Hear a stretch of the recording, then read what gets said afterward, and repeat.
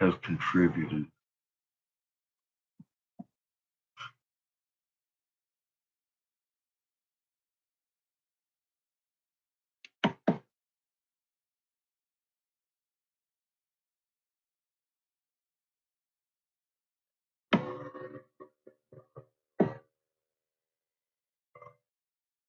Bring it in. Just phone it in. Yeah, you just phone it in. It's great. I'm phoning it in and save $444 for switching my homeowner's insurance, too. I don't know what you're waiting for. Phone it in already. Switch and save just by calling Farmers today. Go ahead, phone it in. Phone it in, why don't you? We are farmers. Bum, bum, bum, bum, bum, bum. To the index tonight, climate change may be the reason for a shift in the Earth's axis. A new study tonight found melting glaciers have redistributed enough water to cause the location of the North and South Poles to move eastward roughly 13 feet since 1980. You think you're into your shows now? Netflix. Xfinity gets you 13 feet.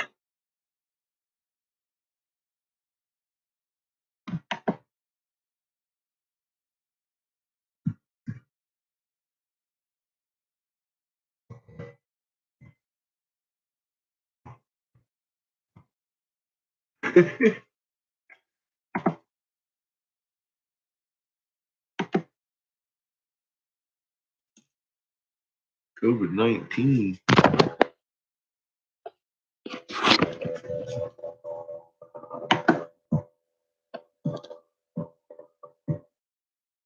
I'm trying to look for the study to see who, I guess NASA actually put it out.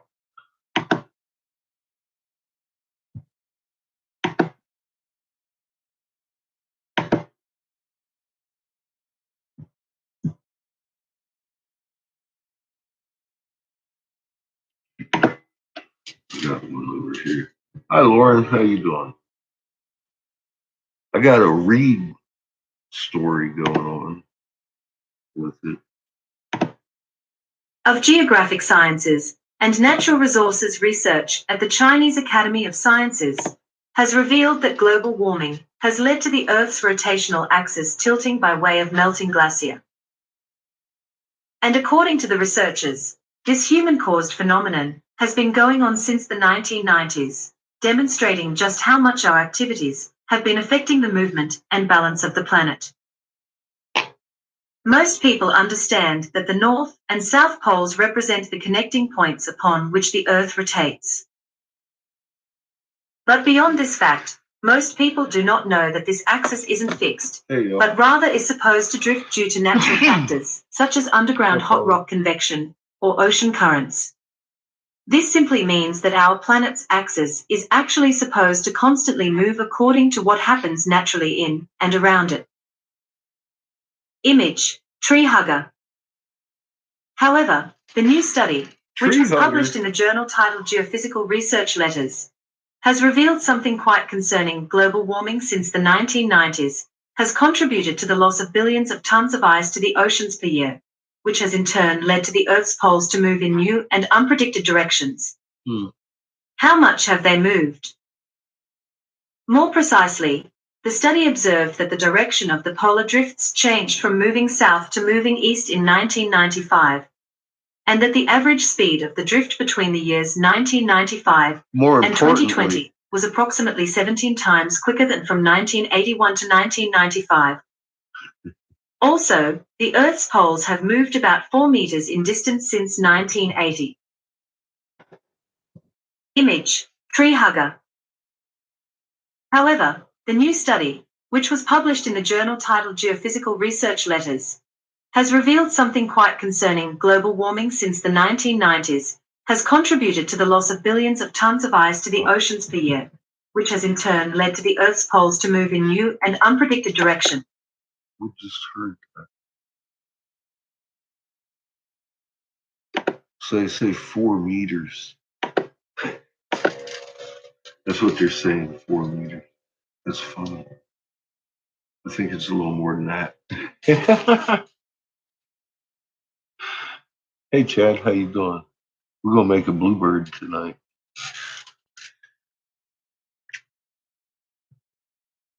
I'm already ready to go. I was hi TK. I was ready to go when me and John were sitting here. I was warming this thing up. So we'll be making bluebird. Here's the red and the blue together.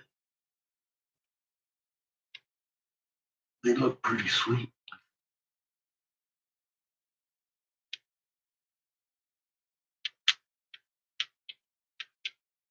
And you can see they're both like swirly two-tone, kind of like suns would be. Don't even have real good lighting down here at all. But I like the way they came out for sure. I'm out of coffee now. Thank you.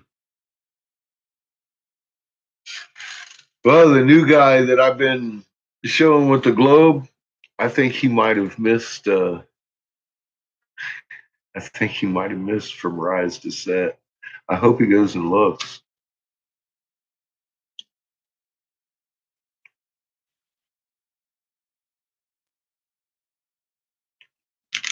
Because he saw me arguing with one of these on his page today. He was like, my field rotation demonstration might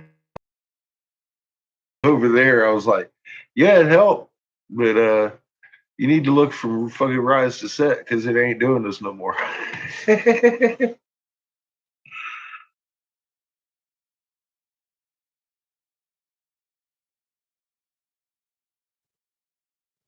I know, Polly. You like it when I mimic people. I try not to do it in my voice. I wouldn't say such things.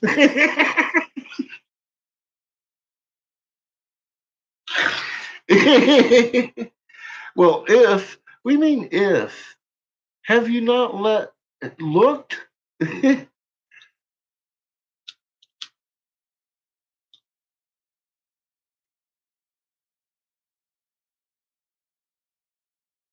I'd go look.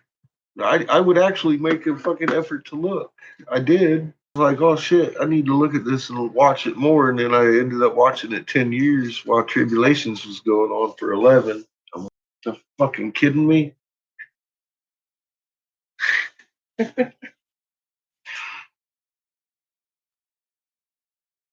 You do too?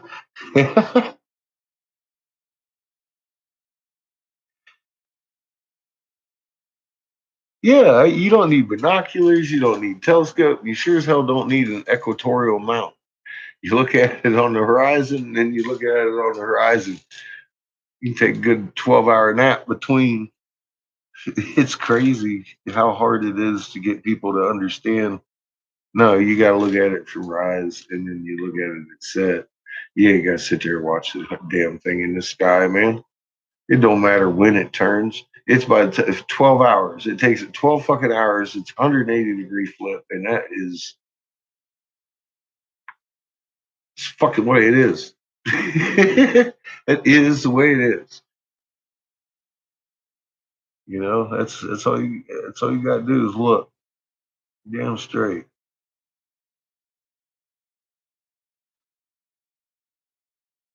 I watch it every night. You don't even know when it rises. I know, Polly.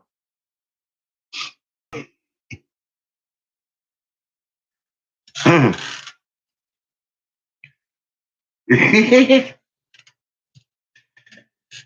then they want to fight with you. And it's like, come on, really? you, whatever. And what did everybody go and flip their cameras just for your benefit? Because you ain't seen it. They wanted to fake it for you. Just everybody.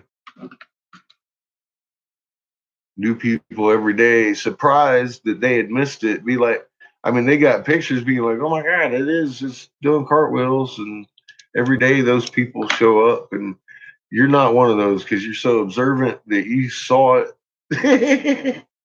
or you didn't see it.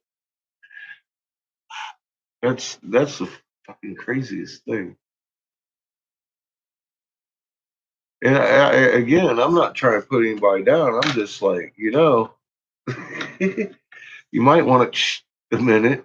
You're on a whole page of people that have watched this with their own eyes. They actually made the effort, and you ain't going to convince them it ain't doing it. If Mary want to tell you why that's normal field rotation. If I named it like that, everybody, every one of you'd be all like, mm-hmm. Tell us. I'd be like, oh shit. They know I sold out.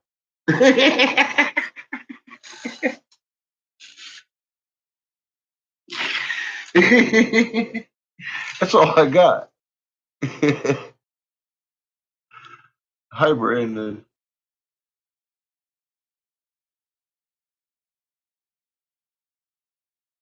No, that shit ain't right. Hey, let me ask you, farm tobacco. Well, what the fuck up with tobacco, man? Why can't I find no tobacco? I'm having problems. Are we having problems? We got problems, Brandon? I know the corn's fucked up. How's your tobacco looking? Got, should I should I buy a few extra while they on the money? Asking for a friend. Damn. I've been kind of wondering.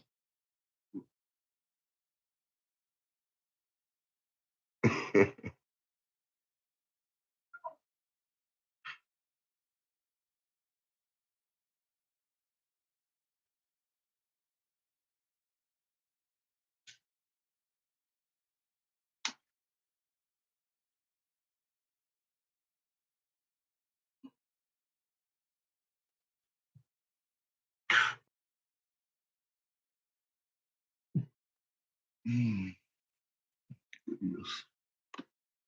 That's still my little salad bowl I put together when we was doing that live show.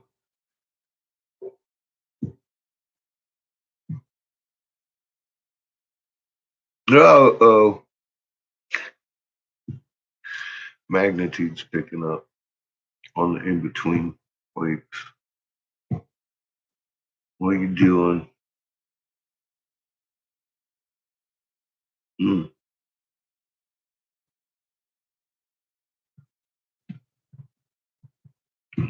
Ready?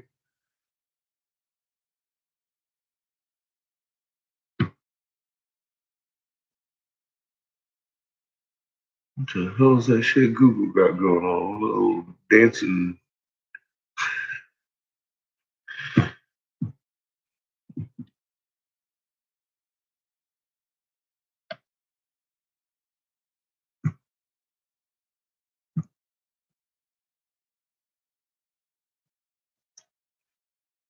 We're holding steady at 9 hours.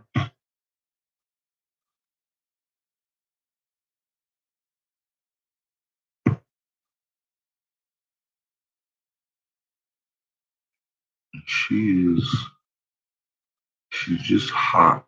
Mama's hot. She's fixing to pop another bubble. We're lopsided. We got everything on this side going this way, and I can't find but one field line on the starboard side.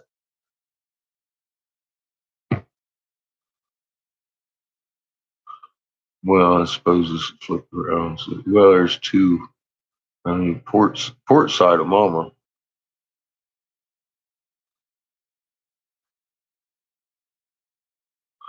Everything's pulled up to that end. That's crazy. Anyway, she shouldn't act like that. It's the new normal.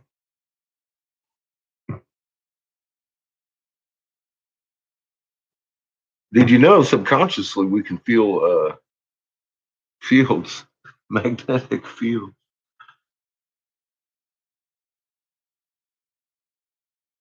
Pictures of the moon disappearing today. I don't doubt it. There's things up there in the way.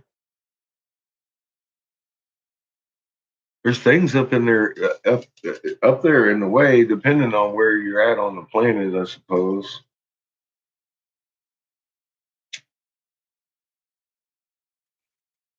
I have sat here, and I swear, God, well, I did it twice, like the 1 month, and then the next month I did it right here on the live show, man. Except it just wouldn't.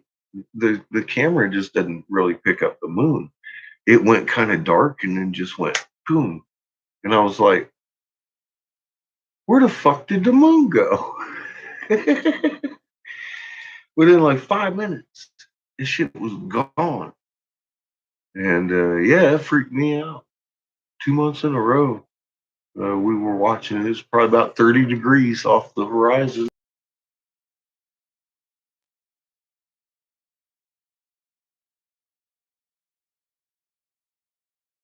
If you're south of me, you might have a better view of that than I do.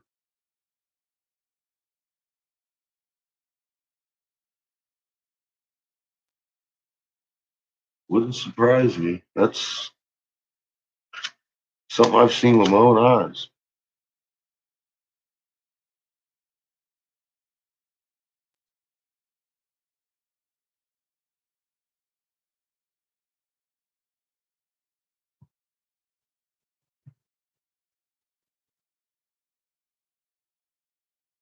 Mm-hmm. Yeah, Chad. Nice. It crazy, isn't it? When you start becoming conscious of your fucking magnet, all of a sudden the subconscious comes forward. It's like, holy shit. It's the weirdest fucking thing. You can be influenced like that, huh? In real time, too. It ain't no weeks, it's instantaneous. It's like, poof. It's like, oh.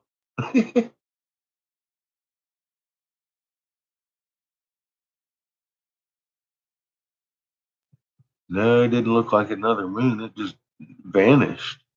Well, it looked like it was being eclipsed, but it wasn't even a full moon. It was a few days after the full moon, and it shouldn't have set, but it looked like it was being eclipsed, and then it was just gone. And it was just dark back there. I didn't see like any stars or shit down below the horizon, but I'm kind of in town, so I didn't have a really good view of it. I know the moon was gone, the light was gone from the moon, everything. It was like gone. I was like, damn, where the hell my moon go? And it was on this live chat while we was looking at it. It was pretty nuts. But like I said, it's this camera just it sucks. So you couldn't hardly see the moon anyway.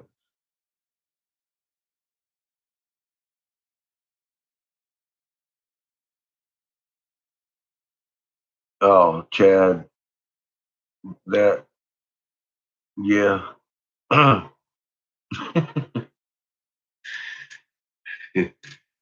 The more I listen to any cuneiform, that's why I pick up more and more out of it.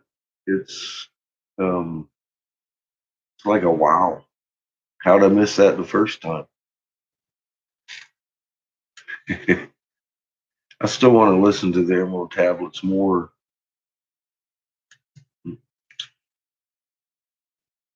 Uh,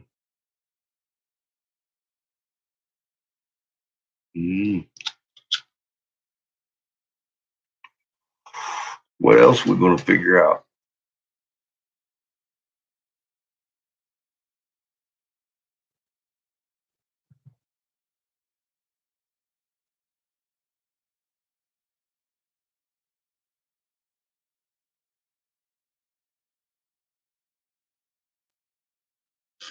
It does. Well, yeah, it does. There's so much in there. It's like, fuck, man, you have to kind of listen to it 50 times just to even get the gist of it. Hi, Missy. How are you?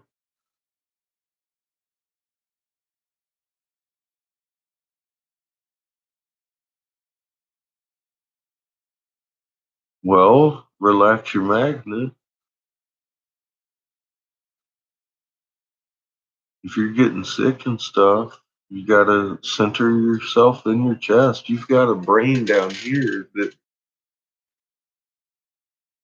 you just gotta feel calm, and your magnet's gonna raise. And if you're feeling pressure, though, that's kind of different. We're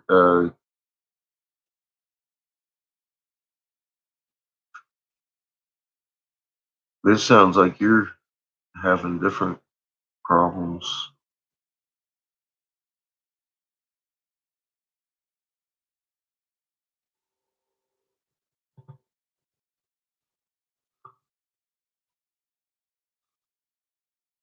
Oh, well, that might actually be what we're feeling too, because that, well, you're feeling the actual push. You know how to correlate that?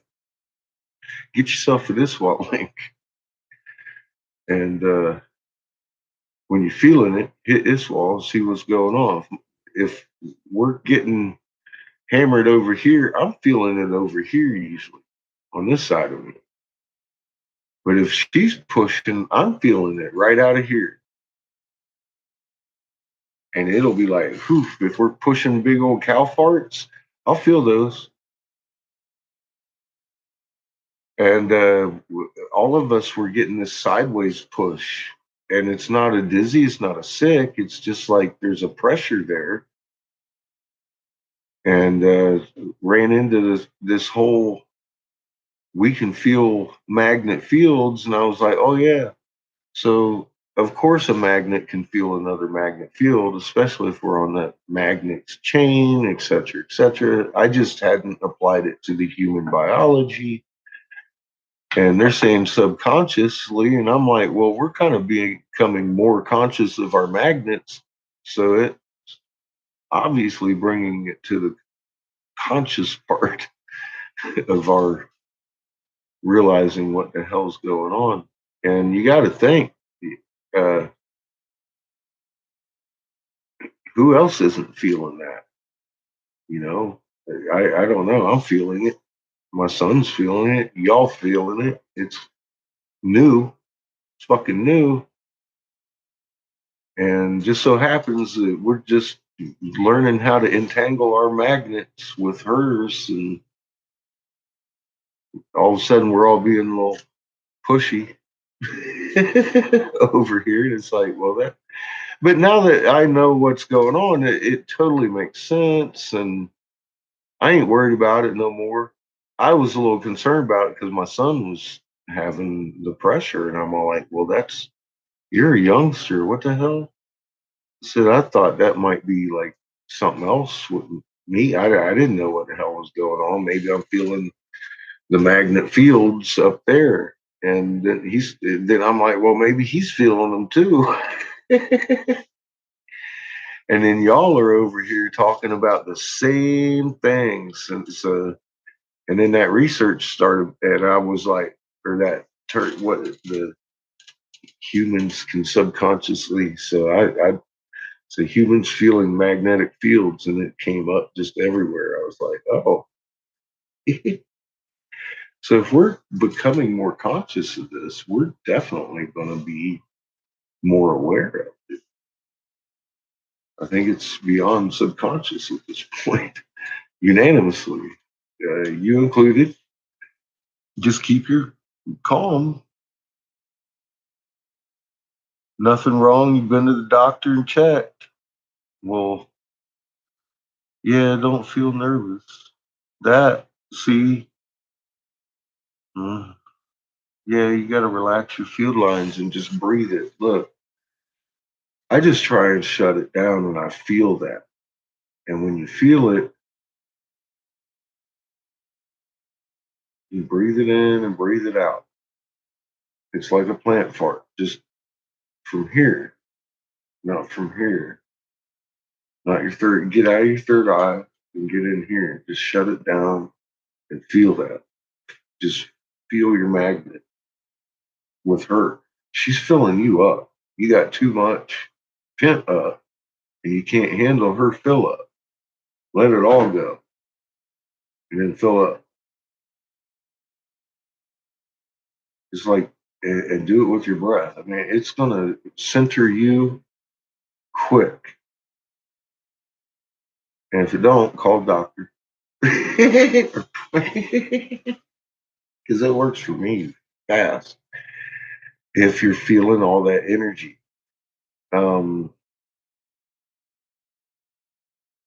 get rid of it, push it through. You're a magnet, and kind of like a capacitor, you're building energy, and that's why you're waking up. That's why you're all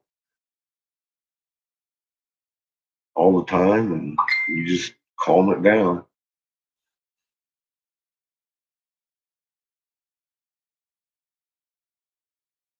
You feel something, yeah, and it's well, that's your Schumann too. Which, if you're feeling nervous and stuff, phew, yeah, you could be feeling all kinds of stuff at this point. What you just got to understand, I didn't know, but you got to understand, you got a magnet in your chest, and you got to bring your field up and protect yourself. And sometimes under stress or whatever, of course, that's going to collapse your field and bring you in.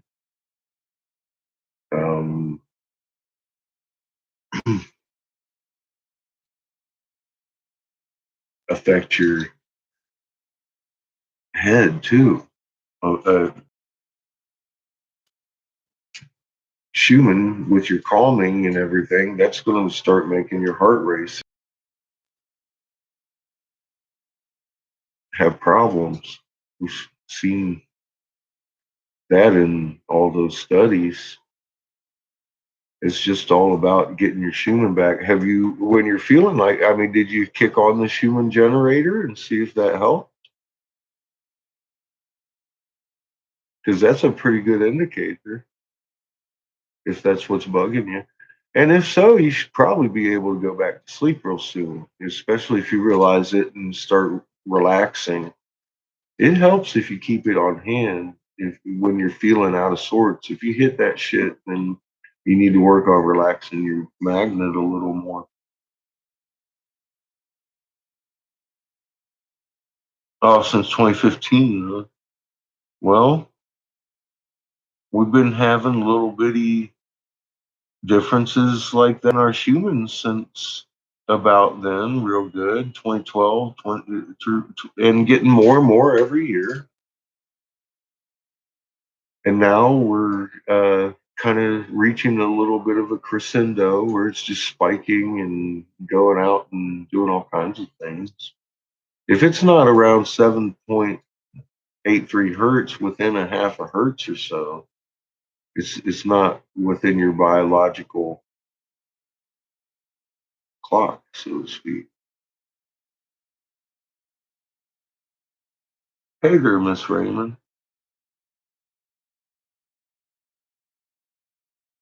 Hey, world.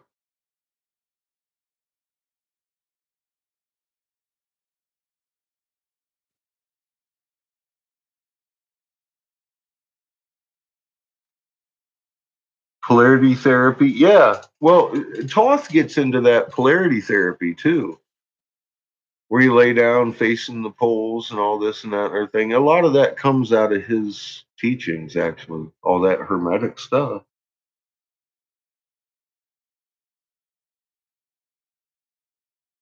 Put your feet and hands in the dirt helps.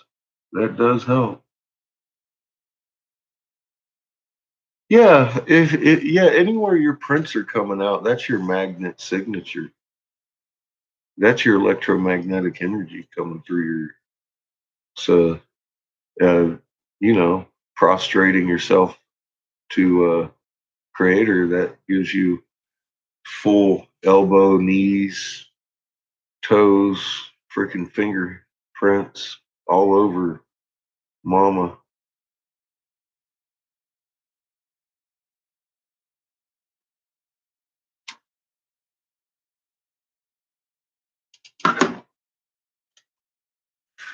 She's our filter to that kind of powerful energy. Creator's a little too much for my skin suit. He'd roast it without that.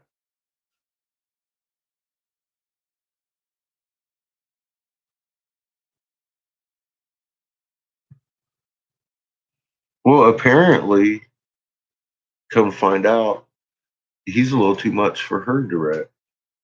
That's what suns are for. Kind of weird. I mean, not really.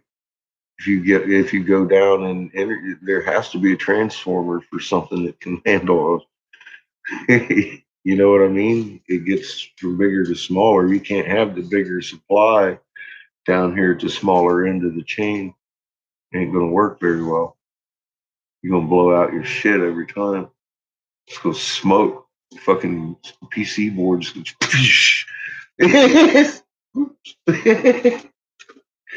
So there has to be a step down of some sort, and it just makes so much sense. I mean, look at where she gets her energy from the sun right through her equator.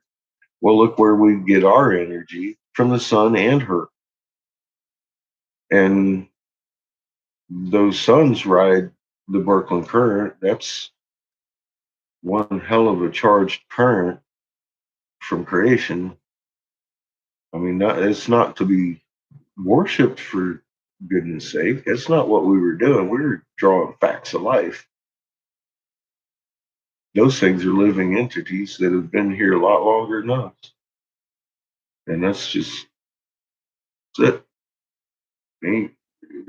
They're filters to creators. That's the way you want to look at it. But they ain't judging. Not like these cats down here and deep in the crust of Earth that came here and decided they wanted to help us out and judge our souls. That's some fucked up shit.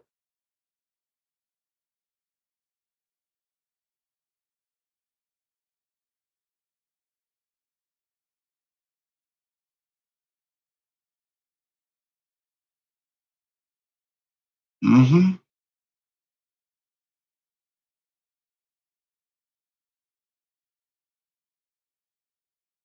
Nah, it's not working. You've heard it from me, but you can go look at it. They're shooting Jimi Hendrix into the fucking ionosphere for so much an hour. There's documentaries on it that walk you right through the facilities and all kinds of shit.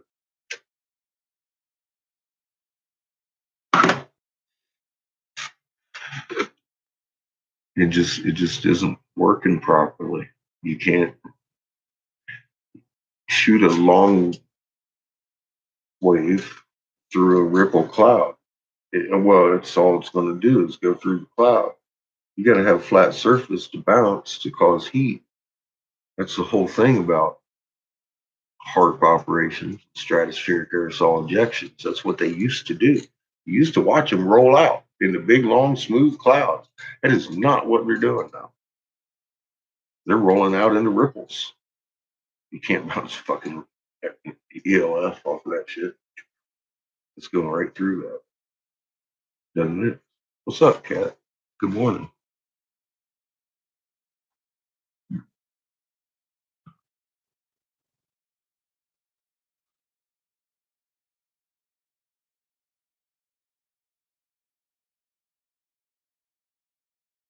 Well, it's not a bad thing to be in shape.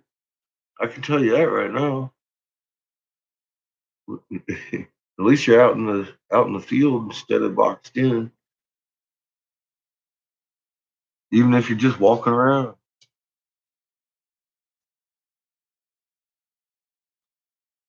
I want to hear how your day was too, and your little bounce house and all the balloons. And she had a birthday party for Bella Mia. God, I hope I pronounced that right. I butchered it earlier.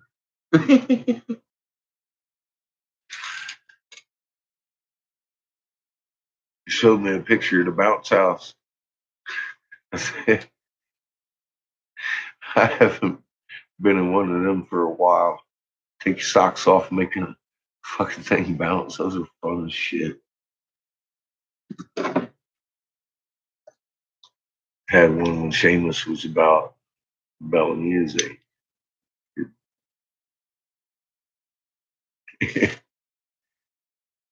About 6. She's 7 though, but he was 6. He had. Did you find anything good, Polly?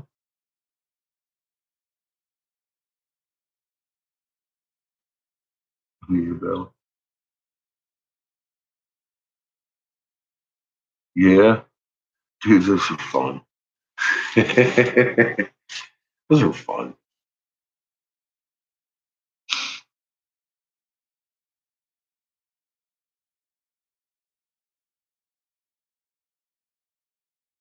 I like to be a kid.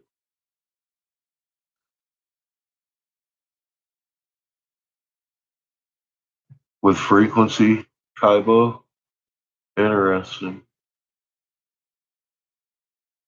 Well, we leave an impression on water, not even understanding what we're doing. Now we kind of understand a little bit more what we're doing. That's going to be able to focus that intent even stronger. And man, it just exponential growth. We're gonna ourselves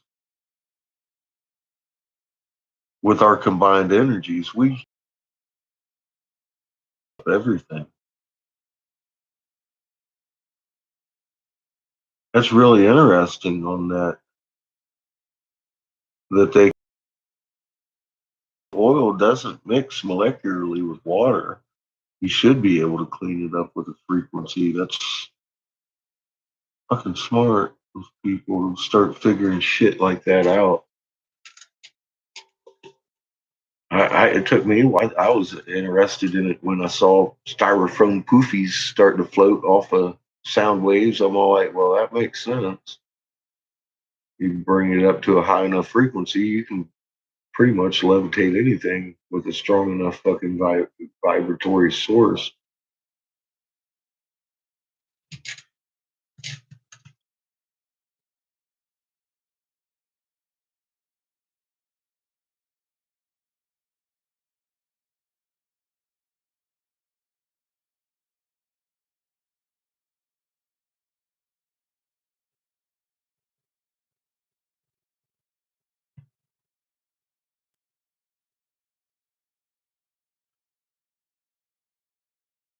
It might be giving a headache.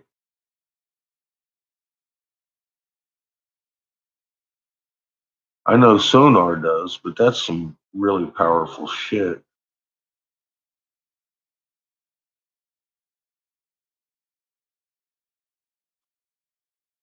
Yeah. Nice, Miss Rain. That's what it looked like at her house. There's balloons and bounce houses everywhere. That's funny. You fucking find emojis for everything. You and Kaibo, you like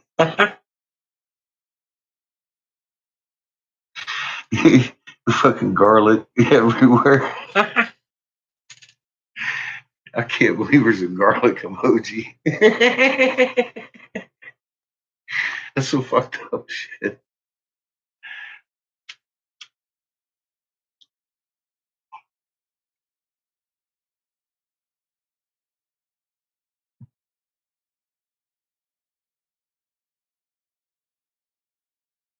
Yeah, synthetic supplements suck. Eat hemp seed. It's the best thing I think. That and I gotta tell you, man, I like my Ovaltine. It's the garlic queen. Gotta love you some good garlic roasted up.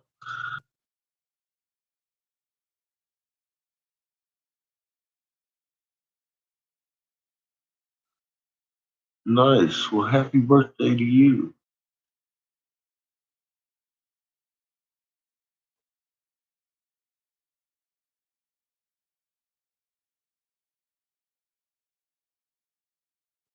Mess Message restricted. That wasn't me, Janine. You might have to respell that.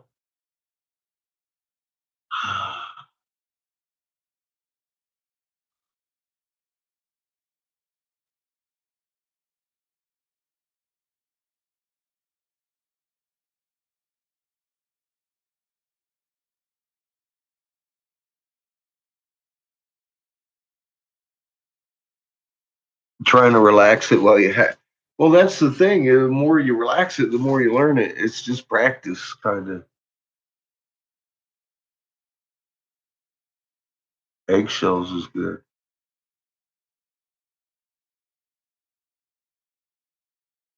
Use rain.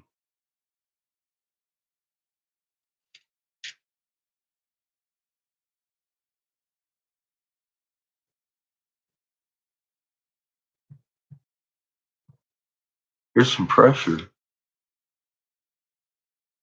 Not nothing jaw dropping.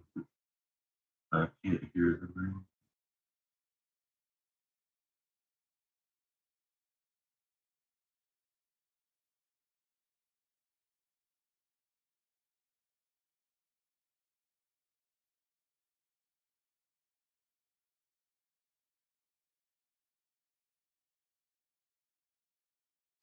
Yeah, it replenishes the soil. It's really good.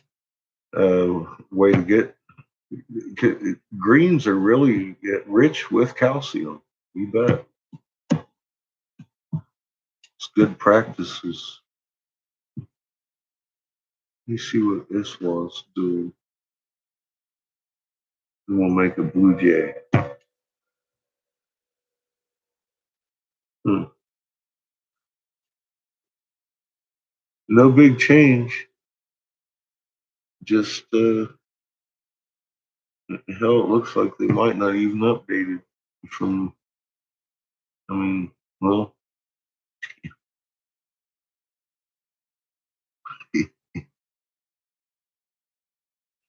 they did.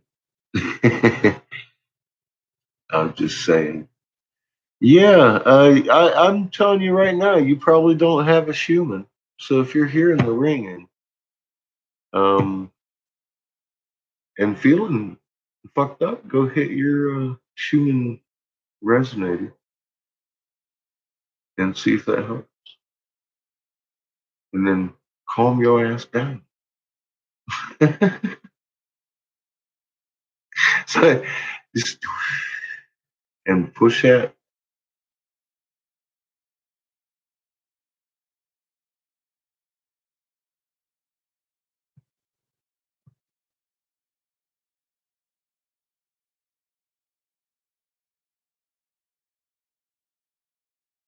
I just Just had a 5.7, huh? Oh, shit. Now I gotta look. Again, I just closed it down.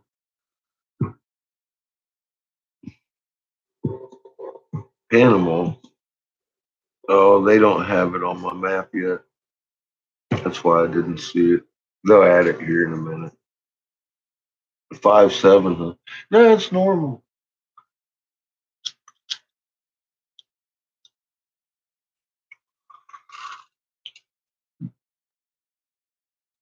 Yeah, they have been slowly for quite some time. Back in 2012, 2014, I was telling people that we were going to have multiple 5s a day, and they were calling me the same names they call me today. And we're having multiple 5s a day without question, have for a long time now. About 2 years? And Shepard Ambellis, Alex Jones's ex-producer there, InfoWars. Uh, that guy, he came out and did an interview here at my. You ain't seen that?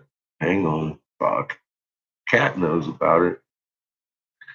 I was telling people then that we were going to see 6s every day, and we've been seeing 6s pretty much every day since about time that documentary was actually released. And it's about the current masquerade, so I'll get you a link here. It's a good one. I don't associate with it because a long lost friend of mine is in on that, and I don't care for him much.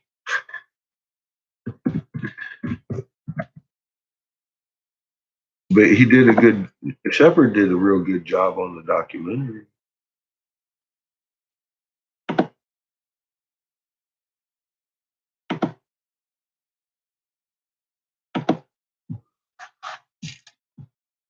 He had doctors and all kinds of shit in there telling you might want to revisit this.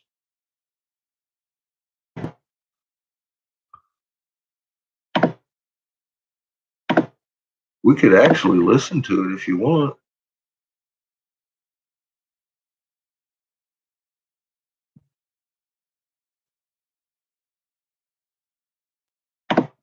You don't really,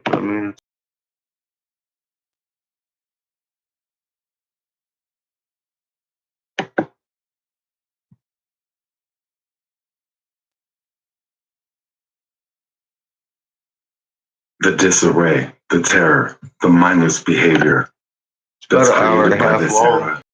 Like a bird. These capitalistic junkies, their underground connections. It's a good fucking lawyers, documentary. They're blazing their We obsession. showed it here live. The urban fight, the ghetto upbringing, confliction and spite, it keeps your heads ringing. I share it in my community class, elite, sometimes because it's very They keep you pertinent to mixed know. No room for progression. It's a diabolic scheme that they've put into function. These ultra high class, they work in conjunction. They keep you locked down. They're pushing your tin. They program your mind to live in sin. Conjured by the prophets, bringing in the dead. Captured by fear. It's all in your head. Systematic antics, mergers, and tactics that run hand in hand, along with crackheads. These psychoanalytical, white-collar criminals, they're flashing don't read with the subliminals. The lack of education, it brings on the hatred. Disarray and terror, it's one fucked up nation. Shackled to silence, they're bleeding us now. Corrosion of conformity, it keeps beating us down. What will it take for you to see it too? I hope you wake up to this film I made for you. Because they supersede the president. They won't be hesitant to reinvent the system or make your ass irrelevant. These genocidal maniacs inside their brain is whacked. Nuclear weapons, elite, they keep them packed. I'll be right back. The structure of the system, it keeps you in position. Sooner or later, it'll be out of commission. A new rendition, systematical failure. No more competition. No one can fail ya.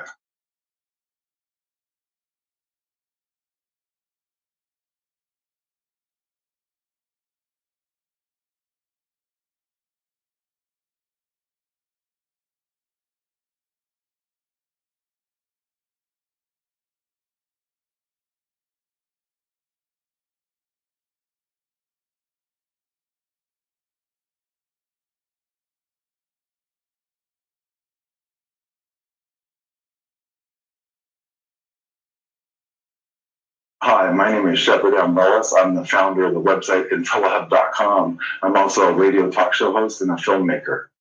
And oh, did I say I make beats? So filming the documentary was a crazy experience within itself, but I'm glad I did it, and I'm glad we learned what we learned, meeting up with YouTuber Angry Catfish Briggs, author and researcher Marshall Masters, the legendary Jordan Maxwell, Jason Goodman with Crowdsource the Truth, my co-host Bethany Adani, Dr. Jerome Corsi, Dr. Richard Urso, and Dr. Jason Rand, author and researcher. So meeting up with all these people, traveling the US, talking to various people, seeing what's really going on, finding out about this COVID, Antifa, the asteroids, the natural disasters, space weather, it all adds up that something's going on. Making the film in general was a wonderful experience, but in other ways, it was a living hell.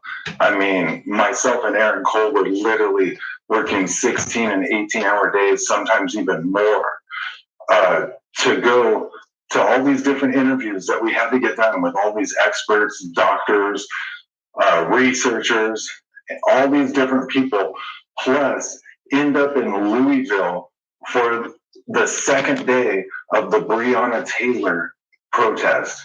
So it was a whole power-packed trip wrapped up into an investigation that just never ended, and it lasted for about 3 weeks. In my experience working with Aaron Cole, host of the Cole Report, he's also a regular guest on my show, the Shepard Ambellis Show, nationally syndicated on iHeartRadio. Shameless plug, you know. Where are we headed now? We didn't quite make it there. Louisville. Why? Because we didn't make it there? This is a long ass fucking drive from New York, doing 2 interviews, working your ass off. We're making it there this morning. See if there's anything left. Right now we're heading to Louisville, Kentucky. A couple hours ago, the grand jury said that only one officer was going to be indicted, and that was on 3 counts of wanton endangerment, which is basically he did not show discretion when he was discharging his weapon into that apartment, and that basically means they are not doing any indicting for the death of Breonna Taylor. So it looks like there's going to be a lot of outrage, a lot of looting, rioting, burning. The police have already been alerted. The city is already in a state of emergency, and there will probably be National Guard there on the scene. Curfew has also been put in place. There's been some videos of police already telling people to disperse, even though it was a mildly non-violent force of people there. But I'm believing that once the sun goes down, the troops will come out. So working with Aaron Cole was an experience within itself. We showed up. Are you fucking serious? Stupid motherfuckers. We're rolling into Louisville right now, and we're going to go investigate what's going on with the situation and as things are starting to develop. Okay, sorry. Are you there now? Okay. I was getting a message and it said Louisville's under curfew right now, or they're getting ready to go under curfew, and it came on my phone like a text alert. Oh, yeah. Yeah. Yeah.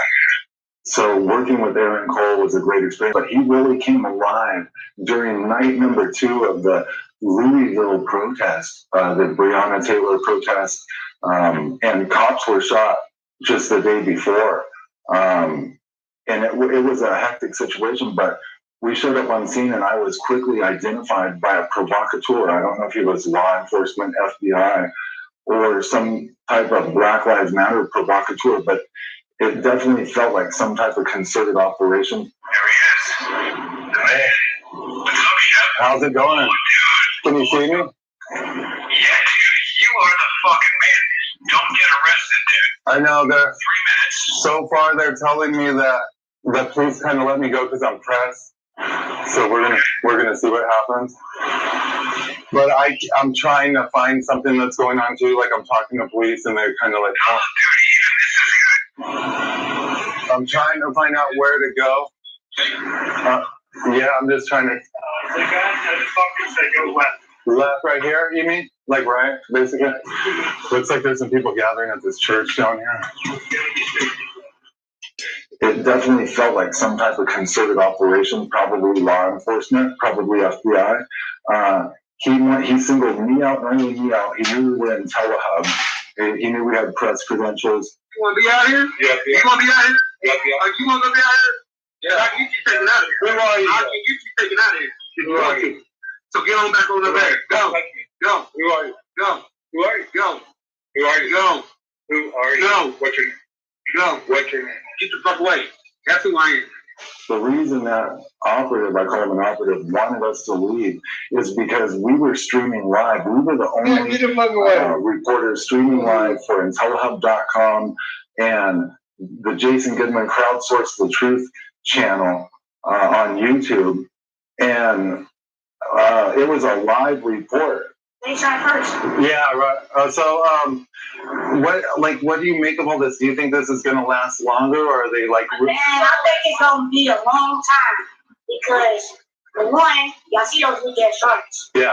They ain't even say nothing about what y'all say. They didn't even mention her name. Yeah. How y'all doing? I didn't believe, but yeah, I didn't. And you're very. Here's National Guard. Are you National Guard?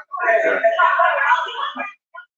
One thing is for sure, Antifa, Black Lives Matter, these groups are working in conjunction not only with people like George Soros, possibly factions of the older Obama administration, and possibly even CIA and FBI factions, but we found out they are likely working with law enforcement. We witnessed a powwow. Black Lives Matter and police, and the police totally disbanded themselves after this powwow. They made a deal. They came to a pact. I don't know what's going on here, but it stinks and it's not right. Something's going on, and that's the reason why we set out to do this investigation.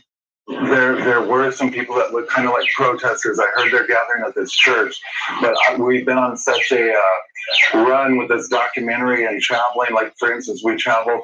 Well, we were doing your film shoot for the documentary yesterday morning, right? Well, we drove from your house into New Jersey, did another film shoot. Then we drove till 3 a.m. until we got within proximity of this. And we've been going all day doing stuff for the film. And now we're kind of trying to find our bearings. We just figured we'd go into it. I guess they're trying to block up this interest. Now, when we were driving around earlier, we saw fully armored National Guard, and they were wearing it takes you through a hunting heavy duty armor, maybe even like growing protection and stuff like that. And they had ARs out and about. They put heavy dump trucks, like those big dump trucks you guys got in New York City. I'm just thinking my cows are coming up. They're putting heavy dump trucks at the entrance of everywhere, going into the core part of the city, right? So if you're trying to enter like the downtown area, they got concrete roadblocks. It was a live report on Jason Goodman's YouTube channel for IntelliHub.com that we were offering live right there, and they didn't like that because now they could not fix their narrative to fit whatever they wanted to. And yes, I saw that same provocateur and the leader of the so-called Black Lives Matter protests working in conjunction with law enforcement because they made a deal right there on the spot in a huddle. They all huddled together and they made a deal. And this was absolutely astonishing to watch.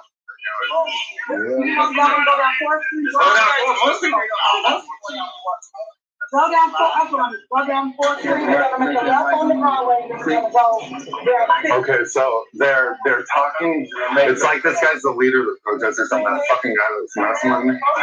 And he's talking with police. Hey, get back. We got it. Can I get everybody to get in the studio? Y'all back off. But later on, I was met up by a bicyclist who rode down this dark street where this fire was burning. This tree was on fire, and I was there with Aaron Cole. And it was absolutely the strangest thing, because this guy had like a George Soros fist on his tactical vest. He had all this comm gear. It reminded me of when Jason Goodman was surrounded by those operatives at the protests in New York City, the Black Lives Matter protests, and they encircled them with their bicycles. They had the nice comm gear, nice communications equipment, tactical look. Billy Bob was how one of the men identified himself that was basically assaulting Jason Goodman at that point, and they profiled him as well.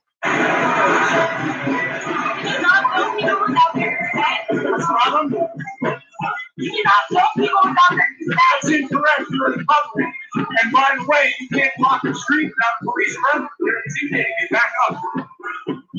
Back up, dude, right now. You gotta back up. Back up. Do not advance on me. I'm just telling you to stop. Nobody's doing anything. You're just disrupting a march. So let people go by. So due to the fact that there's unrest, riots, there's Antifa, there's the Black Lives Matter, and the COVID, one of these experts that we went to talk to is Dr. Jerome Corsi. Now, Dr. Jerome Corsi is a well-known journalist. He always has very good information and very good insight onto what's really going on. So we showed up at Dr. Corsi's home in New Jersey to interview him. And what he told us is absolutely shocking. This is Jerome Corsi, PhD in political science, and my current website is corsination.com. The roots of Antifa really go back into the 1930s in the Weimar Republic. The Weimar Republic in Germany before World War II. And we came out of World War I with Germany very economically weakened. Germany had to pay massive reparations for World War I. We were going through a depression worldwide, and Germany was in economic turmoil. So when Hitler was rising, and Hitler and the Nazis were on the left, they were National Socialists. Their opponent at that time in the Weimar Republic were the communists, also on the left. Now, people need to understand the distinction here, because Antifa was the thug arm of the communists versus the brown shirts, who were the thug army in the streets of the Nazis. Stop following me, man.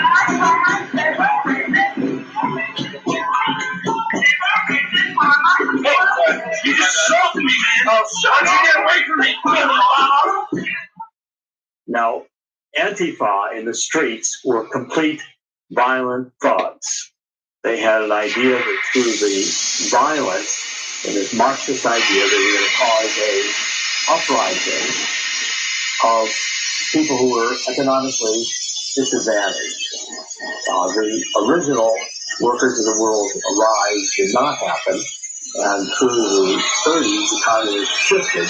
They were to use the economic misery and the depression to radicalize it, create street violence, bring down the government, and create a communist state or a Nazi state. All right, so we're headed down the back road. There's some dump trucks. There's a dump truck parking road up there. And are we going toward the park? Yeah, so we're going toward the park. They're basically saying they're saying everyone else is going hard in the paint, and in Louisville Nothing's happening out here. Nothing's happening. Yeah. Do you think that's just peacefully? Fuck that shit. Black Lives Matter began to arise during the Obama administration, and today it's a Maoist organization that's taking a knee to the black race, denouncing white privilege. This just radicalizes race. It doesn't get rid of race. It makes race the central theme of everything. We're all colonialists. We're all racist. And so therefore, you see the Black Lives Matter in the streets, burning, destroying cities, because they're anarchists. They're the same. Antifa, together with the Black Lives Matter, is the same as Antifa being the thug element of the communists in the 1920s and 30s, because they are the anarchists who are the vanguard of the communist movement to produce this Maoist revolution. And today it's a cultural revolution because, like Mao, they want their entire agenda, which is, LGBT, it's gender definition, it's all these weird formulations of who you think you are and what your rights are. And with that push, what we have going on is a very intolerant, autocratic. They don't want the First Amendment. They don't want the Second Amendment. Antifa wants to just destroy. It has no positive building. This has been part of the limitations and difficulties with communism since it first came on the face of the earth. It produces death. Anybody who doesn't agree with it gets killed or sent to a thought reform camp or a gulag or gets put into a concentration camp. It ends up in massive death. And very few who are the vanguard or the leaders in a communist movement end up being extremely rich. Well, this Antifa came out in Louisville night too and started snapping pictures of me and only me. So either Antifa is either a militarized arm of some George Soros funded that group, or they're literally working with law enforcement to profile various journalists and media and demonstrators. In fact, I think the corporations funding Black Lives Matter and Antifa may have serious criminal liabilities, funding violence, funding death. The idea of defunding the police. Well, I mean, again, this goes back to the Weimar Republic, where defunding the police, the Nazis were happy to do it, and so were the communists, because they wanted either Antifa, the communists, or the brown shirts of the Nazis to be the police. And they were the ones who were going to be the thugs in the street. And it was going to be their ideology that was enforced, not civil laws or as we have private property. Remember, they don't, especially the communists didn't believe in private property. And the Antifa is standing in front of you today in the street. Your house, we'll take this house, you're guilty simply by the fact of your race. Antifa, Black Lives Matter, intensify racial consciousness. They don't eliminate it. They radicalize it. They rub raw these tensions. They victimize in order to create violence and destruction. And they are revolutionary communist organizations by nature. What I find interesting is how they singled me out, specifically knew I was coming to that. I don't know how they got their information ahead of time. And the cops they really wanted us out there. They could not have that live stream going. And one guy was basically threatening me, and it turned into me saying something like, or what? There's a lot of motherfuckers here. You're familiar with the phrase, fuck around and find out.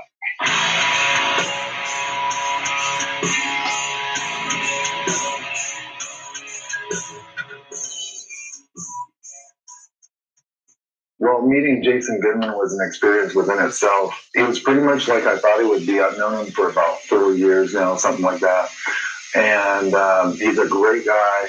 I really like how he does his investigations. He's walking around New York, he's checking things out. Hi, my name is Jason Goodman. I am the founder and host of Crowdsource the Truth.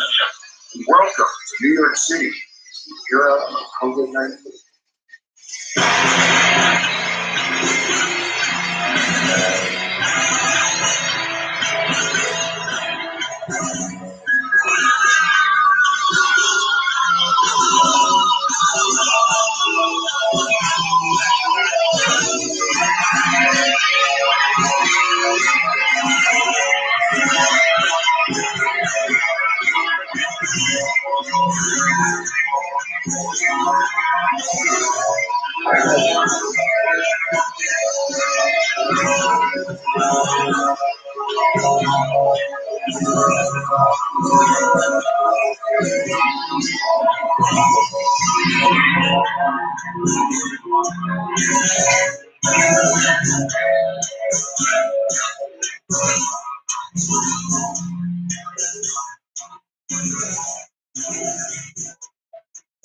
You could walk outside and there was nobody. I mean, you could stand in the middle of 7th Avenue and 42nd Street.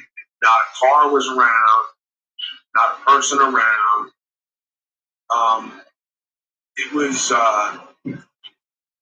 It was unique. I mean, it was, I've lived in New York City for 30 years. I was born in New York City, but, in Manhattan for 30 years. Never seen anything like that. I mean, there have been snowstorms where there's, 3 feet of snow and the city's empty for a day. Then the next day there's just taxis trudging through the sludge and all that.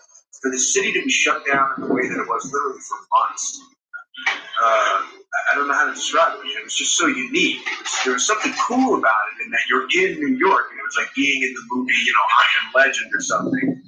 But I mean, that's fine for 10 minutes when you start to realize, wow, everybody I know, every restaurant that I go to, every barber shop, every independent computer store. I mean, well, Louis Foster is still there, amazingly, but so many places closed and aren't coming back. And I mean, we still have it. Right now, we're recording this in September 2020, but we still have not experienced the fallout. The thing that intrigued me most about his most recent investigation was when he showed up to the hospital. He showed up actually to Elmhurst Hospital during peak COVID, and he basically found out they might have been holding a drill there. They weren't to capacity like they were saying. So, when COVID-19, when the pandemic first started, somebody just mentioned to me in the live chat last night, or they said that, I revealed that something was happening or whatever.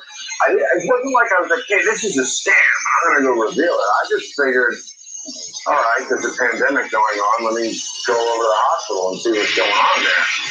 And I figured that the ambulance is coming in and out, and people going crazy and crying in the lobby and waiting outside. And it was like dead. So, in fact, the hospital was so dead that the nurses and doctors were going around. They were doing these special dances on that TikTok app from China. Where did they find the time for this? That's what we have to wonder. And then the first hospital I went to was New York Presbyterian, which is the same hospital that you had that picture from the New York Post bringing dead F in on the gurney. So that was kind of interesting.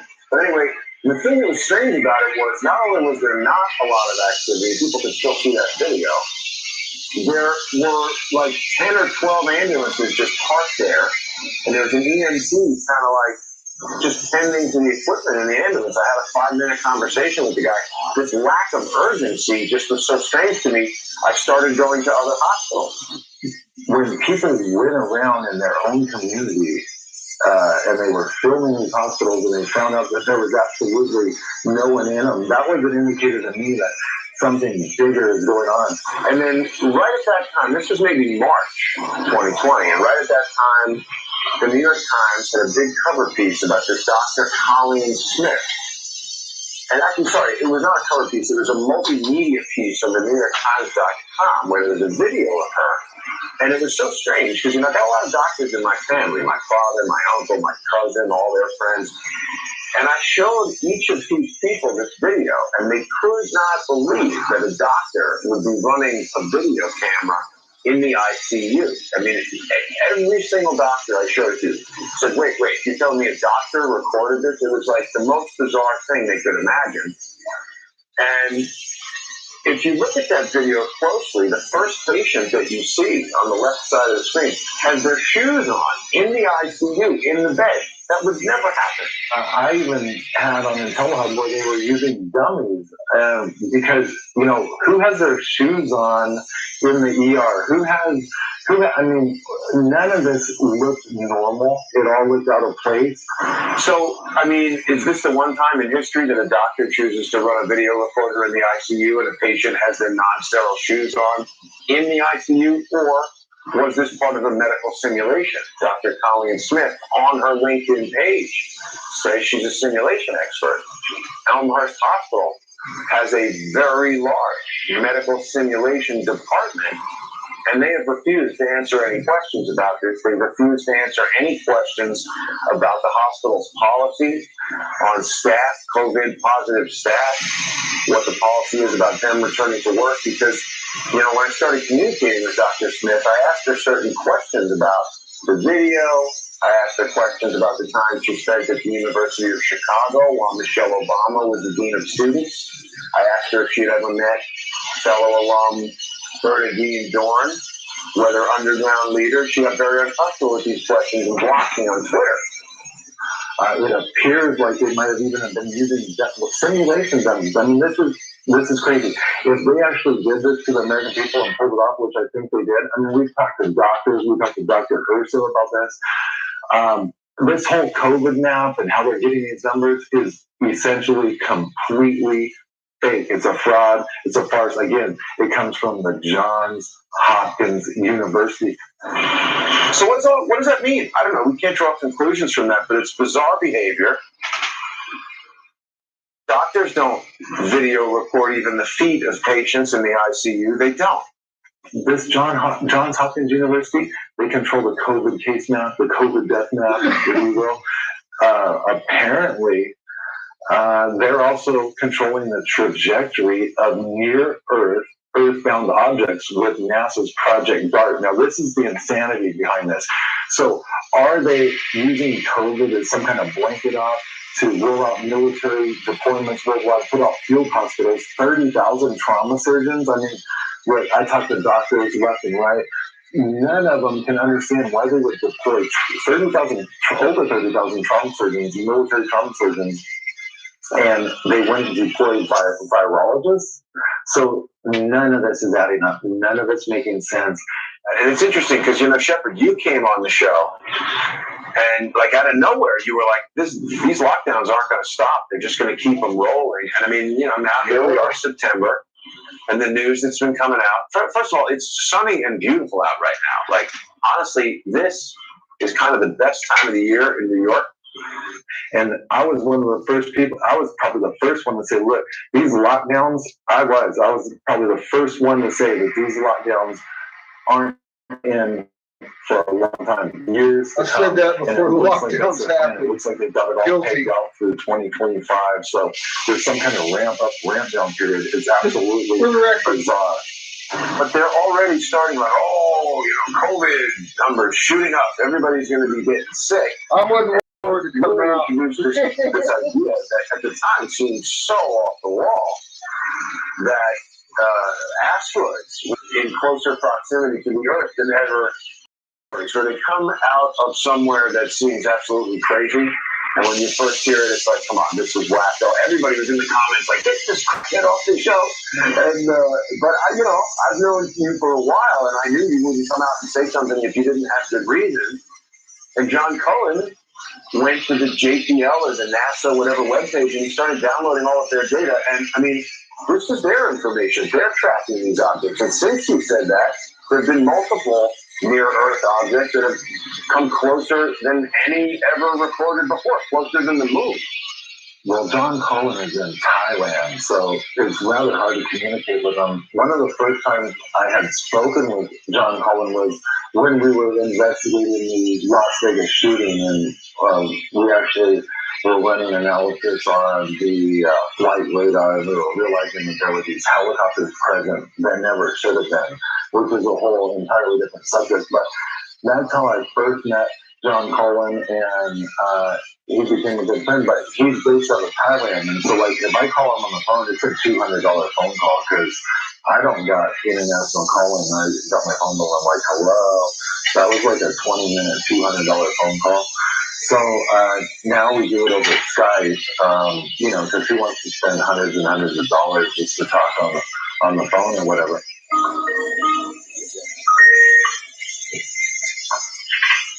Shepard. Dude, how you been, man? All right, man. Oh, good, man. Remember I told you I was filming that documentary, and we're going around and we're doing an investigation on what's going on with these lockdowns. You and I were talking about those meters back in April, the Blue Patina, Common Atlas on Jason Goodman's show. Yeah, so I've been talking with people, and I don't know. I mean, space weather has been going off the charts. There's a lot of stuff going on, man. But what have you found out lately? I know we haven't talked in a little bit. Well, I mean, if you go back to that show that we did together with Jason Goodman,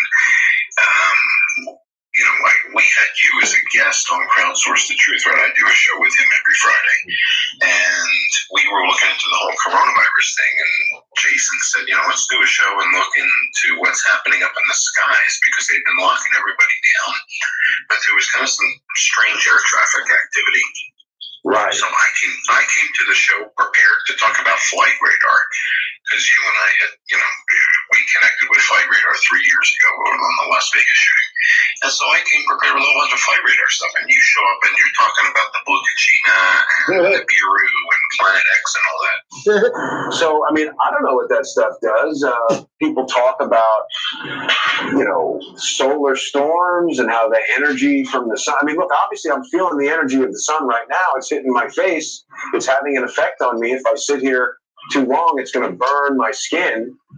So why is it odd to think that energy from something in space is going to affect us here on Earth? And if something's coming close to the Earth that is not normally there, how do we know what it's doing? There was that thing that hit Nigeria. And I'm not saying that this is causing COVID-19 or whatever. I'm just saying the Earth and life and this entire ecosystem that we're on here, it's pretty complicated. And when you start to change parameters, I just don't think we understand what that will necessarily do. Hello, my name is Shepard Ambrose. I'm the maker of Shackled to Silence, the film that you're watching right now on YouTube. I hope you like what you're seeing. As usual, if you do like what you're seeing, please consider making a donation or buying a physical DVD copy at shackledtosilence.film. Also, check out the film's sponsor, cursurvive.com. All the links are in the description. I hope you enjoy your feature presentation. Going to meet up with Jordan Maxwell in Arizona was an experience within itself. Jordan Maxwell's a great guy. He's a good friend of mine. I've known him for over a decade. He's appeared on my radio shows. He's appeared in my last film, Shade, the motion picture.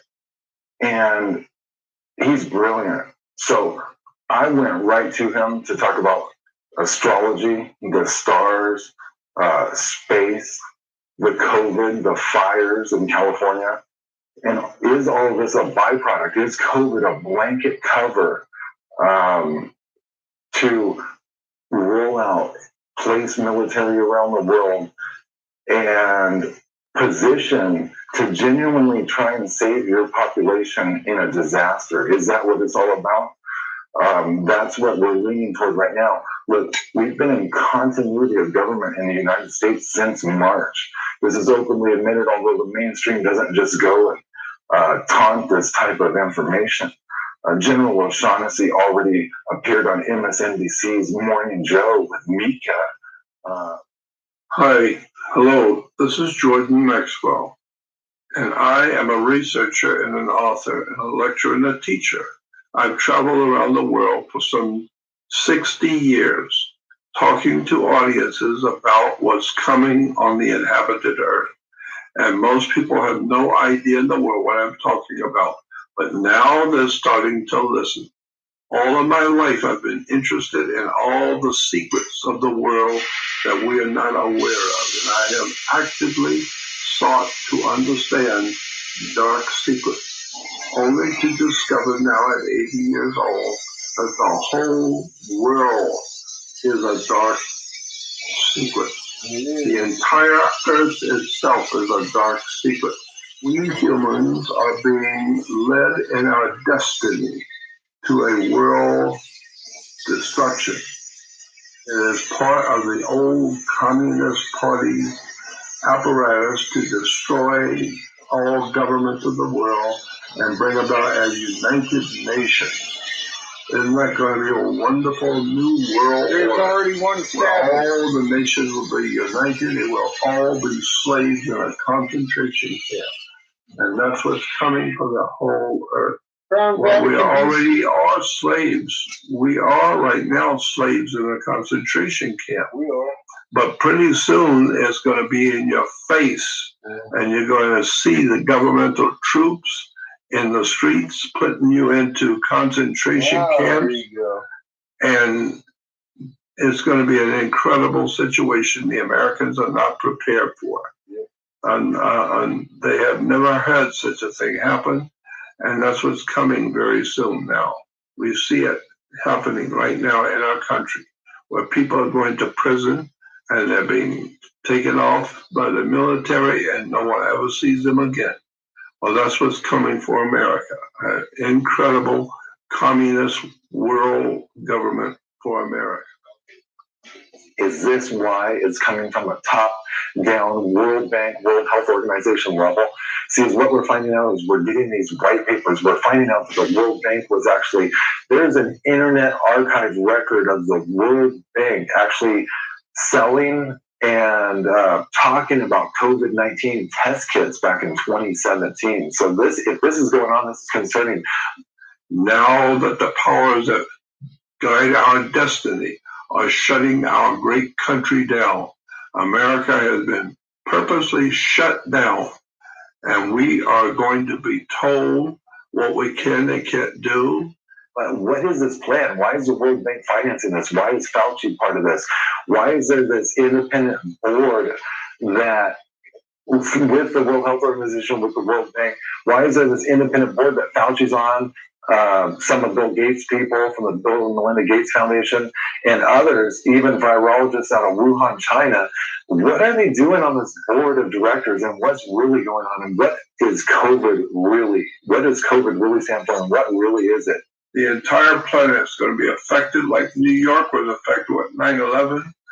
Well, whatever's coming, he said, is going to be hellacious. It's going to be incredible. And it's going to affect the whole earth.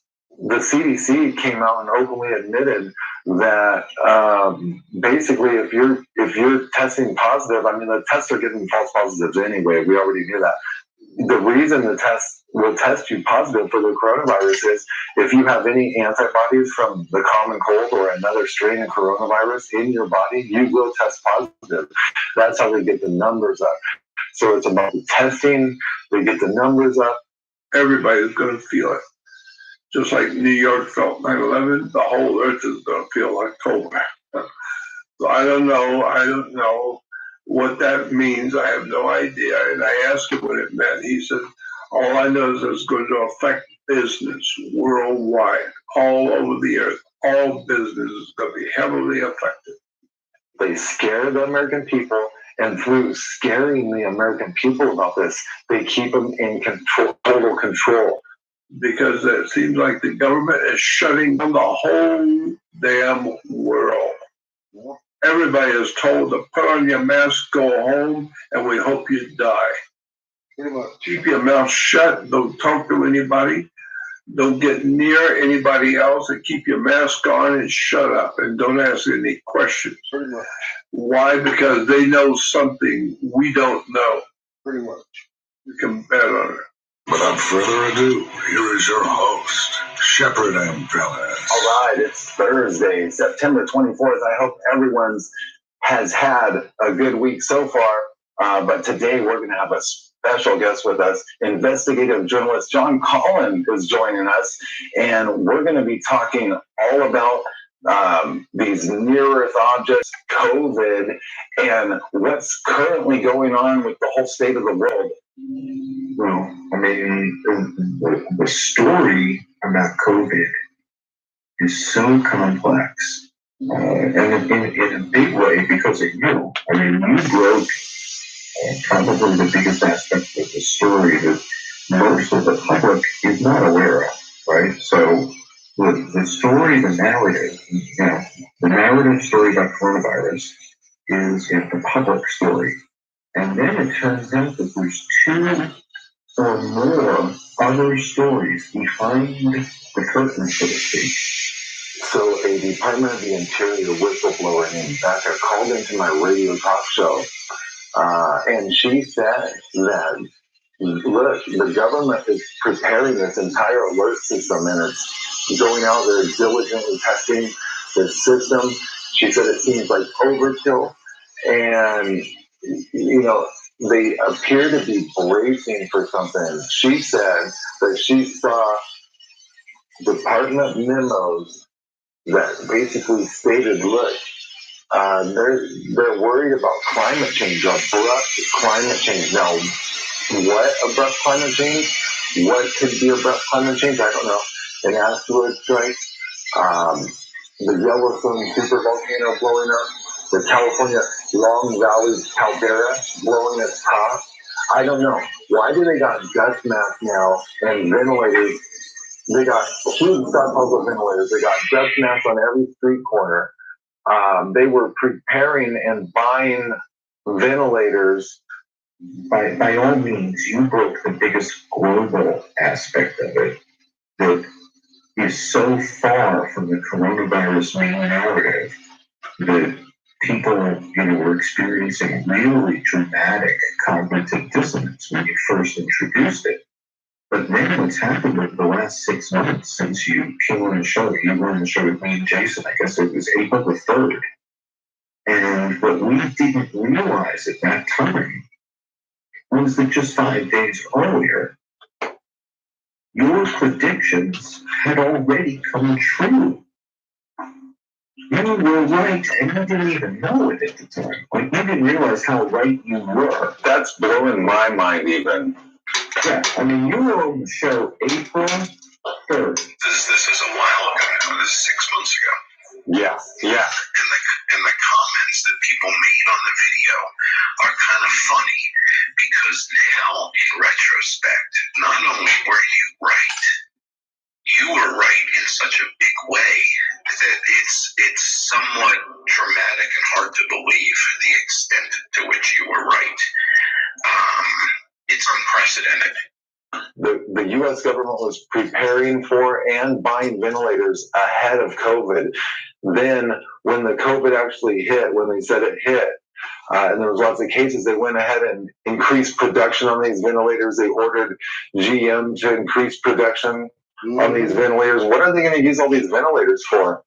I mean, really. And so you've got Nancy Pelosi coming out, and she's talking about how we're in continuity of government, okay? So she's going to these continuity of government meetings, Nancy Pelosi is, and she let a little slip of the tongue happen in front of the press because she said something about Trump not wanting to leave the White House because he's going to occupy it beyond the election. This is what she's actually worried about. The reason she's worried about this, it's not some plan that Trump came up with. Like, when you think back on presidents, people have talked about this before. Obama was going to stay in the White House, and so on. It's a conspiracy, but not this time. The thing is, this time, we're in actual continuity of government. The government is braced for something. They're buckled down. They're bunkered down. Happening this year, the number of NEOs that we have seen that are sub 1 LD, meaning they're less than the distance of the Earth to the Moon. Right. LD is lunar distance, right? Okay. You know that? Right. Yeah. So the ones I'm interested in are the ones that are sub 1 LD, meaning if they're less than the distance to the moon, they get my attention. If they're more than the distance to the moon, I'm not that interested. That makes sense, dude. Yeah, right. Yeah. All right, so the only ones I've been looking at since you brought my attention to this are the ones that are inside the moon. Okay. And I've been studying this for the last 6 months, since the night you brought it up. Okay, since the night you introduced it, basically you introduced Atlas, which, interesting, is called C-19 Atlas, by the way. The former NORTHCOM commander, General O'Shaughnessy, appeared on MSNBC Morning Joe program to talk to Mika about the continuity of government and how they're braced inside their bases. And this is all supposedly over COVID. Meanwhile, the sheer number of NEOs is staggering. I mean, it's historic. It's like they're fine. You know, they don't even know some of these are there until they're already passing, right? I mean, in a couple days before, they're just flying right by all the time. Right. Well, that's the big problem, right? The big problem is we don't really get any advance notice. We find out about them as they pass, so to speak. Yeah. The day. In the case of the one that just passed us, as we're recording this, there was one called 2020 SW that just went by September the 24th, and that passed inside the geosynchronous orbits of the satellites. Wow. Yeah. I don't know if you saw this article a day or two ago, but they just moved the space station. Really? Yeah. Almost like they're taking evasive action or something? Yeah, exactly. They blamed it on space junk. They said, oh yeah, there's some space junk coming our way now. If you look back to late March, early April, I was seeing all of this military movement inside the continental U.S. And I was watching all these rubber track vehicles being shipped around, just trainloads and trainloads and trainloads of equipment being shipped around the U.S. Do you remember 20 years ago or more, Al Gore started talking about the environment, global warming? Well, they started talking about this because all the planets started warming up. And it wasn't because of what man was doing. Man's pretty little on the big scheme of things. Like when you're talking about a planetary, whole planet and the ecosystem, man can't do much.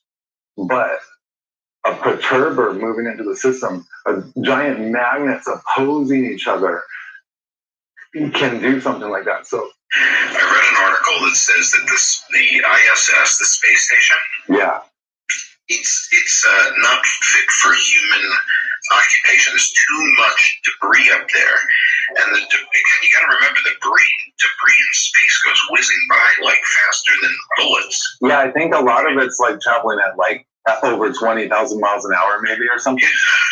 Yeah, exactly. And so something like that, even a grain of sand, something the size of a grain of sand going at those kind of velocities can be devastating. Right. So I don't know if they're going to move this thing into a different orbit or abandon it or what they're going to do, but they just moved it within the last 48 hours, and that's within 48 hours of this 2020 SW passing by. So I don't know if it was just a coincidence, if it really was space debris, or if they were concerned that they were in the trajectory of the thing. So I don't know the answer, but I'm looking at the chart right now as I'm talking to you. I've got it pulled up on my machine, looking at all of these NEOs in September and August, and going back to the beginning of the year when you called our attention.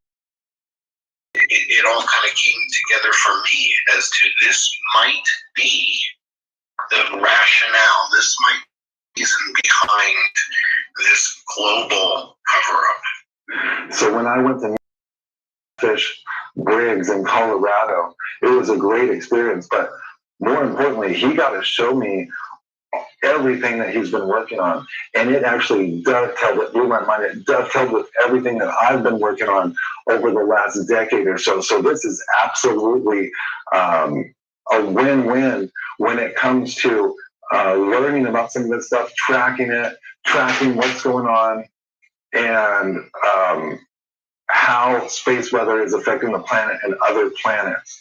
Hi, my name is Eric Briggs. My channel on YouTube is under Catfish Briggs and Catfish's Corner.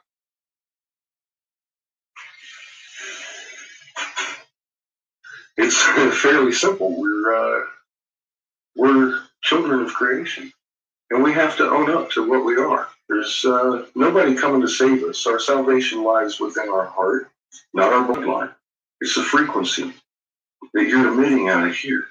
You can't fake it. You can fake words. You can fake anything coming out of your head.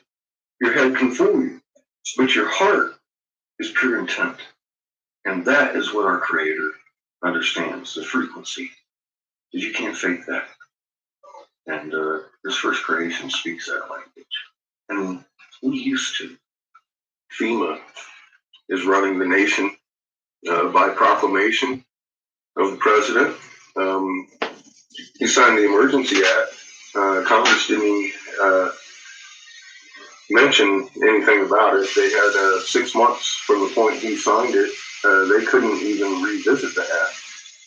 And that time's passed, and they're still not mentioning it, and we're moving into wave 2. I've been warning. They needed to take the supply chain into their hands. We're short on food.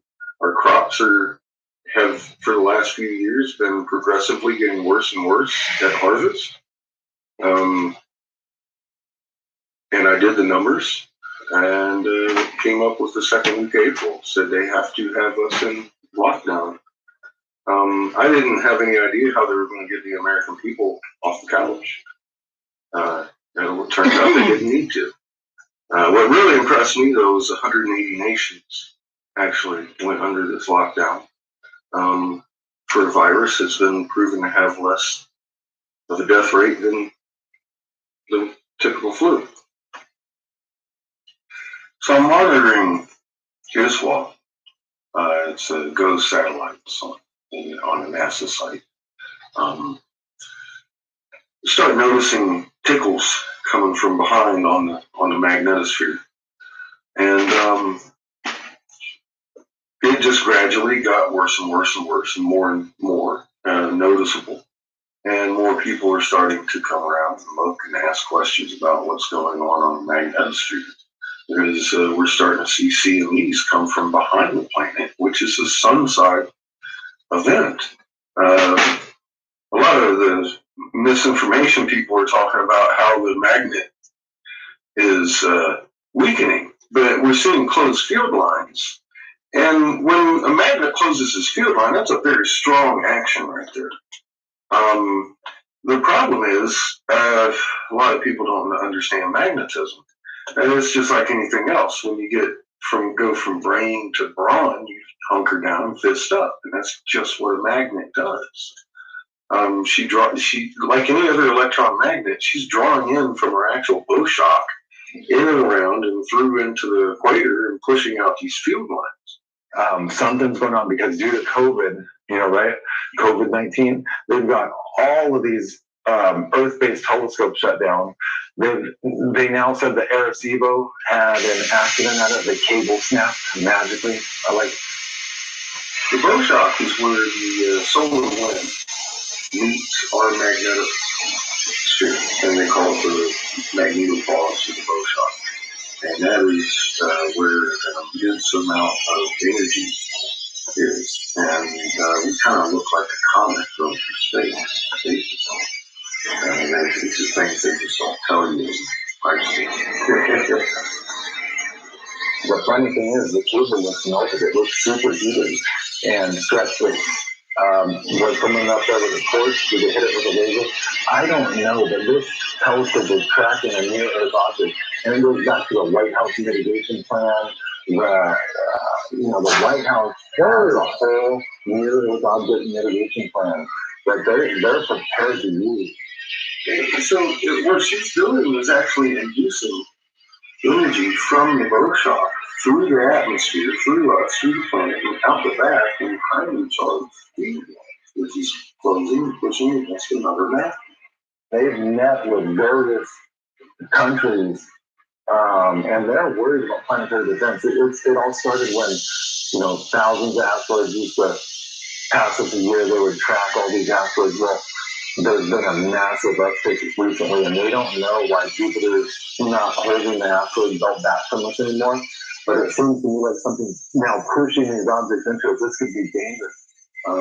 In physics, there's only one reason for a magnet to close its field line. That's it's pushing another magnet away. Usually I hang out like this. With the solar wind, it looks something like that. And the Schumann frequency everybody talks about. It's a trapped frequency. It bounces between the magnetosphere relaxed magnet lines and the ionosphere at 7.83 hertz. That's subsequently the exact same frequency your alpha wave is in your brain. Well, when she starts pushing, all of a sudden the Schumann frequency stops. And according to Professor Schumann's research, Bacon. The lack of human frequency causes seasick feelings, panic, into agitation, and madness. So everybody's worried about Yellowstone. But what about the Long Valley Caldera? It can't stop shaking. The magma pool is almost twice as big as Yellowstone. It's much more liquid and more prone to blow. We've got fires starting in creek beds and mammoth lakes that are pretty unexplained. We've got people pulling juice out of their pocket when there isn't any dew needed. We went over mothers pulling in induction, and that causes induction heating. That's a forge. Of course the metals are heating, and the mantle's heating. That was hot. And the magnet's coming. And ever since then, it's been putting off more and more and more quakes, and steady up to the 3.5s, and in Long Valley. And I start thinking to myself, if they evacuated Los Angeles and the surrounding areas all the way up into Fresno, how many millions of people would live? How many? That would skew their numbers, wouldn't it? So no wonder there's got everybody looking at Yellowstone. If I was you, I'd get out of Los Angeles and Fresno and the LA basin. It goes all the way through Bakersfield into Nevada. All these volcanoes are shaking. It's not. You got one on your thumb too? I got watching. That one's just little. I just grabbed it like that. I was like, ah! Got the inside of that. Well, you see the infrastructure set up back east. Yeah, You don't see any I got one too. They're expecting us to go back. I think there's something going on that somebody, not necessarily the U.S. government, but somebody is extremely powerful, far more than the U.S. government. Somebody who's extremely powerful is causing the fires to happen to chase the people out of California. And so I don't know what's coming. I don't know who's doing it, but I am totally confident whoever is doing it is not the U.S. government, but somebody far, far more powerful than the U.S. His name is Ra. Somebody who's controlling the earth. Ra. Human civilization. Ra. And I've got an idea about who it might be. But I think it's a very, very dark and mysterious story. Ra. And I can tell you some stories that you're not going to want to hear. I can tell you some of the stuff that's happening right now. But California is just, it seems to be the first area that's hit by something that's coming to the United States. And we have enemies, and we have been sleeping while our enemies are working hard. No. And they're doing everything they can to destroy our country, our culture, home, and everything we own. In point of fact, we own nothing. There you go. Hello, my name is Shepard Ambrose.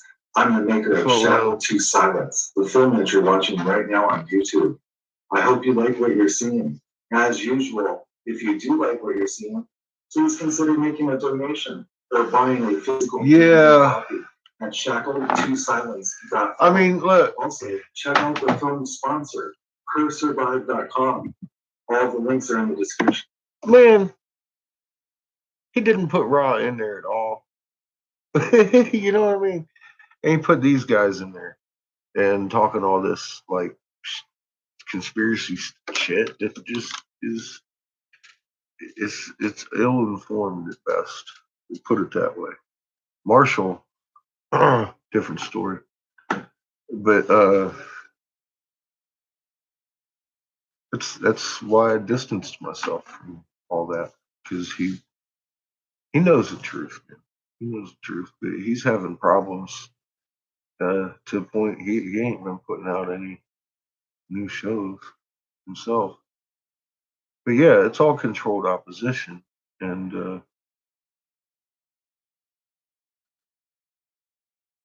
the enemies that are here are the friends of your government.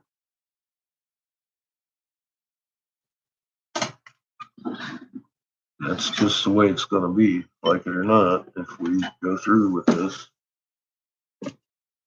But you can, yeah, I did. I told the dates before they ever happened and why we had to go into lockdown. And I hit both dates right on the fucking nose. So I'm pretty good at math.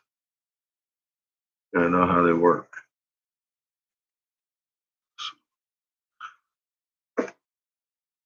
Wasn't any prophetic act. Wasn't a guess, though.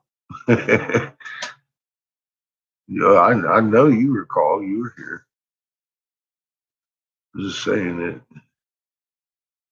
I'm fixing to talk about the quakes here soon that we're seeing every day, too. Oh, speaking of which, there's that one in Panama, now another in Colombia.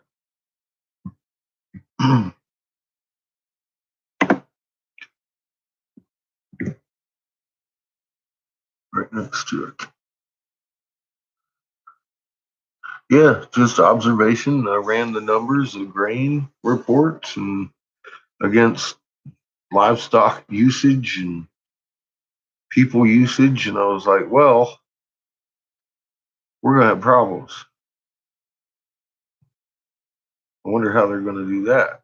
And then they fucking, well, here we are. Here we are.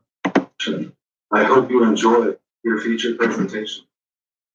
California and Washington, Idaho. They're saying that these quakes in Idaho aren't on volcanic regions, but if you look at them, they are. They're in the volcanic fields. And it's all from the induction heating, from her bringing in all that energy from the bow shot. Yeah. It's nice to have a history timestamp, though, isn't it? That's true. Electricity.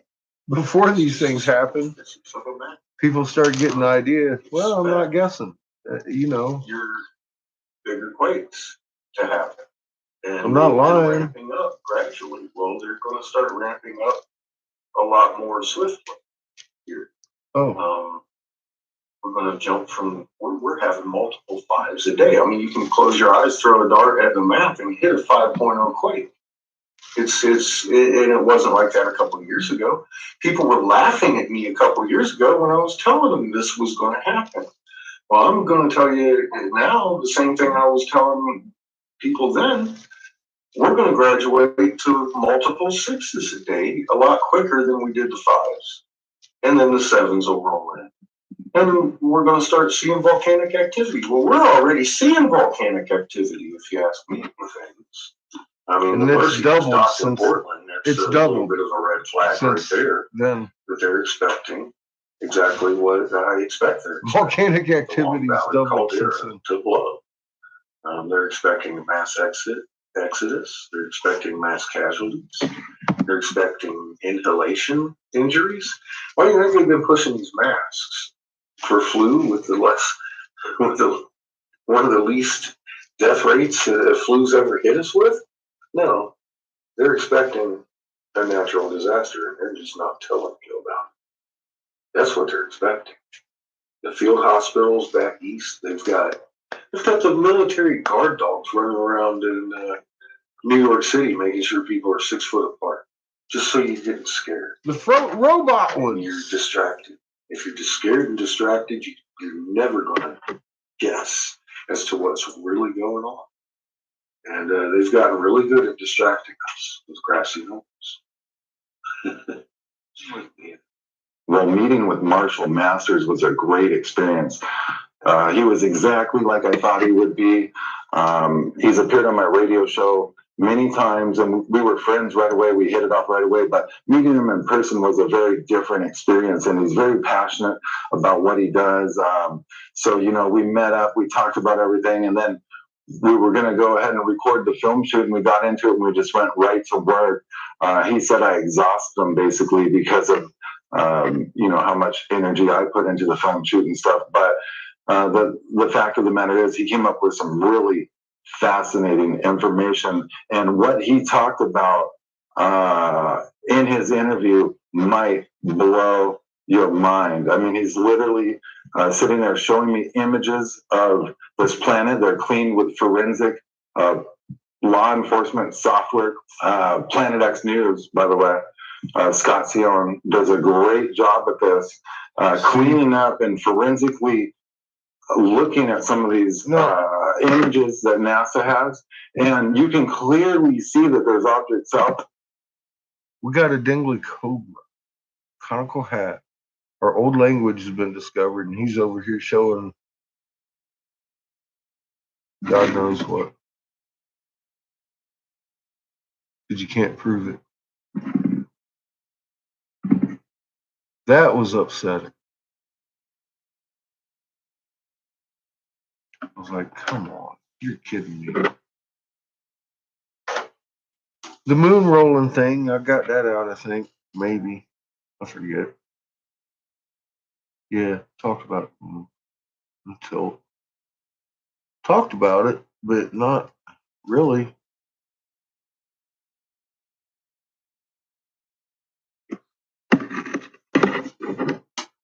Yeah, I know. That's why I just turned it off. Because I was starting to remember why I disassociated with it. I was like, come on. Give you raw and the whole story, and you come out with that's cool. But like I said, at least he stood up and said something about the COVID. Happy about that.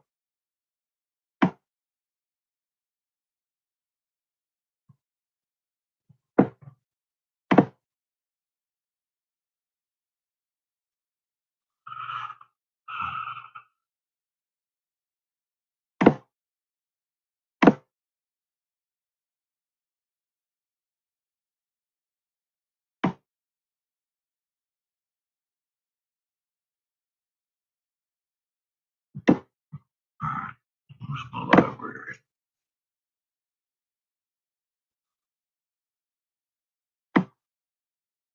Oh yeah, Gilgamesh.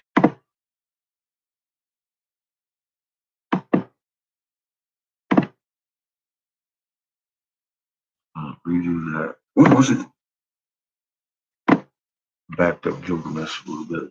We're gonna do Gilgamesh. I'm fixing to make a bubbler. Oh yeah, I wanted to open up. Oh yeah, I got stuff to look up too.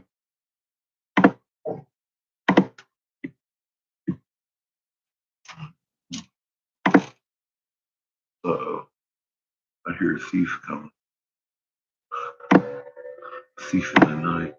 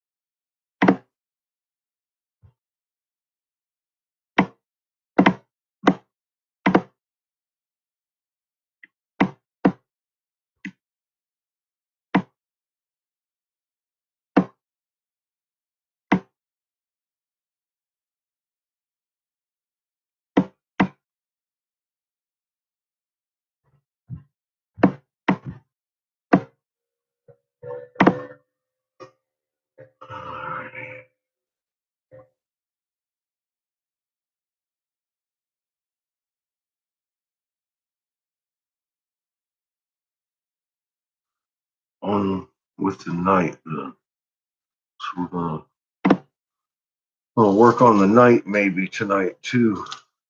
See how that looks.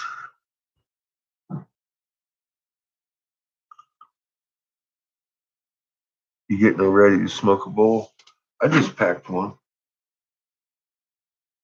We'll cheers it up.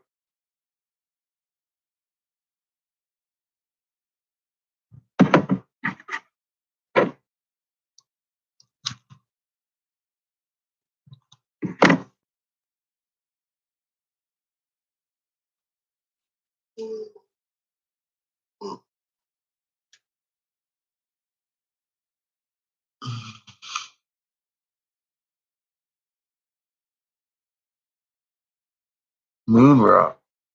Yeah, nice. Hey there, CH. DJ Shorts Blueberry. Well, that sounds pretty fucking good. Yeah, he, he lost his moon rocks. That's never a good thing.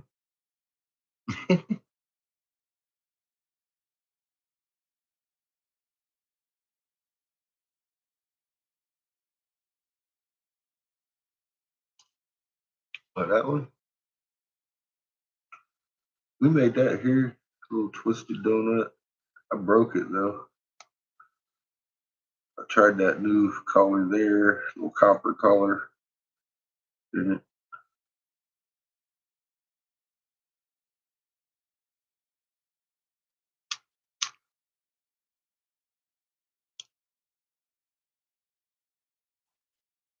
I think I got one or two like this already made up. I don't remember. I know you can't lose the moon rocks.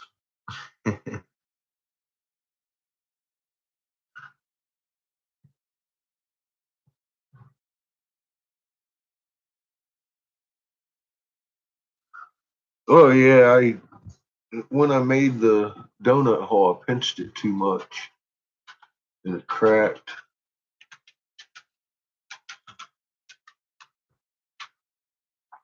Right in here somewhere. I'm not gonna fix something that cracks. I'll just smoke out of it. I need a new pipe.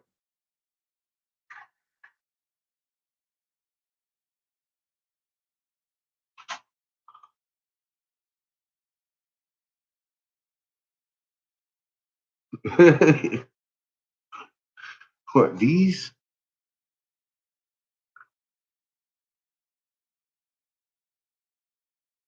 These are just $30.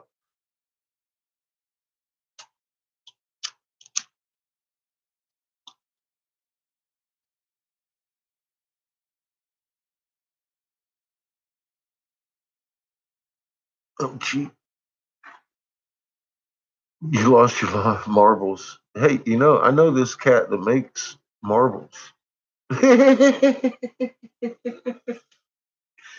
got a few in my case just in case I lose all mine too.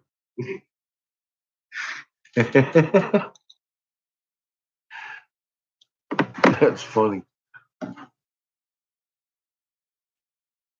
Yay! So now all I gotta do is throw that bird in there tomorrow and then we'll reseat the red one. I want to make a couple bubblers tonight. Man, I want to make another beer glass. I like the beer glass. That's nice. I want to make another one with a better platform even.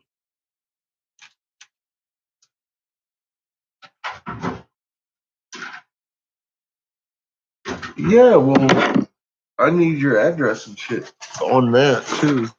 That postal money order usually does that. Hey kid. Oh, thank you. Uh-oh.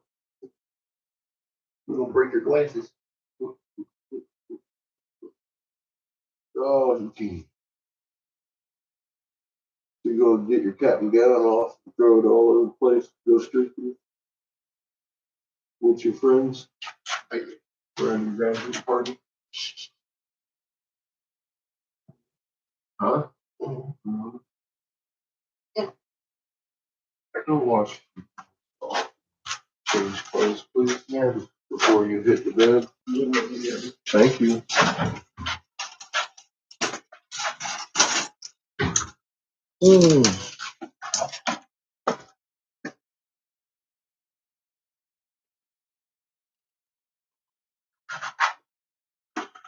Kids. All right. Oh, yeah, there it is. I had one.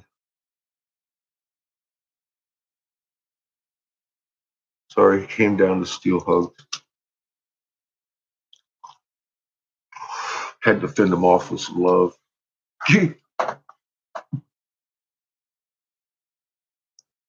Hi, cat. Yeah, he came creeping. He came creeping. He was like, I need some hugs, motherfucker. Yeah. 5'1".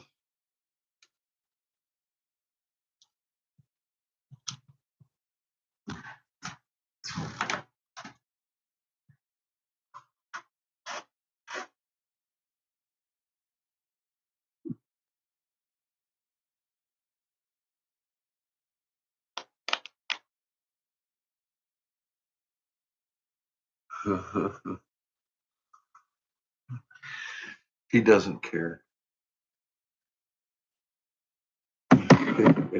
I'm his best friend. He's got friends, but I'm definitely his best friend. And we get along good. I don't have to punish him hardly, like, ever.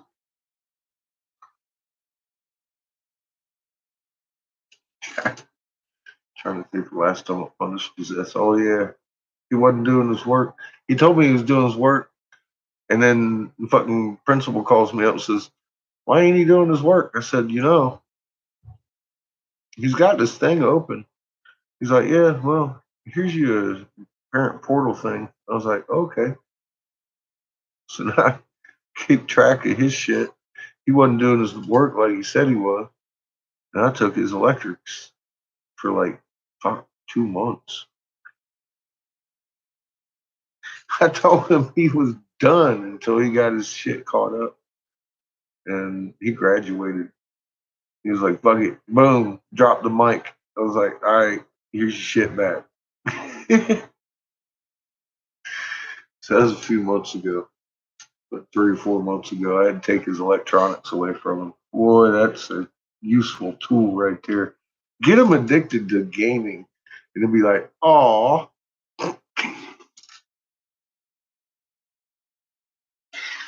that's too bad, isn't it? You should have X, Y, or Z. You know the rules."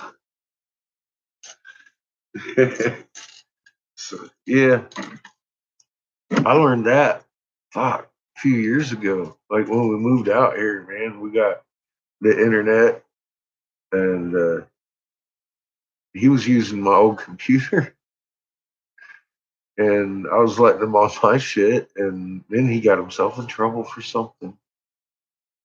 I took it away for like the day. Oh, he was acting like a little shithead. I was like, "Walk your dogs, kid." He's like, "Rah, rah, rah, rah," and yelled at me. I was like,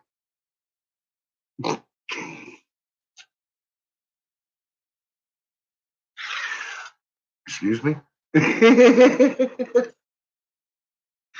Let me see that little device there in your hand. You can have that back tomorrow, maybe. Depends on how you had the rest of the day. Oh my God. I thought it was raining. It, it was, oh,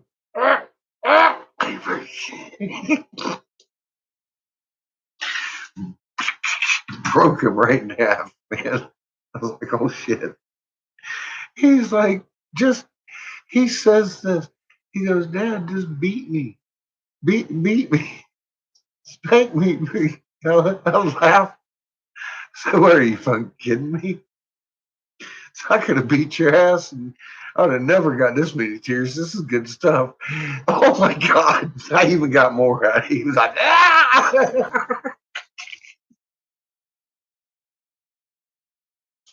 It was fucking great. I was like, oh God, yeah. Yeah, that's the one I'm using.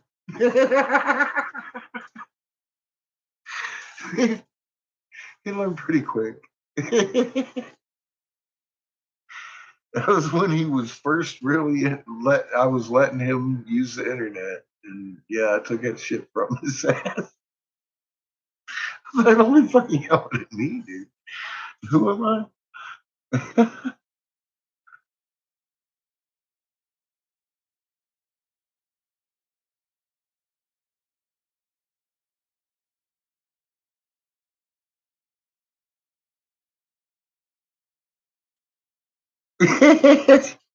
Here's a breaker. Flip.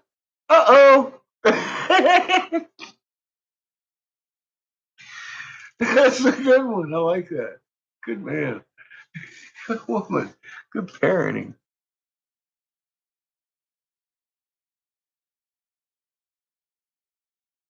That little boy gonna grow up to fucking be responsibles. Looking around for mom.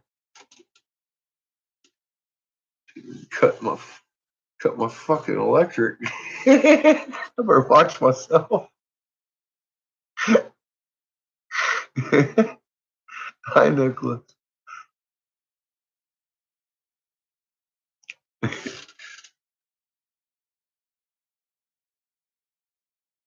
I'll be dead and gone. He'll be looking around for somebody taking his internet.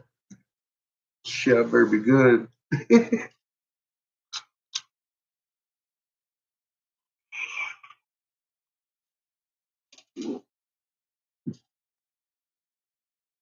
Well, he knows I don't really care what he does, as long as he does what he's supposed to be doing, and he wasn't doing what he was supposed to be doing, so he got his ass in trouble.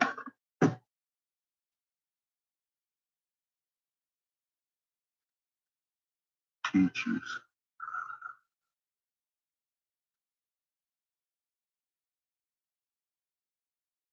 You gotta wonder what teachers grading him.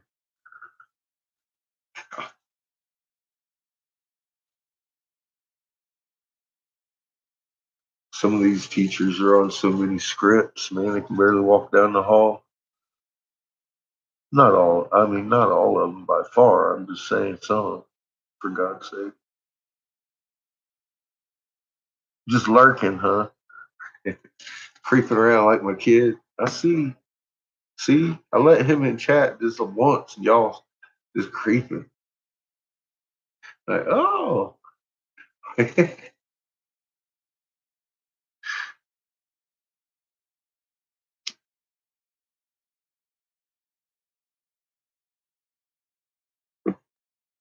Yeah, I don't know. I don't know how they do it over there. I know they're computer graded mostly over here. You know, multiple guess tests for the most part. Feed it into a damn reader, and it grades the paper. My kid, he was creeping around in here the other day or the other night. We already made our other bluebird. I'm about halfway done with a bubbler now. Too. Got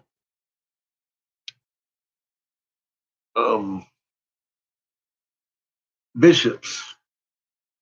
Bishops.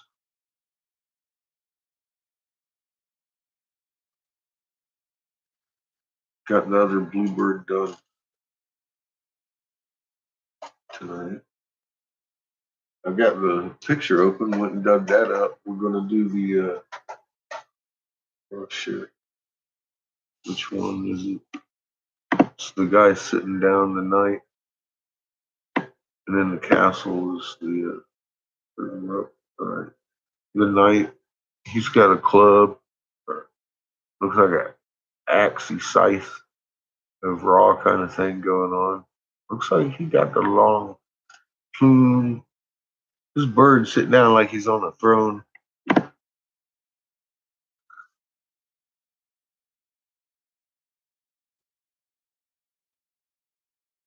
Thank you. Yeah, I'm real stoked about those.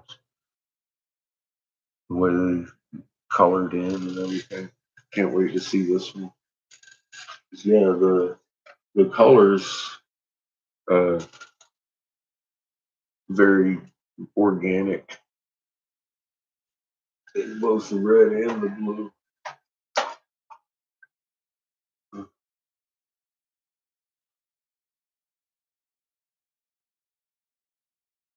And that's all from one color. It's just the way you heat it and manipulate it. But it turns out very organic because, I mean, It's swirly on the inside and all that stuff.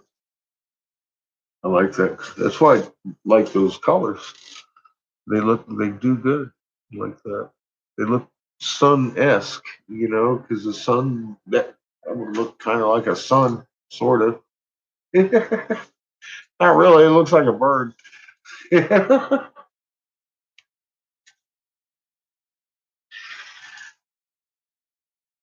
Very organic though, like a sun would if it was a bird shape. How's that? I know these motherfuckers making videos of my semantics. I better fucking speak properly.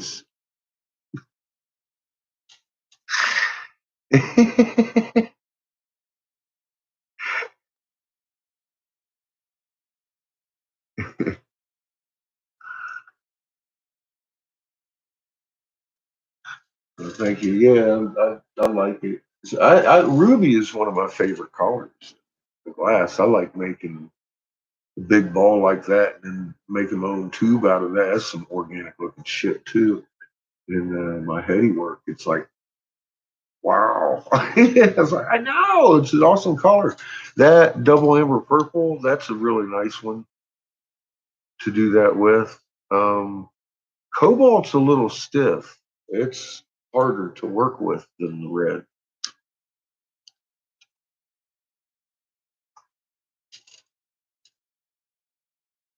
But if I hit it right, it'll take the classic and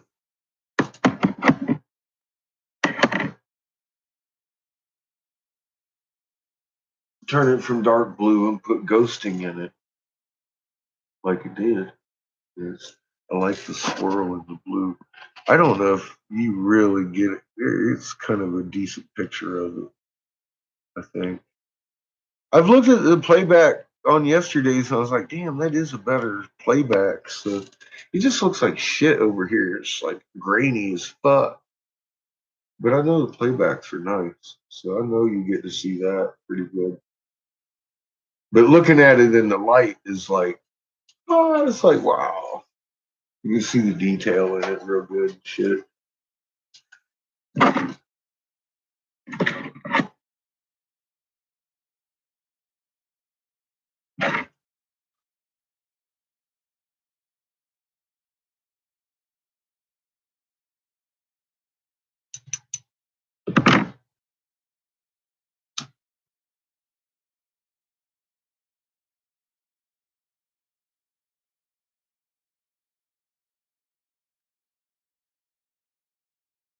Oh my goodness. All right. So now I'm doing a bubbler.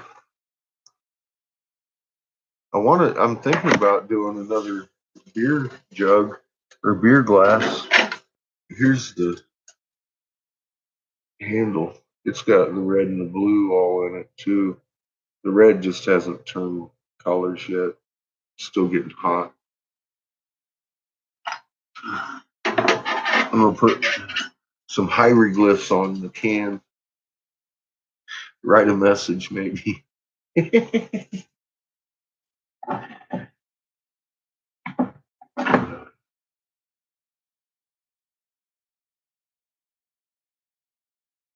About 2 o'clock. Fuck.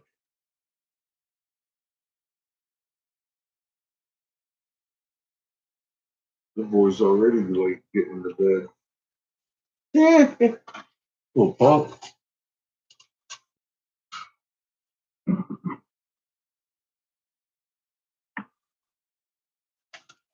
I do,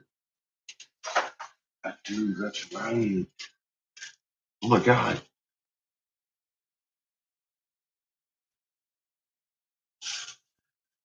I forgot I had these. It's been so damn long since I had glass. I forgot I had these.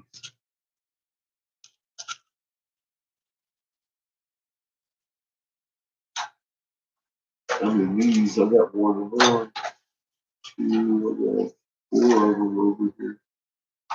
Okay. Here too, I do. No. No. Oh. There's one. What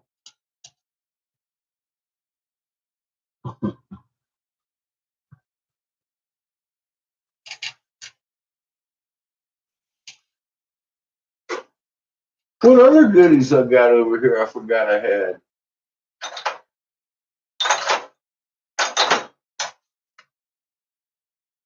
I know I've got some stiffies over there. So it's 5 of these. Nice. So I might make a rig instead. We'll see how this can comes out. If it comes out nice and straight, we'll make a rig.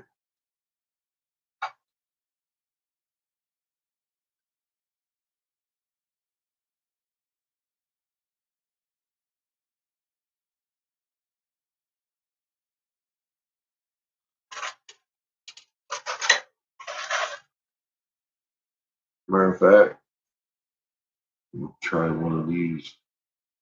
This ain't easy.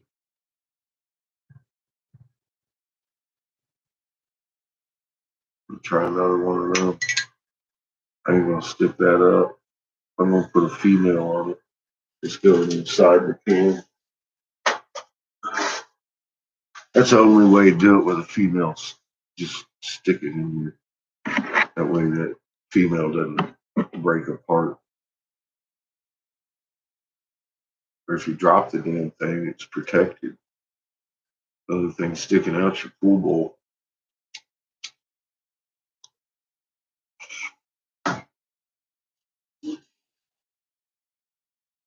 You could drop a bucket right in that sucker. It's glass on glass fucking fitting.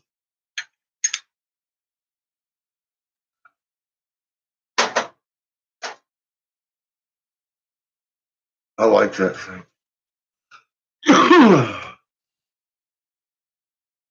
But I smoke so much weed when I fucking hit that thing. It's like, oh, I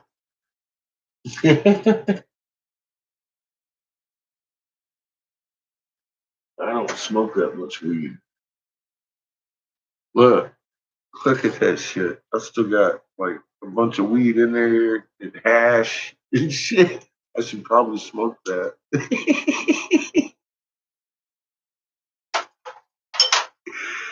Oh, my hands got booger on it from my other bowl now.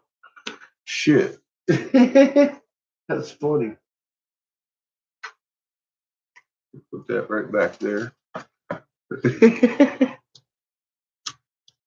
That's always a good find, isn't it? It's like, oh, well, I got some fucking sticky icky. It is. It is. Well, yeah. I'm always having the stores say, can you get some thumb-sized bowls? I was like, what, like that? And they're like, yeah. Yep.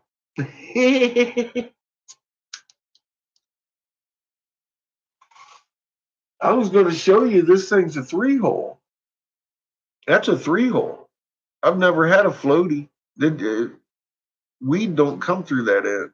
Just smoke. That pay for itself, man. Smoke it all. It ain't floating around in your water after you're done.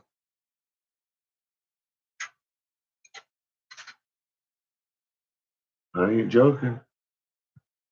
That shit's clean. I smoked the crap out of a couple bowls out of that. And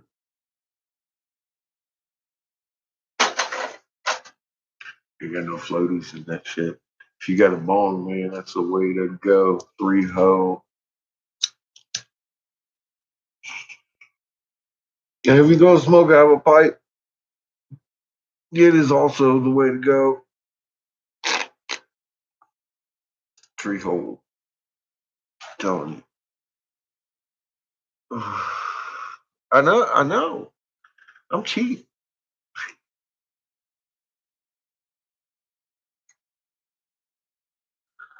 Bowl like that costs you about, well, just about this. The glow in the dark mushrooms. See, I almost talked. And the glass on glass 3-hole inside out. Well, I sell cheaper models, but this one's going to run you about 35. But that's it. Yeah, I know that's more than that, but it's got glow in the dark in it, and that's just how expensive that shit is. But and it's inside out. It's 3-hole. I sell some of them like my cheaper pipes, like 18, $20 for same function, but it's not going to be inside out with your 3D laticinos and all that shit in there. You know, I'll throw you a 3-hole on that motherfucker though.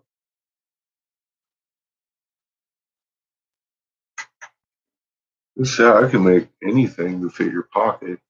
It just what you want.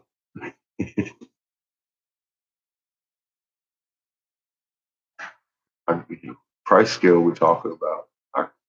I got from, let's see, it's my cheapest shit. About $7, $8, I suppose. To well, we haven't even figured his chest set yet. I've had $1,800 sculpted dabbers with a little spider. It's on my Instagram. Not sure how to get there.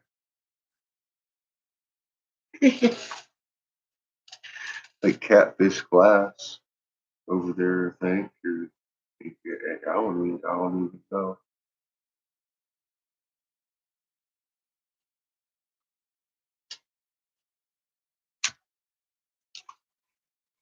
A friend of mine set it up. Well, somebody I used to call a friend.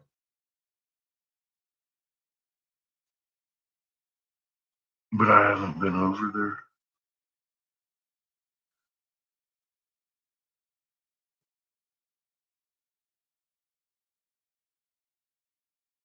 She didn't have any 3-hole.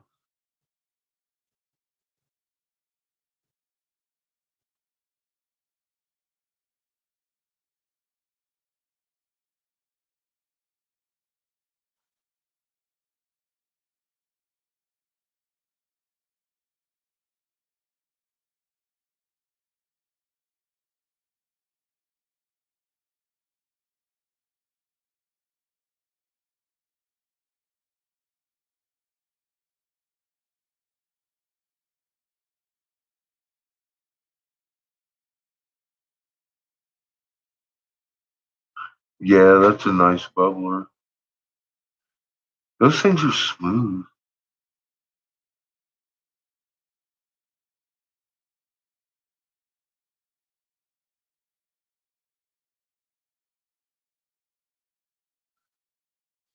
No, I know she's got some. I know she's got some local. The I just talked to her recently. She's got the energy moving through matter ones with the corkscrew.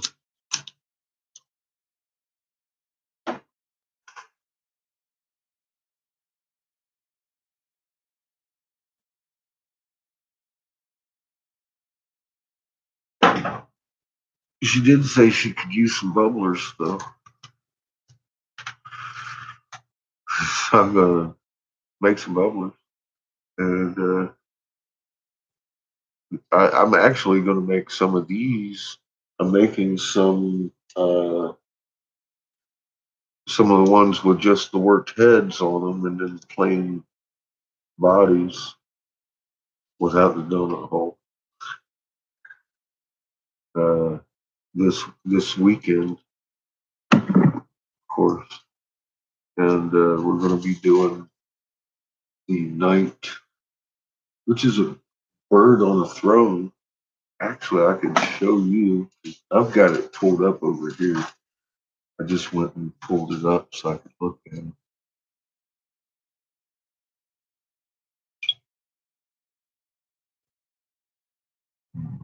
Oh.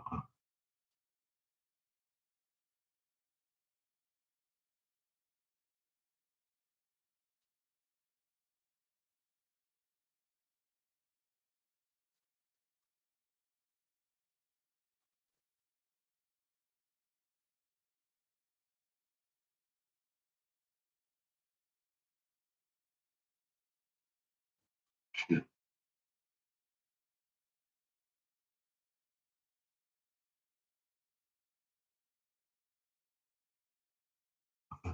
I gotta scroll all the way up your page when I find it. Here it is.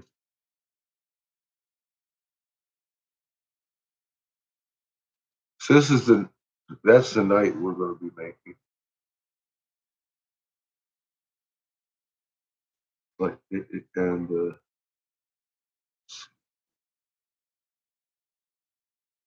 and then that of course is gonna be the with the pyramid and the mica in the top. That one's gonna be exciting.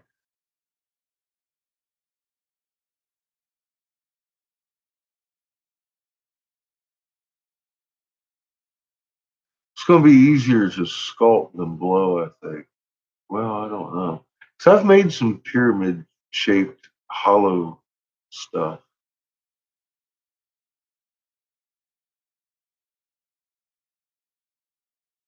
but not a full color build yet. It's not going to be the hardest thing I've done. It's not going to exactly be the easiest to pull off. This, well, none of it has been, has it? It's all been a little bit of, but that's the whole thing about custom, because I mean that's your piece of work right there. You're not gonna see anything like it ever again, because I'm not gonna make one.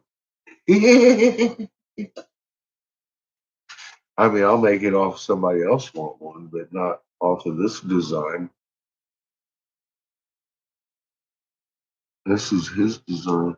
Oh, I like it. And it's got the same. You got the same eyeball on the bird too, or on the knight. And he does the bishop.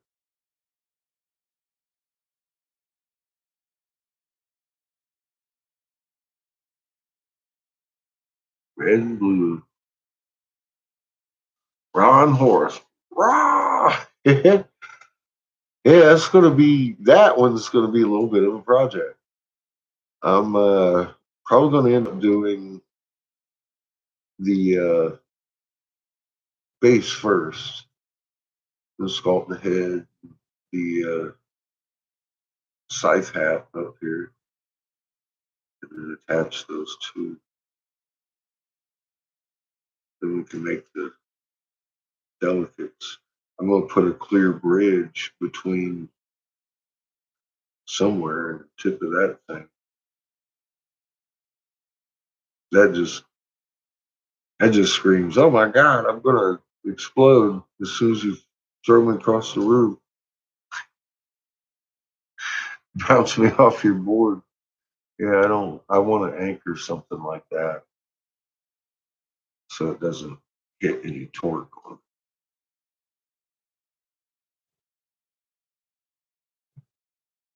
But I can do that with clear, so it gives the impression that it's standing out by itself. But I don't want to sculpt, so just leave that like that. I'm going to have to put some clear. Boy, I like that design. That's pretty pimp set, huh? You got the pawns and the bird, and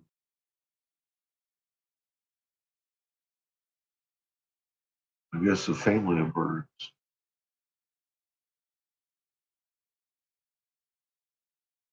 This one looks like uh, a kingly bird.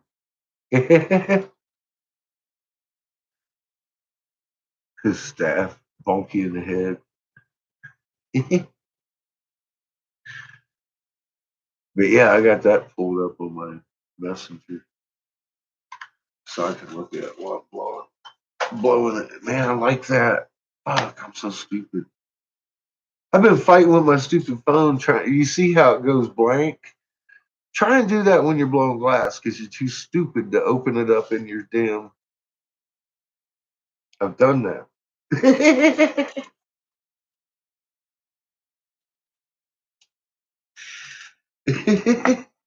I finally was like, why am I fighting with this thing? I could probably.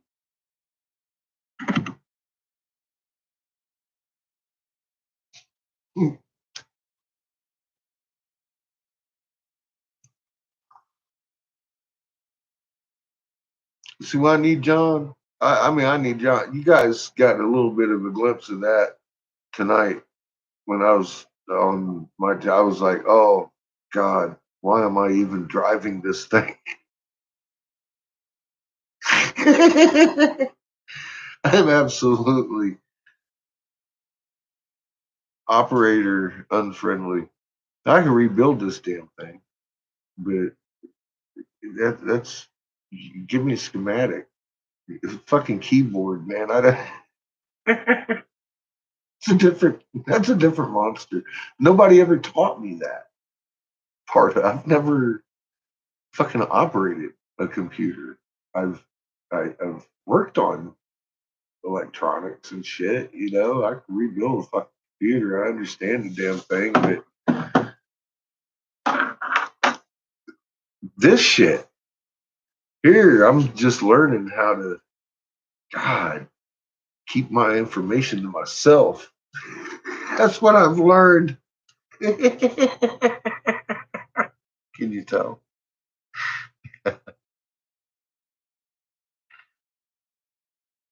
I thought I saw Jelly. There he is again. There he is. Hey, Jelly. Well, so I thought I saw Jelly over here. But y'all talking so fast, I lost him.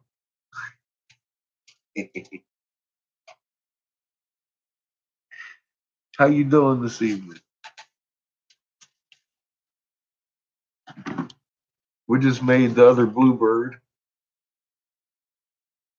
and again, I'm working on a bubbler. I'm not sure what I'm going to do with it though.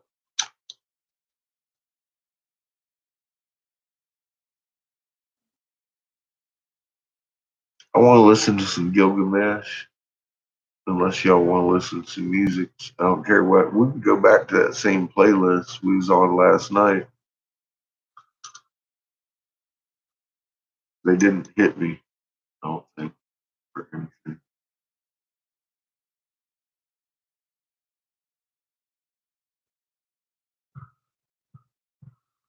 Uh-oh. He got his knitted swimwear on.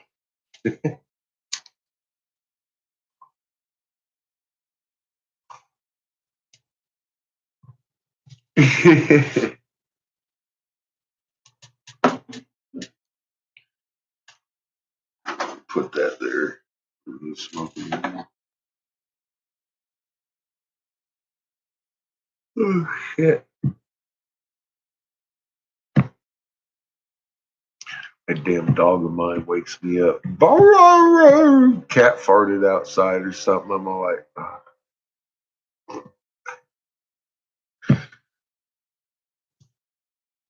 sleeping in. It's hard to do around these patches. Then once I'm awake, I'm like, fuck, let's do this. 8:41. Are we falling behind in this clause?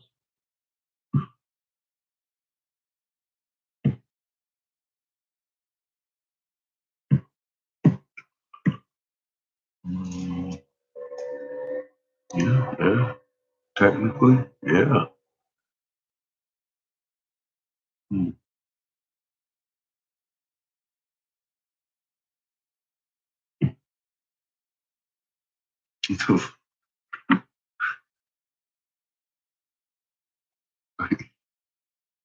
I need to see this. Weird.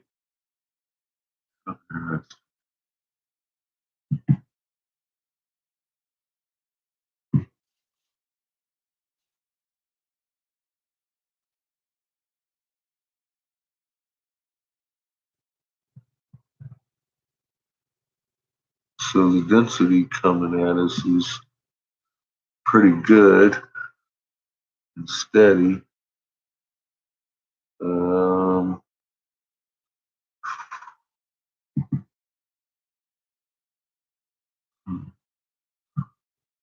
Big encroachment tangled me back there in the IMF field.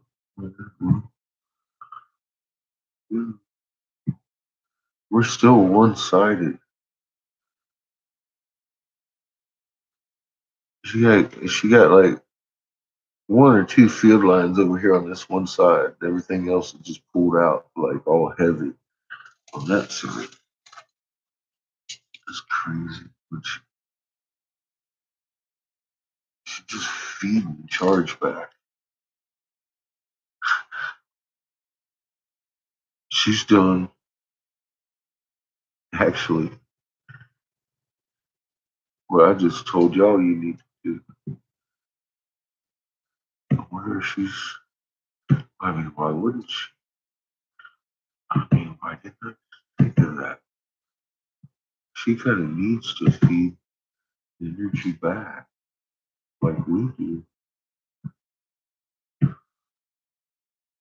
Just, what is, her front end is just absolutely highly raw charged, too.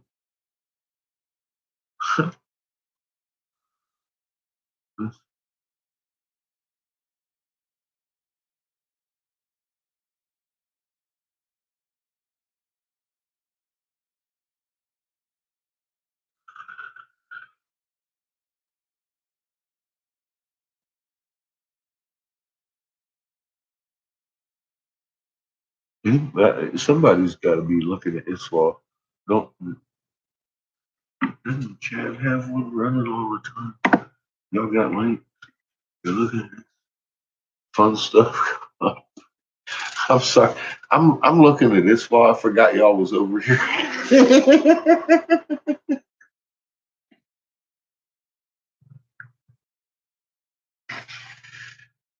What are y'all doing over here? You should be looking at this wall. Okay. Oh my God. Wow. Nothing new. Just a little more than an hour ago.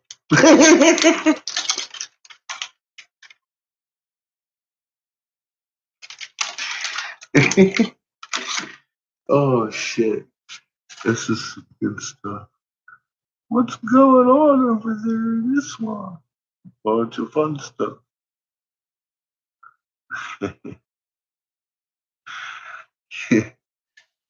Are you going to bed, Nicholas?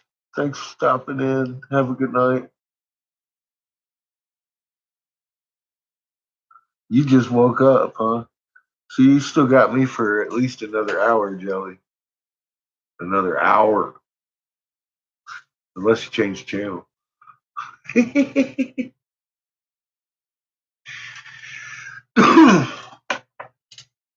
John and I did a live tonight before we came on.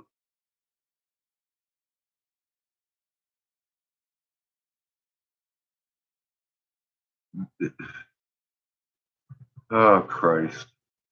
Yeah, somebody come in and start calling me Tattooed Messiah again. I told him, I said, you know, I blocked you on my channel for calling me that shit, right? You look at I don't have a wrench. Then like an hour later, I'm sitting there, I put a fish in there and I was like, oh, I got a wrench. It's like, I'm just gonna block everybody now.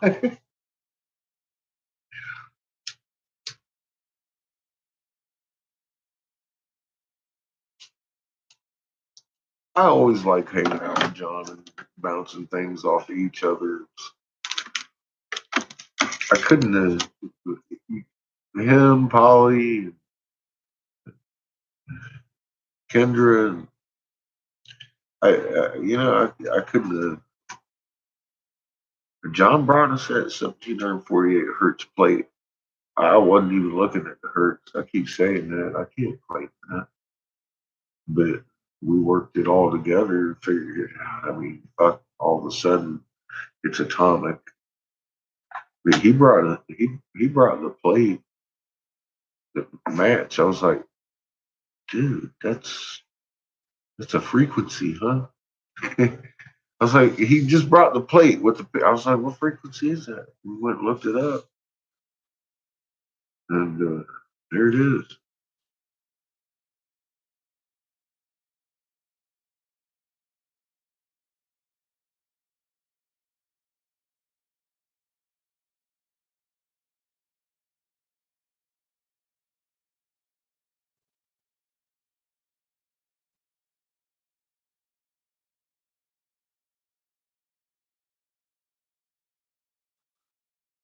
Um,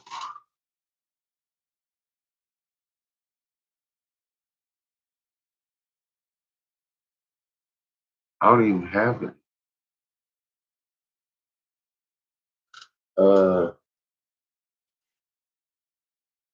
Well, I've got a whole shit ton of material. I just have to make one.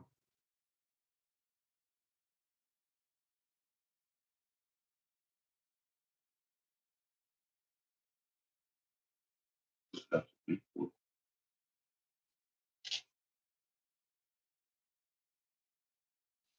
Oh, how much are they? I just sell my little bath straws for $5.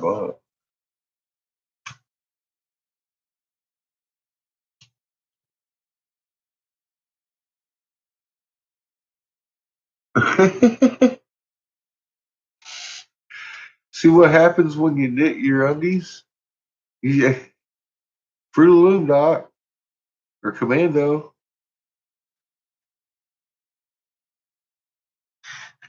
Always ready to go.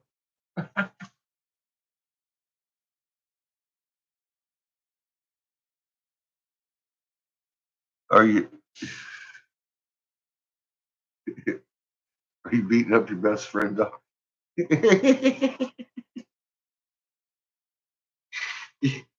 You know.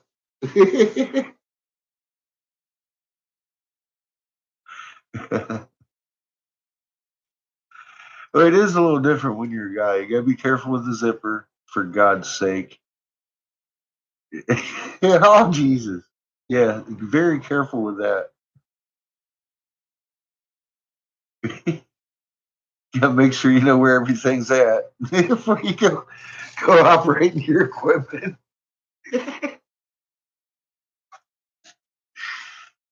And some morning it's a little easier than others. Yeah, with the shoe, he said, give it some soul, huh?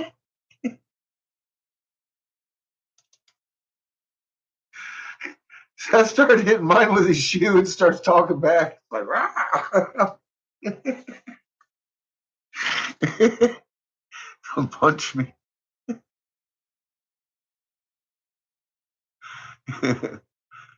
Doc's putting some soul in it. He'll walk around smooth.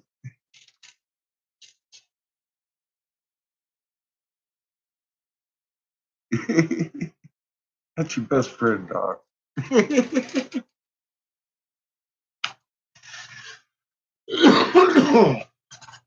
Oh my goodness. So yeah, I'm gonna get to work on this thing. Let's see what I can do. We'll play some Gilgamesh. Oh yeah, I was looking at that. Wasn't I? No, I'm not. Not looking. Shutting down. Wait a minute. Why did I open that up? Because I wanted to see if it was updated. That's why.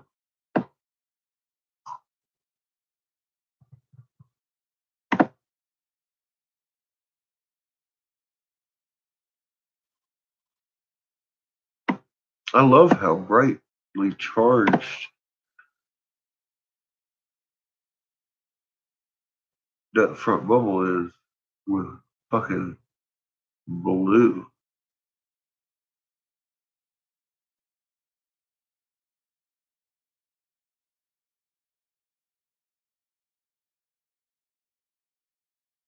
Where are my satellites? Oh, One of them's right there in the environment too. Both of they're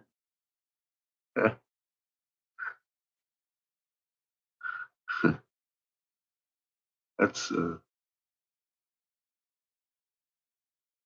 pretty funny. She's just inducing on that one side. Look at all that constant pressure. And it's slightly more noticeable in the back now. Than it was. That's some funny stuff. Look at all that energy she's transferred back.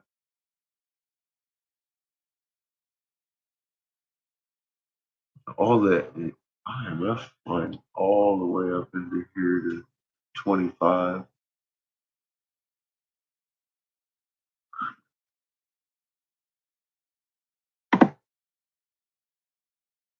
All right.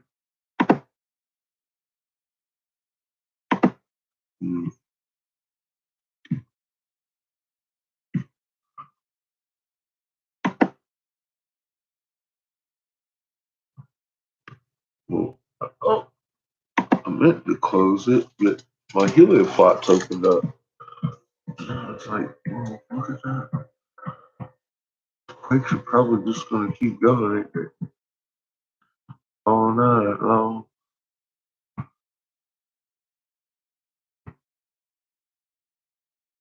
It's, yeah, I'm seeing freaking evidence of it. But,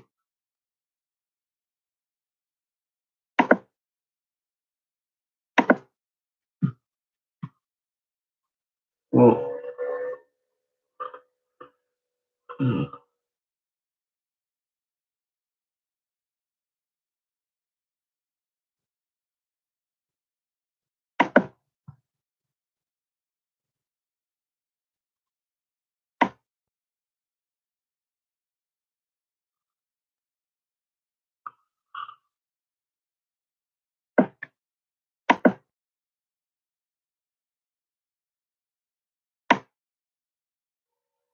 so the harmonic tremors seem to be dying off a little bit. We may be getting ready to have another popper. Actually.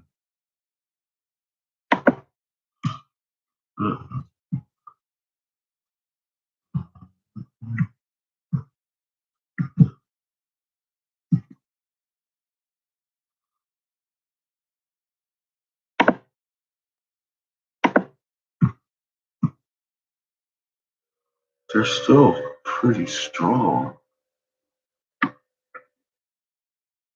This is like hours, 4 hours. Yeah,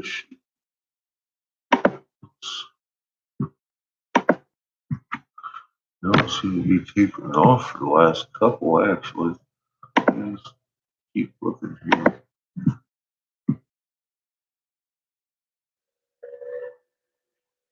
Well,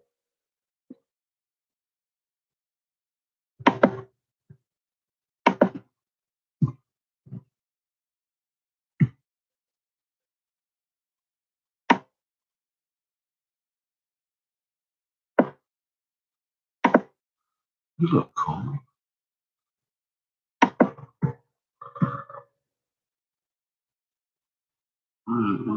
Holding about the same for the last couple hours. My deduction probably expect quite. If you didn't know. All right. Bubbler can. It's up. Look at the mountain precipice. Sleep that the god sent me is broken. Oh, my friend. What a dream I had had. Good night, Chief. Terror and confusion. I seized hold of a wild bull in the wilderness. It bellowed and beat up the dust till the whole sky was dark. My arm was seized and my tongue bitten. I fell back on my knee Then someone refreshed me. I can't leave y'all alone skin. for a minute. Enkidu said, Now you got "Dear friend, pantyhose on her. God to whom we are traveling is no wild bull, though his form is mysterious. That wild bull which you saw is Shamash, the protector. In our moment of peril, he will take our hands. One who gave water from his water skin. That is your own God, who cares for your good name, your Lukulbanda. United with him, together we will accomplish a work, the fame of which will never die." Gilgamesh said, "I dreamed again. We stood in a deep gorge of the mountain, and beside it we two were like the smallest of swamp flies. And suddenly the mountain fell. It struck me and caught my feet from under me. Then came an intolerable light blazing out, and was one whose grace and whose beauty were greater than the beauty of this world. He pulled me out from under the mountain. He gave me water to drink. My heart was comforted, and he set my feet on the ground." Then Enkidu, the child of the plains, said, "Let us go down from the mountain and talk this thing over together." He said to Gilgamesh, the young god, "Your dream is good. Your dream is excellent. The mountain which you saw is Humbaba. Now surely we will seize and kill him and throw his body down as the mountain fell on the plain." The next day, after 20 leagues, they broke their fast, and after another 30, they stopped for the night. They dug a well before the sun had set, and Gilgamesh ascended the mountain. He poured out fine meal on the ground and said, "O mountain dwelling of the gods, send a dream for Enkidu. Make him a favorable dream." The mountain fashioned a dream for Enkidu. It came an ominous dream. A cold shower passed over him. It caused him to cower like the mountain valley under a storm of rain. But Gilgamesh sat with his chin on his knees, till the sleep which flows over all mankind lapsed over him. Then at midnight, sleep left him. He got up and said to his friend, "You called me. Why did I wait? You did touch me. Why am I terrified? Did not some god pass by? For my limbs are numb with fear." I saw a third dream, and its dream was altogether frightful. The heavens roared and the earth roared again. Daylight failed, darkness fell, lightning flashed, fire blazed out, clouds lulled, and rained down death. And the brightness departed, the fire went out, and all was turned to ashes falling about us. Let us go down from the mountain and talk this over, and consider what we should do. When they had come down from the mountain, Gilgamesh seized the axe in his hand. He felled the cedar. When Humbaba heard the noise far off, he was enraged. He cried out, "Who is this that has violated my woods? Cut down my cedar!" The glorious Shama called to them out of heaven, "Go forward, do not be afraid." But now Gilgamesh was overcome by weakness, for sleep had seized him suddenly. A profound sleep filled him. He lay on the ground, stretched out, speechless, as though in a dream. When Enkidu touched him, he did not rise. When he spoke to him, he did not reply. "Oh, Gilgamesh, Lord of the plain of Kulai, the world grows dark. The shadows have spread over it. Now is the glimmer of dusk. Shamash has departed. His bright head is quenched in the bosom of his mother, Nindal. Oh, Gilgamesh, how long will you lie like this, asleep? Never let the mother who gave you birth be forced in mourning into the city square." At length, Gilgamesh heard him. He put on his breastplate, the voice of heroes, of 30 shekels weight.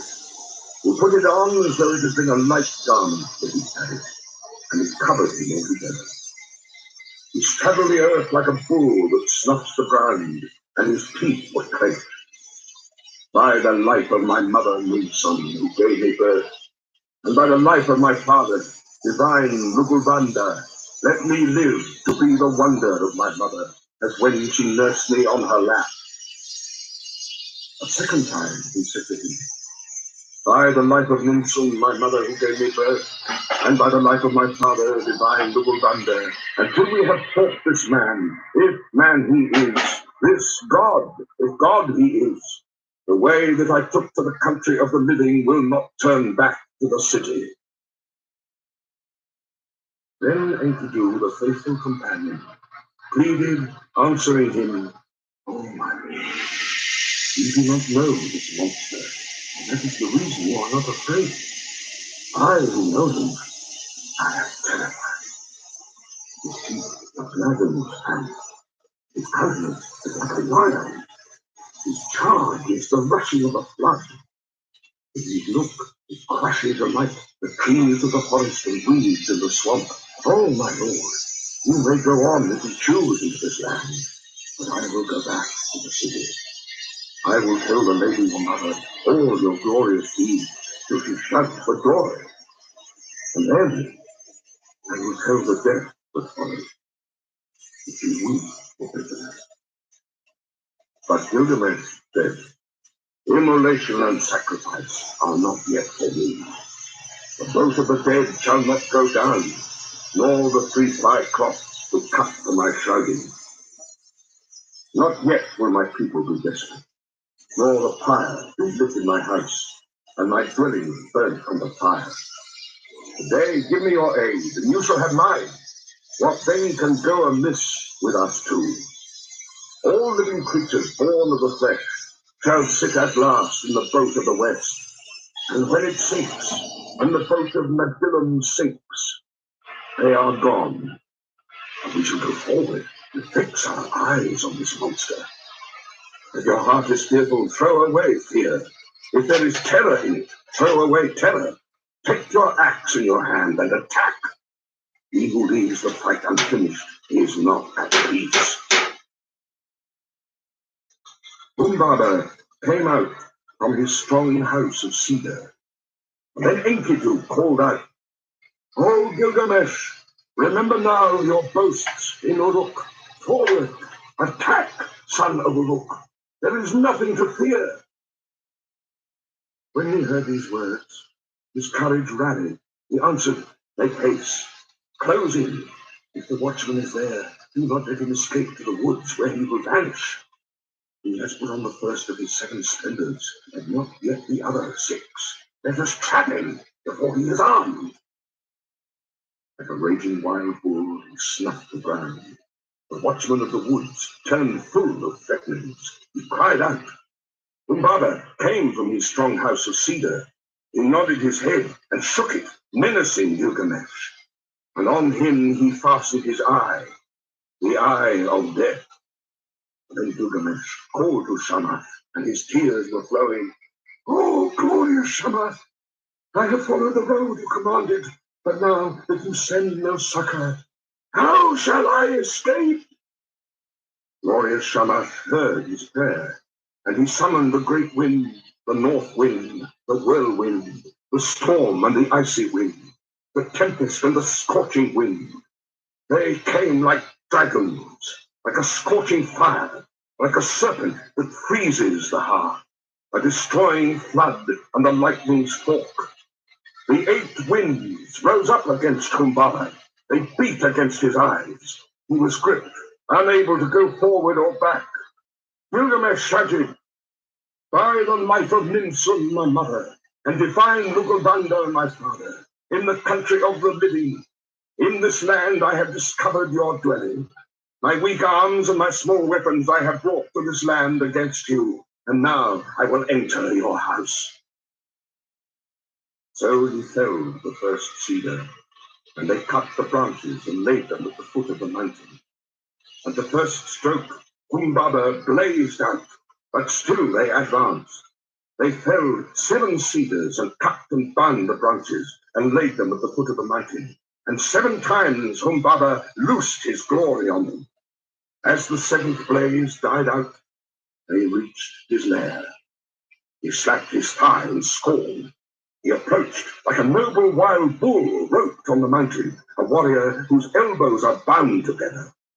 The tears started to his eyes, and he was pale. Let me sleep. I have never known a mother, no, nor a father who reared me. I was born in the mountain. He reared me, and Enlil made me the keeper of this forest. Let me go free, Gilgamesh, and I will be your servant. You shall be my lord. All the trees of the forest that I tended on the mountain shall be yours. I will cut them down and build you a palace. He took him by the hand and led him to his house, so that the heart of Gilgamesh was moved with compassion. He swore by the heavenly light, by the earthly light, by the underworld itself. Oh, Enkidu, should not the snared bird return to its nest, and the captive man return to his mother's arm? Enkidu answered, the strongest of men will fall to fate if he has no judgment. Nam-Ta, the evil fate that knows no distinction between men, will devour him. If the snared bird returns to its nest, if the captive man returns to his mother's arms, then you, my friend, will never return to the city where the mother is waiting who gave you birth. He will bar the mountain road against you and make the pathways impassable. Humbaba said, Enkidu, you have spoken as evil. You are hireling, dependent for your bread. In envy and for fear of a rival, you have spoken evil words. Enkidu said, do not listen, Gilgamesh. This Humbaba must die. Kill Humbaba first, and his servants after. But Gilgamesh said, if you touch him, blaze in the glory of light will be put out in confusion. The glory and glamour will vanish. Its rays will be quenched. Enkidu said to Gilgamesh, not so, my friend. First entrap the bird, and where shall the chicks run then? Afterwards we can search out the glory and the glamour, when the chicks run distracted through the grass.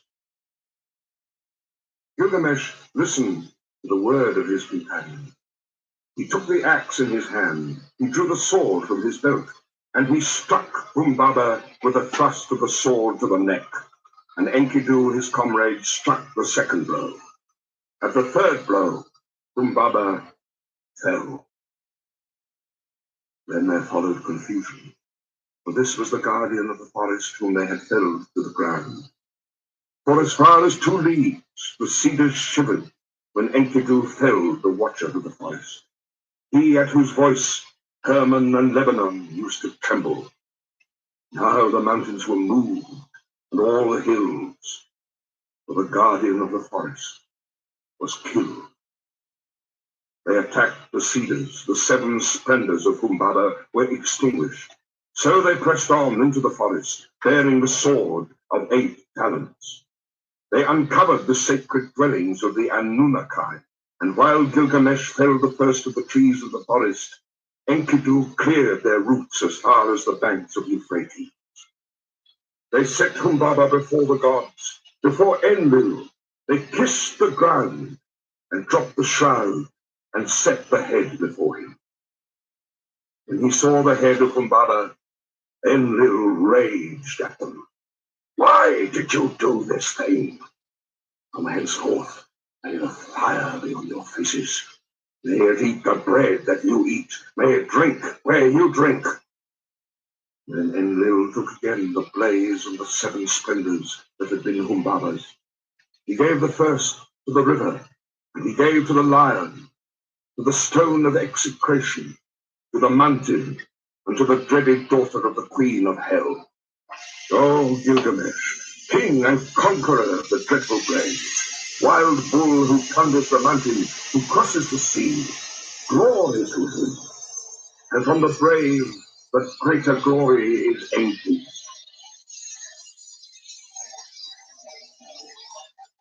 Gilgamesh washed out his long lock and cleaned his weapon. He flung back his hair from his shoulders. He threw off his stained clothes and changed into new. He put on his royal robes and made them fast. When Gilgamesh had put on the crown, glorious Ishtar lifted her eyes, seeing the beauty of Gilgamesh.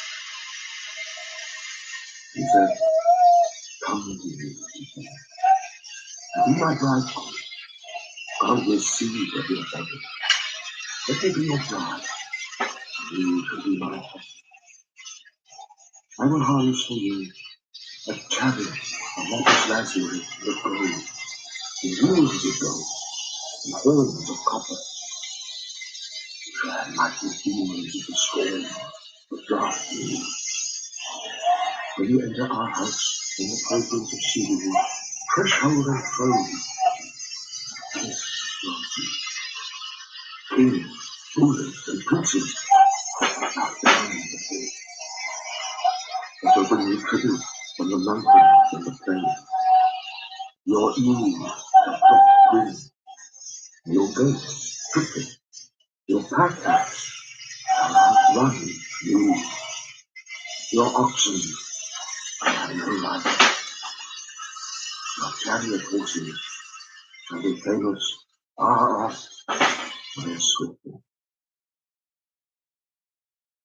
Gilgamesh opened his mouth and answered glorious Ishtar, "If I take you in marriage, what gifts can I give in return?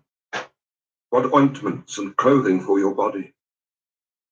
I would gladly give you bread and all sorts of food fit for a god. Got all kinds of stuff on there. I would give you wine to drink, fit for a queen. I would pour out barley to stuff your glamour.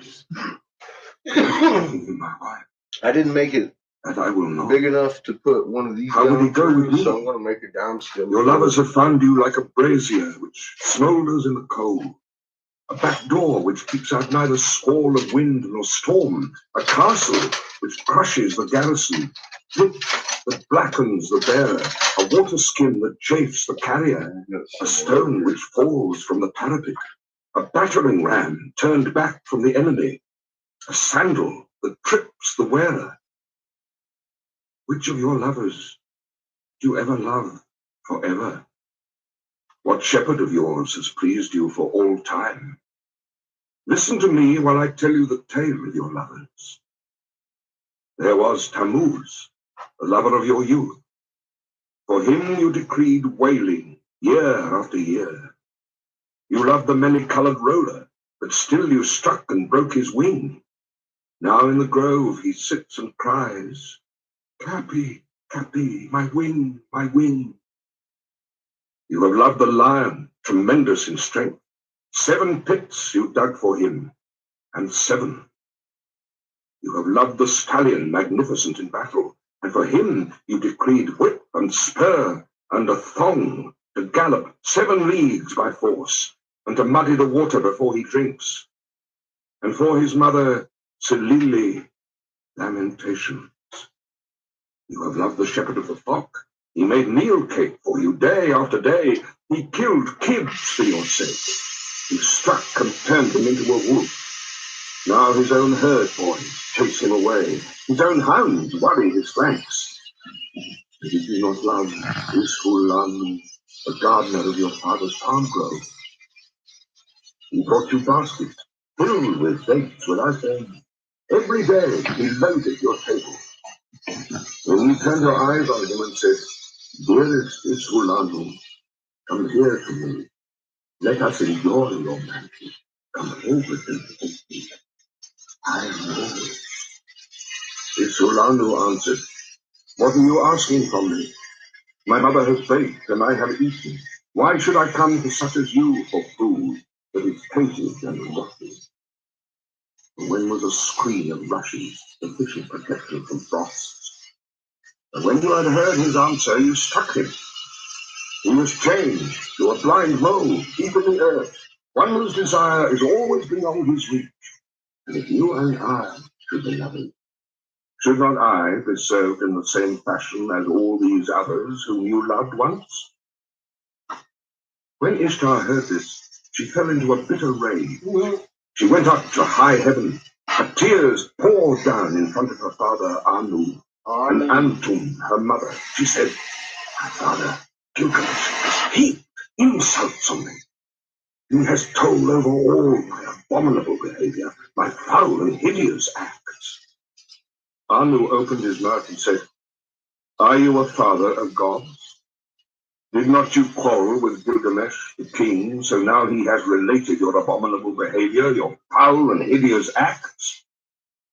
Ishtar opened her mouth and said again, "My father, give me the power of heaven to destroy Gilgamesh.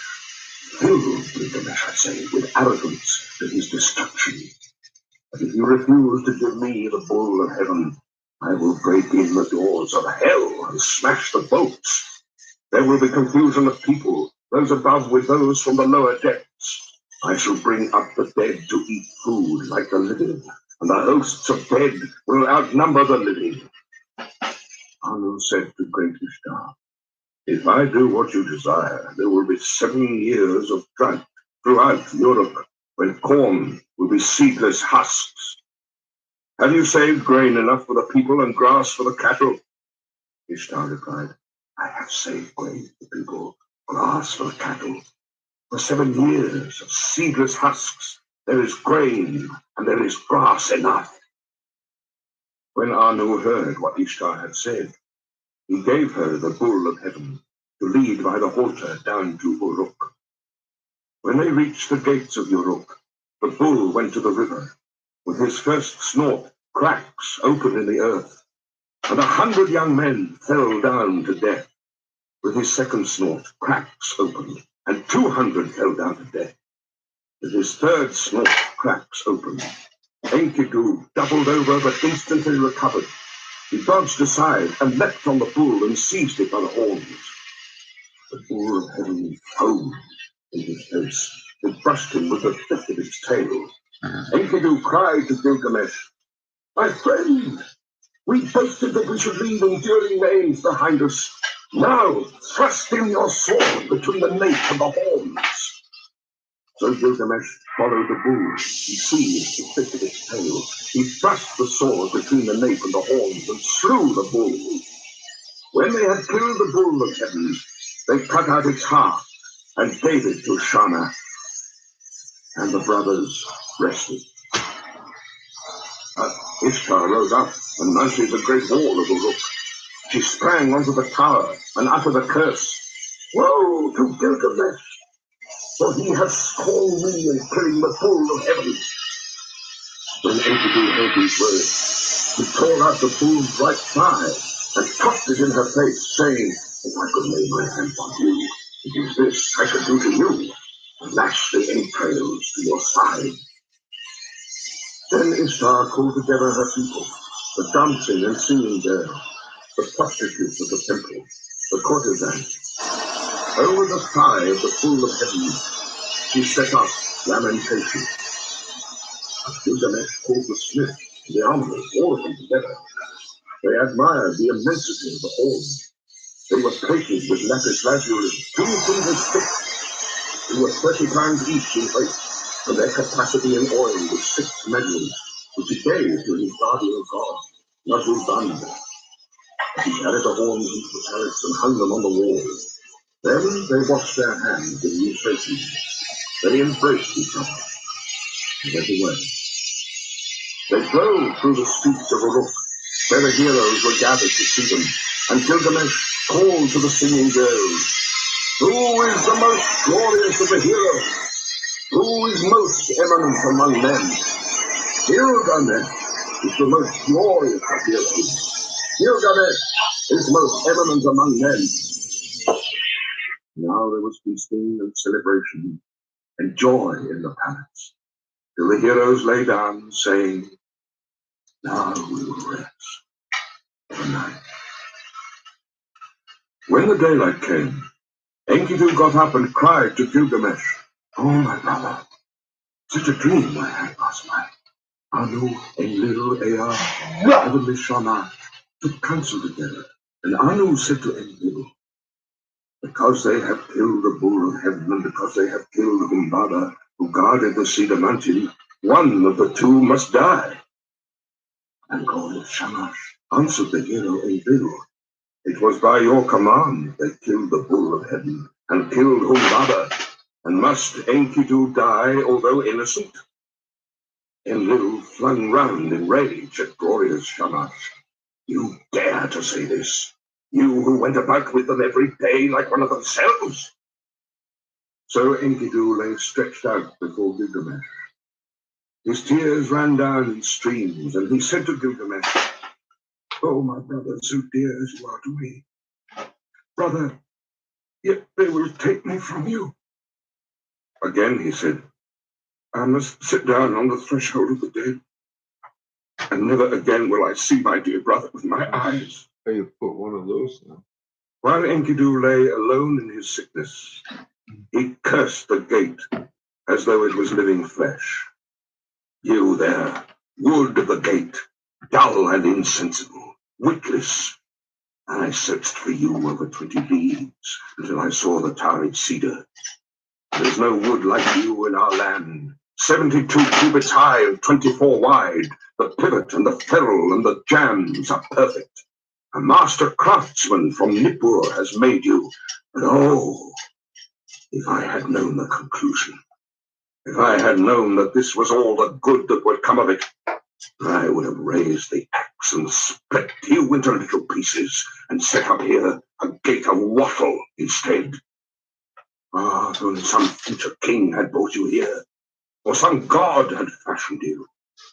Let him obliterate my name and write his own, and the curse fall on him instead of on Enkidu. Damn it. With the first brightening of dawn, Enkidu raised his head and wept before the sun god. In the brilliance of the sunlight, his tears streamed down. Sun god, I beseech you, about that vile trapper, that trapper of nothing, because of whom I was to catch less than my comrade.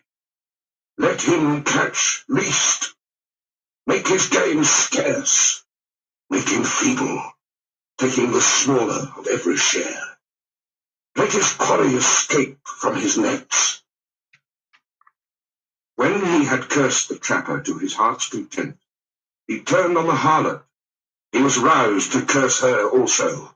As for you, woman, with a great curse I curse you. I will promise you a destiny to all eternity. My curse shall come on you soon and sudden. You shall be without a roof for your commerce, for you shall not keep house with other girls in the tavern, but do your business in places fouled by the vomit of the drunkard. Your hire will be potter's earth. Your thievings will be flung into the hovel. You will sit at the crossroads in the dust of the potter's quarter. You will make your bed on the dunghill at night, and by day take a stand in the wall shadow. Brambles and thorns will tear your feet. The drunk and the dry will strike your cheek, and your mouth will ache. Let you be stripped of your purpled eyes. For I, too, once in the wilderness with my wife, had all the treasure I wished. When Shamash heard the words of Enkidu, he called to him from heaven. Enkidu, why are you cursing the woman, the mistress who taught you to eat bread fit for gods and drink wine of kings? She who put upon you a magnificent garment. Did she not give you glorious Gilgamesh for your companion? And has not Gilgamesh, your own brother, made you rest on a royal bed and recline on a couch at his left hand? He has made the princes of the earth kiss your feet, and now all the people of Uruk lament and wail over you. When you are dead, he will let his hair grow long for your sake. He will wear a lion's pelt and wander through the desert. When Enkidu heard glorious Shamash, his angry heart grew quiet. He called back the curse and said, Woman, I promise you another destiny. The mouth which cursed you shall bless you. Kings, princes, and nobles shall adore you. On your account, a man, though 12 miles off, will clap his hand to his thigh, and his hair will twitch.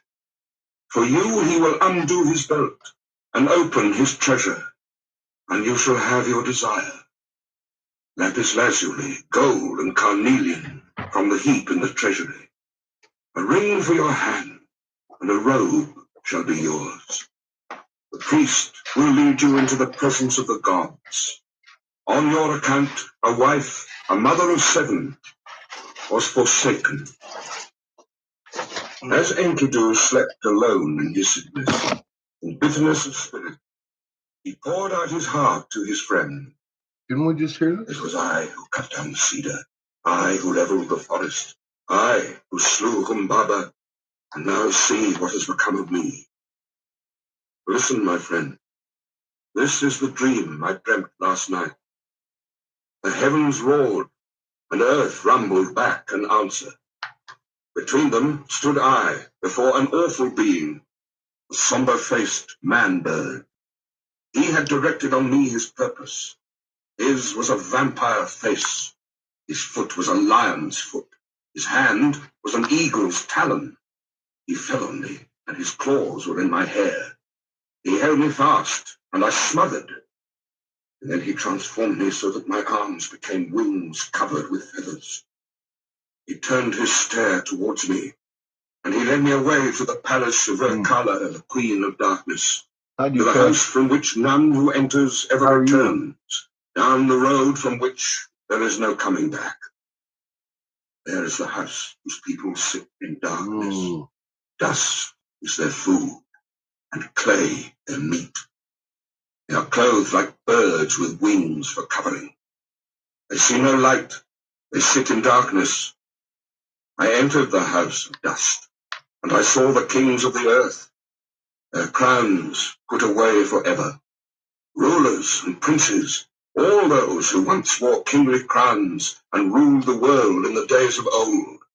They who had stood in the place of the gods, like Anu and Enlil, stood now like servants to fetch baked meats in the house of dust, to carry cooked meat and cold water from the water skin. In the house of dust which I entered were high priests and acolytes, priests of the incantation and of ecstasy. There were servers of the temple, and there was Etana, that king of Kish, whom the eagle carried to heaven in the days of old. I saw also Samukan, god of cattle, and there was Erish Kegal, the queen of the underworld, and Belit Jeri squatted in front of her, she who is recorder of the gods and keeps the book of death. She held a tablet from which she read. She raised her head, she saw me and spoke. Who has brought this one here? Then I awoke, like a man drained of blood, who wanders alone in a waste of rushes, like one whom the bailiff has seized, and his heart pounds with terror. Gilgamesh had peeled off his clothes. He listened to his words, and wept. Sounds like he's in trouble. Gilgamesh listened, and I'm doing pretty good, mate. Flowed. He opened his mouth and spoke to Enkidu. Who is there in strong-walled Uruk who has wisdom like this? Strange things have been spoken. Why does your heart... Shit, Jelly showed up. You showed, everybody showed up. We had a good time. But the terror was great. We must treasure the dream, Where have you been? whatever the terror. For the dream has shown that misery comes at last to the healthy man. The Sleeping like normal people. Is sorrow. And Gilgamesh lamented. Nah, I can't hold Now I got work at night. Gods, for my friend had an ominous dream. Yeah, I've never heard this shit. This day on which Enkidu dreamed came to an end. I've heard and he lay parts of stricken it. with sickness. One whole day he lay on his bed, and his suffering increased.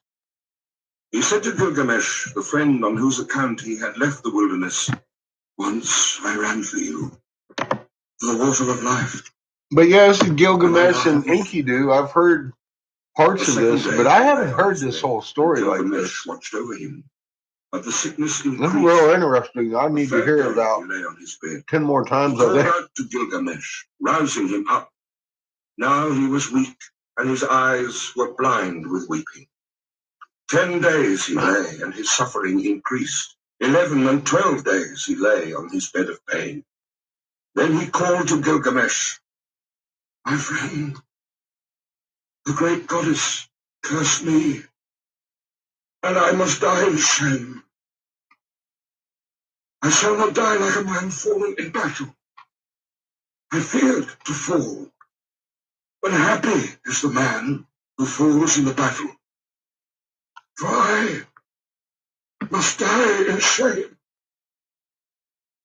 And Gilgamesh wept over Enkidu. Wow. With the first light of dawn, he raised his voice and said to the councillors of Uruk, "Hear me, great ones of Uruk. I weep for Enkidu, my friend. Bitterly moaning like a woman mourning, I weep for my brother. Oh, Enkidu, my brother." Every one of these damn Anunnaki stories got you glorified for murdering your neighbor or the wrong god. Same old shit. You were the axe at my side. Big surprise. My hands' strength, the sword in my belt, the shield before me. A glorious robe, my fairest ornament. An evil fate has robbed me. Wild ass and the gazelle that were father and mother, all long-tailed creatures that nourished you, weep for you. All the wild things of the plain and pastures, the paths that you loved in the forest of cedars, night and day murmur. Let the great ones of strong-walled Uruk weep for you. Let the finger of blessing be stretched out in mourning. Enkidu, young brother, hark, there is an echo through all the country, like a mother mourning. Weep all the paths where we walked together, and the beasts we hunted, the bear and hyena, tiger and panther, leopard and lion, the stag and the ibex, the bull and the doe, the river along whose banks we used to walk, weeps for you. Ruler of Elam and dear Euphrates, where once we drew water for the water skins, the mountain we climbed, where we slew the watchman, weeps for you. The warriors of strong-walled Uruk, where the bull of heaven was killed, weep for you. All the people of Eridu weep for you, Enkidu. Those who brought grain for your eating mourn for you now. Who rubbed oil on your back mourn for you now. Who poured beer for your drinking mourn for you now. The harlot who anointed you with fragrant ointment laments for you now. The women of the palace who brought you a wife, a chosen ring of good advice, lament for you now. And the young men, your brothers, as though they were women, go long-haired in mourning. What is this sleep which holds you now?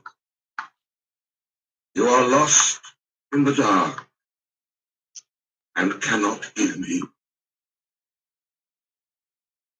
He touched his heart, but it did not beat, nor did he lift his eyes again.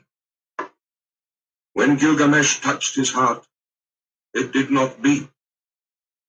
So Gilgamesh laid a veil as one veils the bride over his friend. He began to rage like a lion, like a lioness robbed of her whelps. This way and that he paced round the bed. He tore out his hair and strewed it around. He dragged off his splendid robes and flung them down as though they were abominations. He's upset. Sounds like Marty. In the first light of dawn, Gilgamesh cried out, I made you rest on a royal Hi, bed. Wayne. You recline on a couch at my left hand. The princes of the earth kiss your feet. I will cause all the people of Uruk to weep over you and I've raise had the enough too dirge of the of dead. all of that. Nice. The joyful people will stoop I think we need to stop that When you myself. have gone to the earth, I I will mean, let my reading hair some TK. grow long for your sake. I will wander through the wilderness in the skin of a lion. The next day also, in the first light, Gilgamesh lamented. 7 days and 7 nights he wept for Enkidu, until the worm fastened on him. Only then he gave him up to the earth, for the Anunnaki, the judges, had seized him. Then Gilgamesh issued a proclamation through the land. He summoned them all, the coppersmiths, the goldsmiths, the stoneworkers, and commanded them, make a statue of my friend. The statue was fashioned with a great weight of lapis lazuli for the breast and of gold like the for Vatican. the body. A table of hard wood was set out, and on it a bowl of carnelian filled with honey, and a bowl of lapis lazuli filled with butter. These he exposed and offered to the sun. And weeping, he went away. Think about it. Vatican ran both sides of the war to create Balfour Declaration. And yeah, absolutely. They won both of those wars and they didn't even participate in it except for pulling strings. Both wars. And why did they do it? Because they wrote in the script that they was gonna create Israel with Jews that are not Jews. And here we are. Them ain't Hebrew. They're Zionists. The Hebrews protest the Zionists because they were part of their decimation.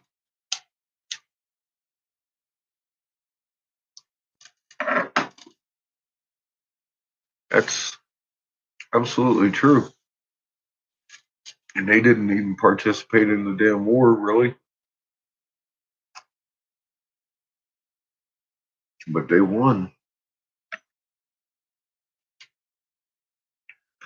I can point all these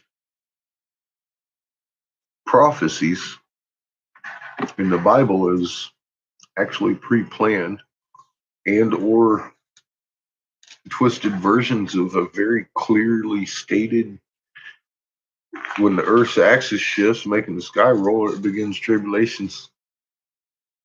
I made sense out of that.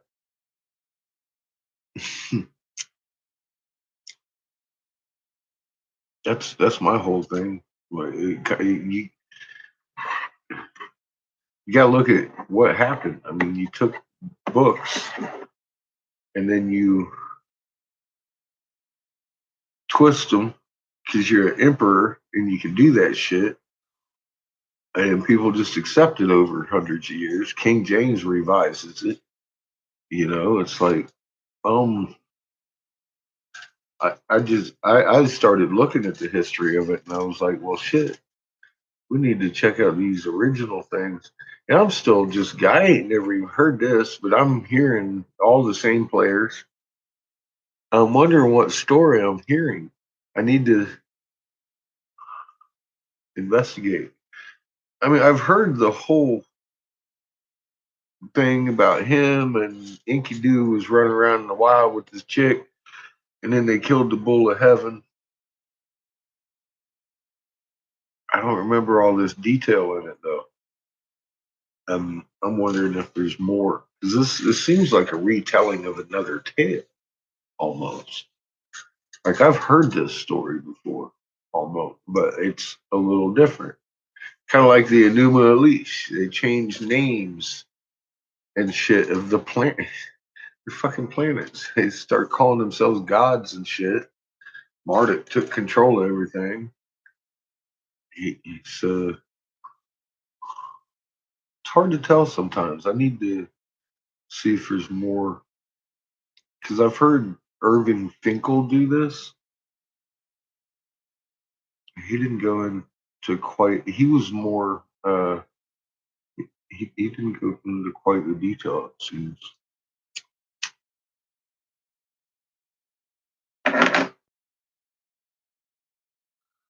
But I mean, there's several different Ishkapican tales and stuff like that too, down throughout. It becomes Noah. He stole the plans from the Reed Hut.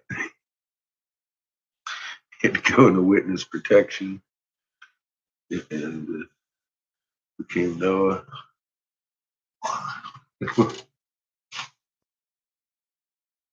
However that worked. Anyway, interesting shit, man.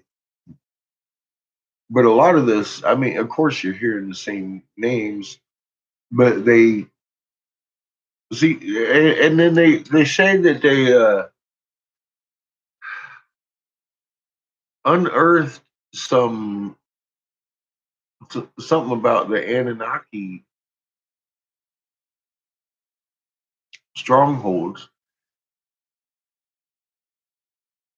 and they're going on and on about Enlil enraged at him, of course. So I'm wondering I need to listen to that again. But we'll continue on. I've just heard like 72 different things in the last 10 minutes that I want to fucking investigate. Damn it. You hate it when that happens?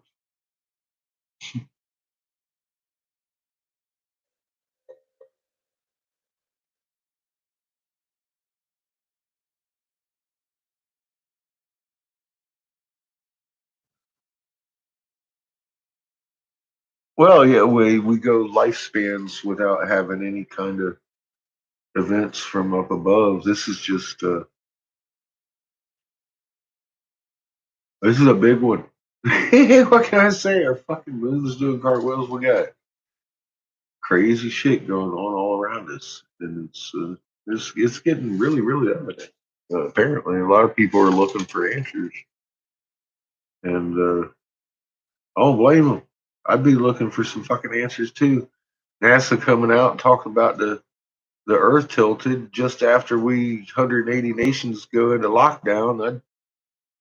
I'd be all like, what's really going on? Because I know it ain't global warming. You know, people are having a couple of days. I looked ABC, NBC, CBS, fucking just before I was coming on live. Now they say it only moved a few meters, but I mean, people are noticing, and that's the problem. That's why they had to say some stupid shit like that over 3 decades. Man, these. He said, I don't give a fuck. The fucking moon ain't doing what it's supposed to be doing. And it ain't global warming. That's the best part of that.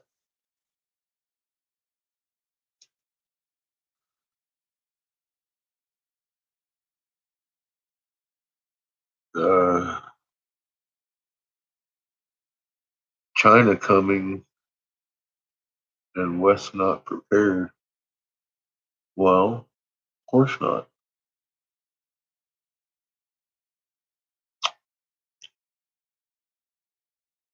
Yeah, well, the sun's rising here, then it rises here, then it rises here.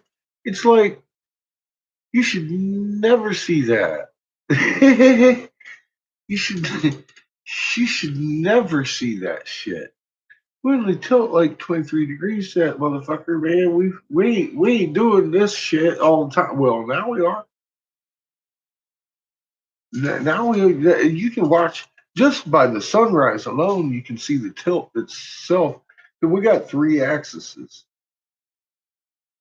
1, 2, 3 in space. We're tilting on number 2. We've been tilted on number 1. Number 3 is the spin. So, I mean, we still get day and night because we're still spinning towards the sun, a little bit tilted towards the sun in the north than the south most days.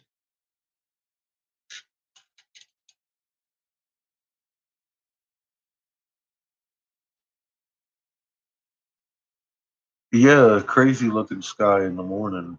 I agree, Jelly. It's almost like something really big's over your head, huh? I don't know. it's, it's almost an ominous feeling you walk out there. The sky seems heavy today.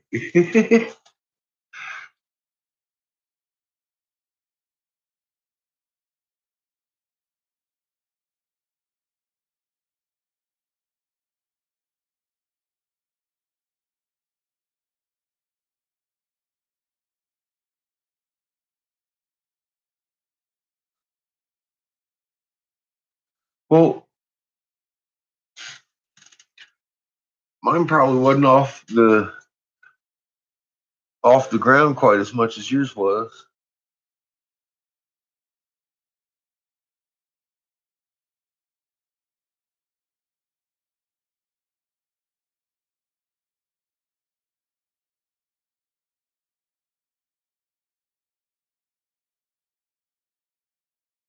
Sky's bright.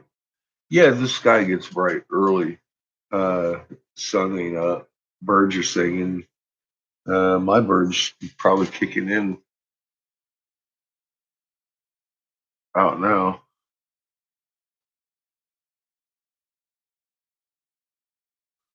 Between 3 and 4 o'clock, they start chirping pretty good out there. You can hear them from upstairs pretty good.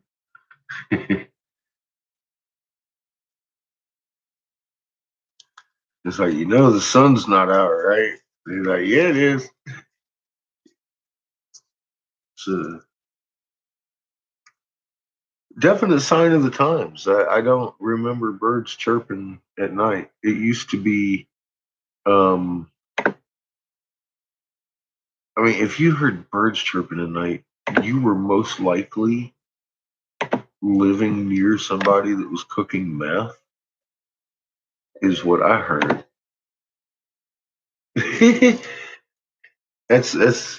That was the thing back in the day. You hearing birds at night, somebody's cooking meth around you. But now everybody's got chirping fucking birds. You know? What's up, John? How you doing? That's like old Ray Conniff, and uh, they talk about the golden moonlight, silvery sea. I'm like, man, it's fucking spotlight moonlight now. Motherfucking blinding moonlight.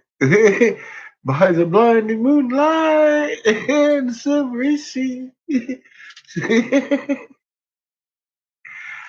you know? It's like, fuck, dude, you need to change the lyrics because that shit don't even describe shit.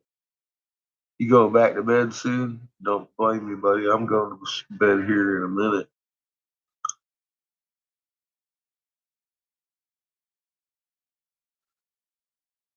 I always love chatting with old John over there, man. Live or Memorex.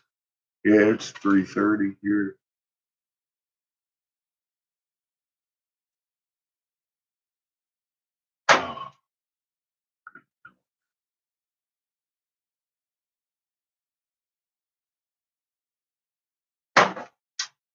Just in time, I'm fixing to put this bubbler together.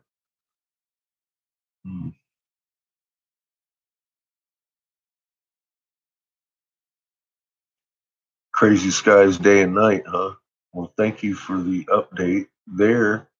How's your moon looking? Have you been able to watch it from rise to set? Notice the damn things flipping cartwheels?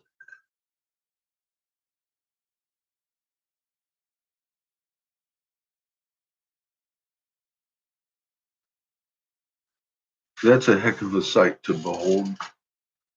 And after you see it 12 hours apart, you'd be like, all right. And then you'd be going out there every now and again looking, ah, shit. Get yourself a long chair. You seen it. Hell of a sight to see. You ask me. There's a lot of people that haven't seen it. That guy that I've been using his globe, that last video, I was one of the old trolls come back talk about, oh, your field rotation. I'm like, dude, fuck your field rotation. I said, you're talking on a page with somebody with a globe. And the guy with the globe comes over and says, hey, man, you might like my field rotation thing. And I went over there and I looked at it and I said, yes, you have that actually correct. Because he's showing the different position of the moons from people that have view his channel all the way down the globe at the horizon. And it's showing the flip. And I'm like, so I left the comment. I said, dude, you got it right. We still live on a globe, absolutely. But if you look at it at rise and then look at it at set, it's 180 degrees difference from your porch. So he hasn't even noticed that fucking shit's doing a cartwheel. But he's been documenting this, this shit, trying to prove to people that the Earth isn't flat, which fuck, it isn't. But he's been working on that so hard, he missed the whole moon is flipping shit completely. Missed it.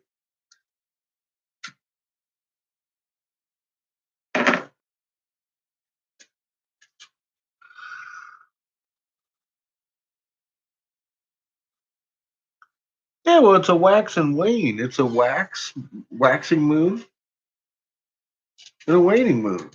But all you got to do, I mean, hold your hand up and spin your globe. And shit, don't not until you start spinning your globe like that does it start doing any kind of flip.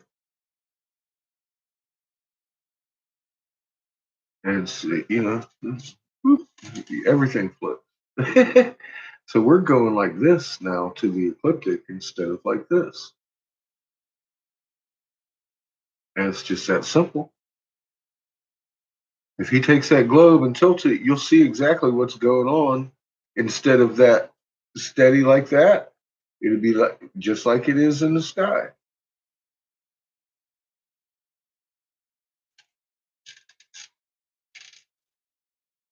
But he hasn't seen it, so he's never tilted his globe. He just shows it to you normal life, and it rocks a little bit. It never said doesn't, about 7-8 degrees.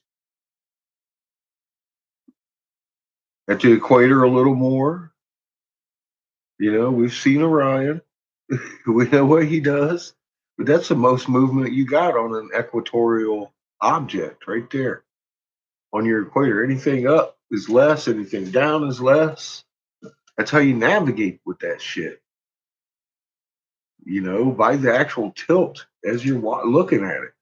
You can tell what time it is, you can tell what day it is, you fucking all that shit. And where you are on the planet, up and down.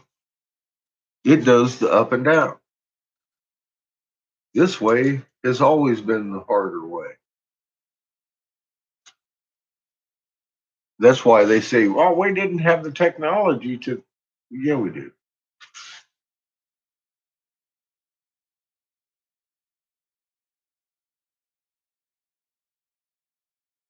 I know, flatties make me laugh too. I'm like, man, I can't have that level of. You got to go out and walk around a little bit or something.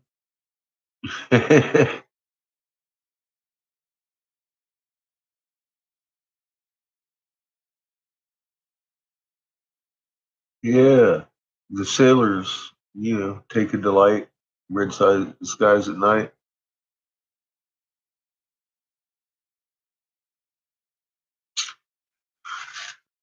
Red skies in the morning. Sailors heed your warning. Cool. Jelly, you have a good day. Fix and put this here bubbler together myself. Put back on Gilgamesh. That's some good stuff. I'm kind of liking this. I've never heard this version of it.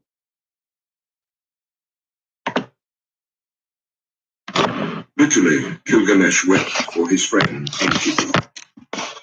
He wandered over the wilderness as a hunter. He roamed over the plains. In his bitterness he cried, "How can I rest? How can I be at peace? Despair is in my heart. What my brother is now, that shall I be when I am dead. Because I am afraid of death, I will go as best I can to find Utnapishtim, whom they call far away, for he has entered the assembly of the gods." So Gilgamesh traveled over the wilderness. He wandered over the grasslands, a long journey, in search of Utnapishtim, whom the gods took after the deluge. And they set him to live in the land of Dilmun, in the garden of the sun. Yeah. And to him alone of men they gave everlasting life. At night, when he came to the mountain passes, Gilgamesh prayed.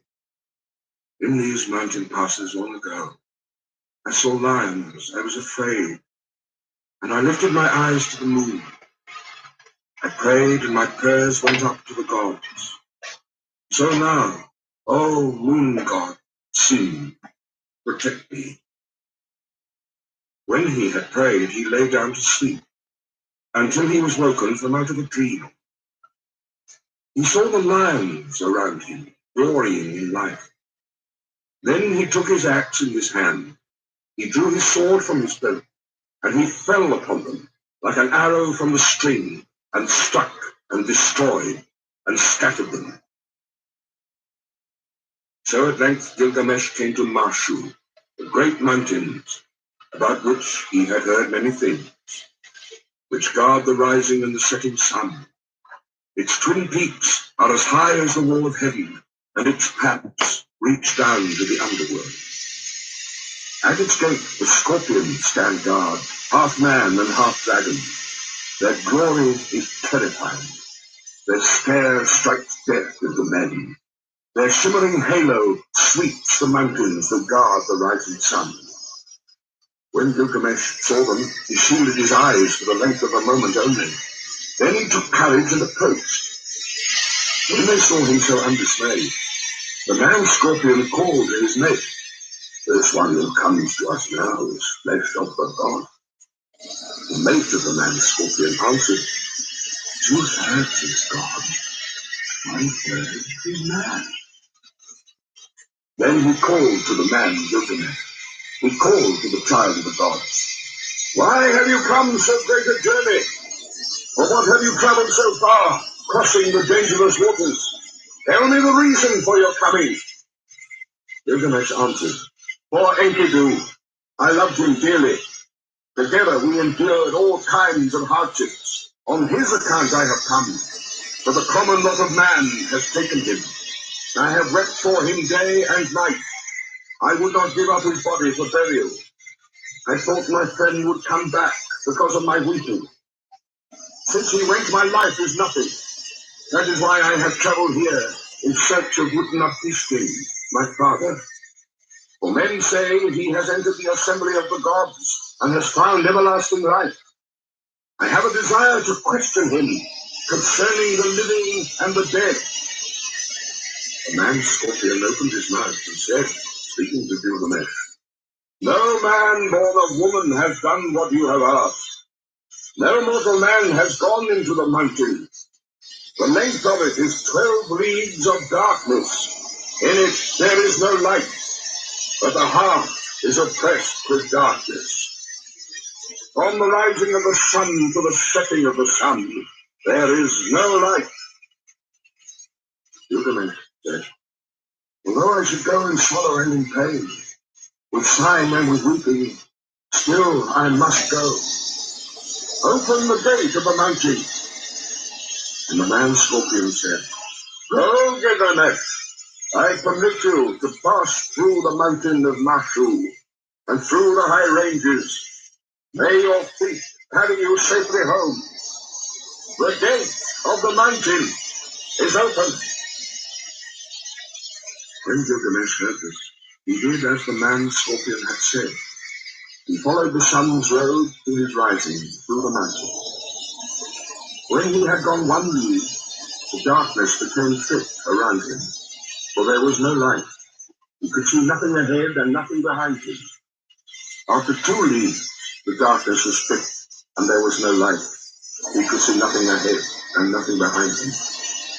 After 3 leagues, the darkness was thick, and there was no light. He could see nothing ahead and nothing behind him.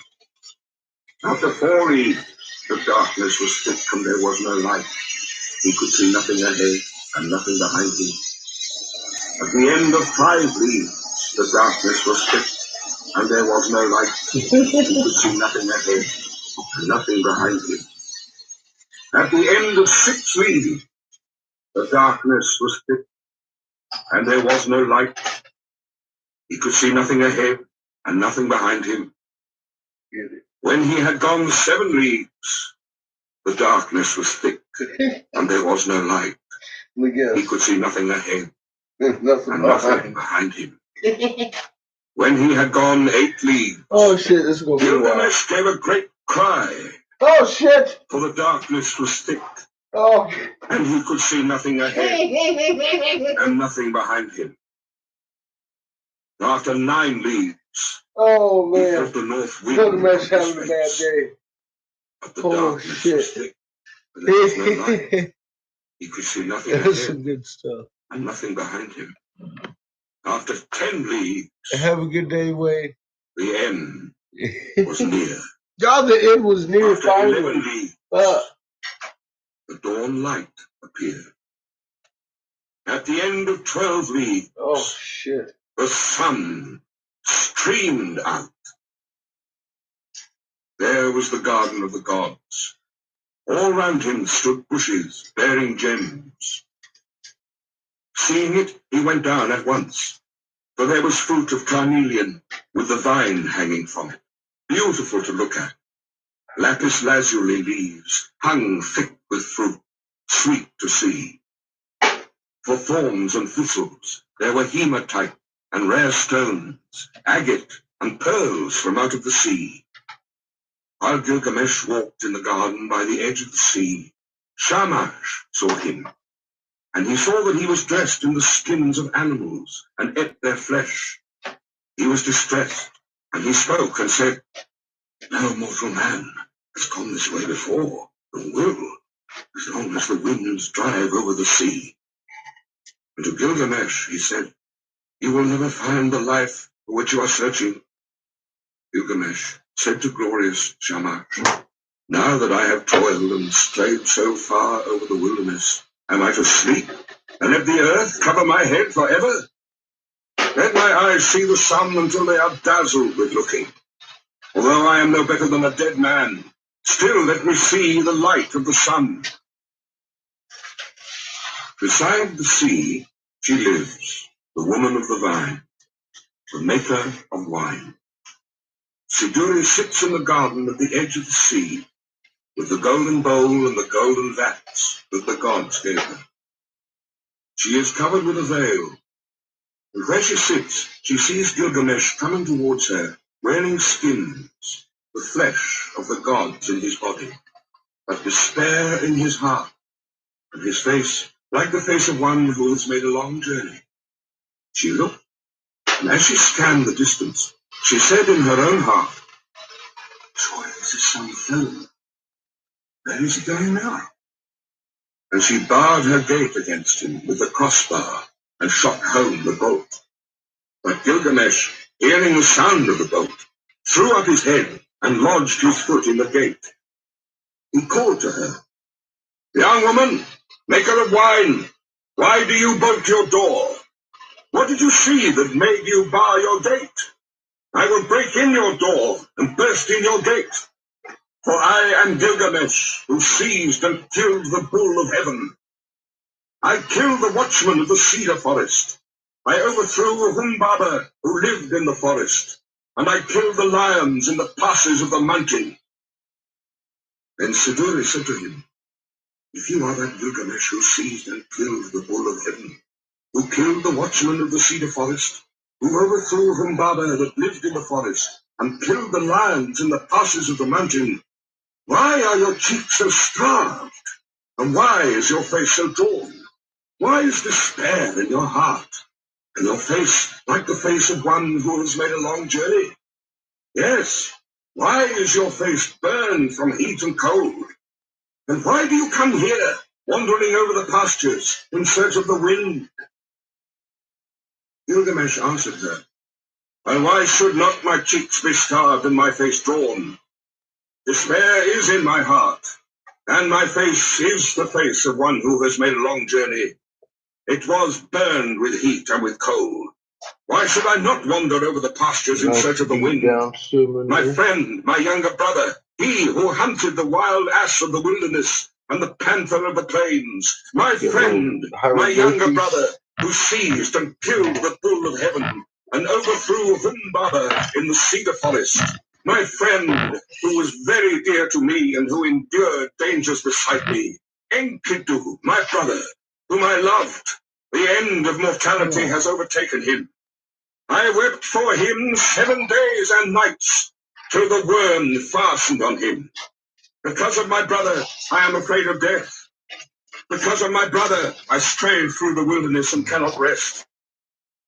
But now, young woman, maker of wine, since I have seen your face, do not let me see the face of death, which I dread so much. She answered, Gilgamesh, where are you hurrying to? You will never find that life for which you are looking. When the gods created man, they allotted to him death. But life they retained in their own keeping. As for you, Gilgamesh, fill your belly with good things, day and night, night and day. Dance and be merry, feast and rejoice. Let your clothes be fresh, bathe yourself in water. Cherish the little child that holds your hand. I don't have any right now. And make your wife happy in your embrace. For this too is the lot of man. But Gilgamesh said to Siduri, the young woman, how can I be silent? How can I rest when Enkidu, whom I love, is dust? And I too shall die and be laid in the earth. You live by the seashore and look into the heart of it. Young woman, tell me now, which is the way to Utnapishtim, the son of Ubara Tutu? What directions are there for the passage? Give me directions. I will cross the ocean if it is possible. If it is not, I will wander still farther in the wilderness. The winemaker said to him, Gilgamesh, there is no crossing the ocean. Whoever has come since the days of old has not been able to cross that sea. The sun in his glory crosses the ocean. But who besides Shamash has ever crossed it? The place and the passage are difficult, and the waters of death are deep, which flow between. Gilgamesh, how will you cross the ocean? When you come to the waters of death, what will you do? But Gilgamesh, down in the woods you will find Urshanabi, the ferryman of Utnapishtim. With him are the holy things, the things of stone. He is fashioning the serpent prow of the boat. Look at him well, and if it is possible, perhaps you will cross the waters with him. But if it is not possible, then you must go back. When Gilgamesh heard this, he was seized with anger. He took his axe in his hand and his dagger from his belt. He crept forward, and he fell on them like a javelin. And then he went into the forest and sat down. Urshanabi saw the dagger flash and heard the axe, and he beat his head, for Gilgamesh had shattered the tackle of the boat in his rage. Urshanabi said to him, Tell me, what is your name? I am Urshanabi, the ferryman of Utnapishtim, the faraway. Kick his ass. He replied to him, Gilgamesh is my name. I am from Uruk, from the house of Anu. Then Urshanabi said to him, why are your cheeks so starved and your face drawn? Why is despair in your heart and your face like the face of one who has made a long journey? Oh, Yes. Opal F. Why is Yeah, your face burned with I'm heat sorry. and cold? And why do you come here, wandering over the pastures in Yeah, search that's of the the silver. wind? That's the silver. Gilgamesh said to him, I put on it. why should not my cheeks be scarred and my face drawn? Despair is in my heart, and my face is the face of one who has made a long journey. Yeah. I was burned with heat and with cold. Why should I not wander over the pastures? My friend, my younger brother, was seized and killed the bull of heaven. I gotta tell you, this is definitely a cuneiform tablet because it's repeating itself over and over and over.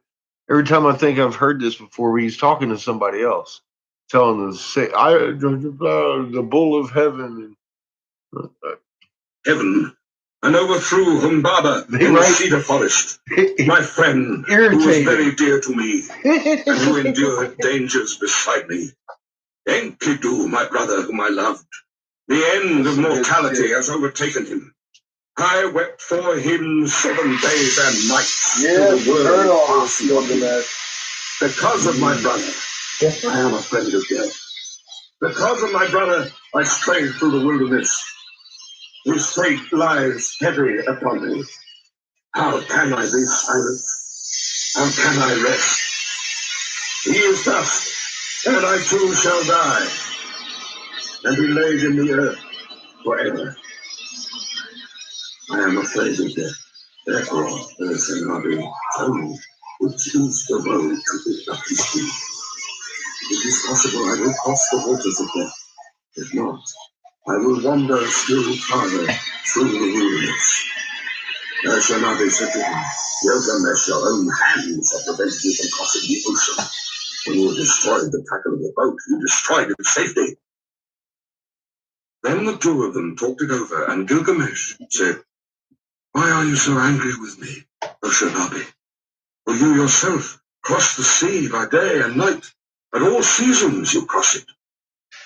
Gilgamesh, those things you destroyed, their property is to carry me over the water, to prevent the waters of death from touching me. It was for this reason that I preserved them, and you have destroyed them, and the Ernu snakes with them. But now go into the forest, Gilgamesh. For your axe, cut poles 120. Cut them 60 cubits long. Paint them with bitumen. Set on them ferrules, and bring them back. When Gilgamesh heard this, he went into the forest. He cut poles 120. He cut them 60 cubits long. He painted them with bitumen. He set on them ferrules, and he brought them to Urshanabi.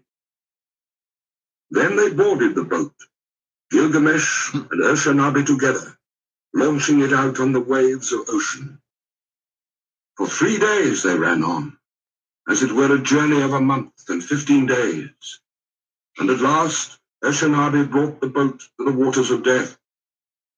Then Urshanabi said to Gilgamesh, press on, take a pole and thrust it in, but do not let your hands touch the waters.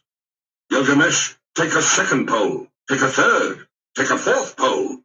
Now, Gilgamesh, take a fifth, take a sixth and seventh pole.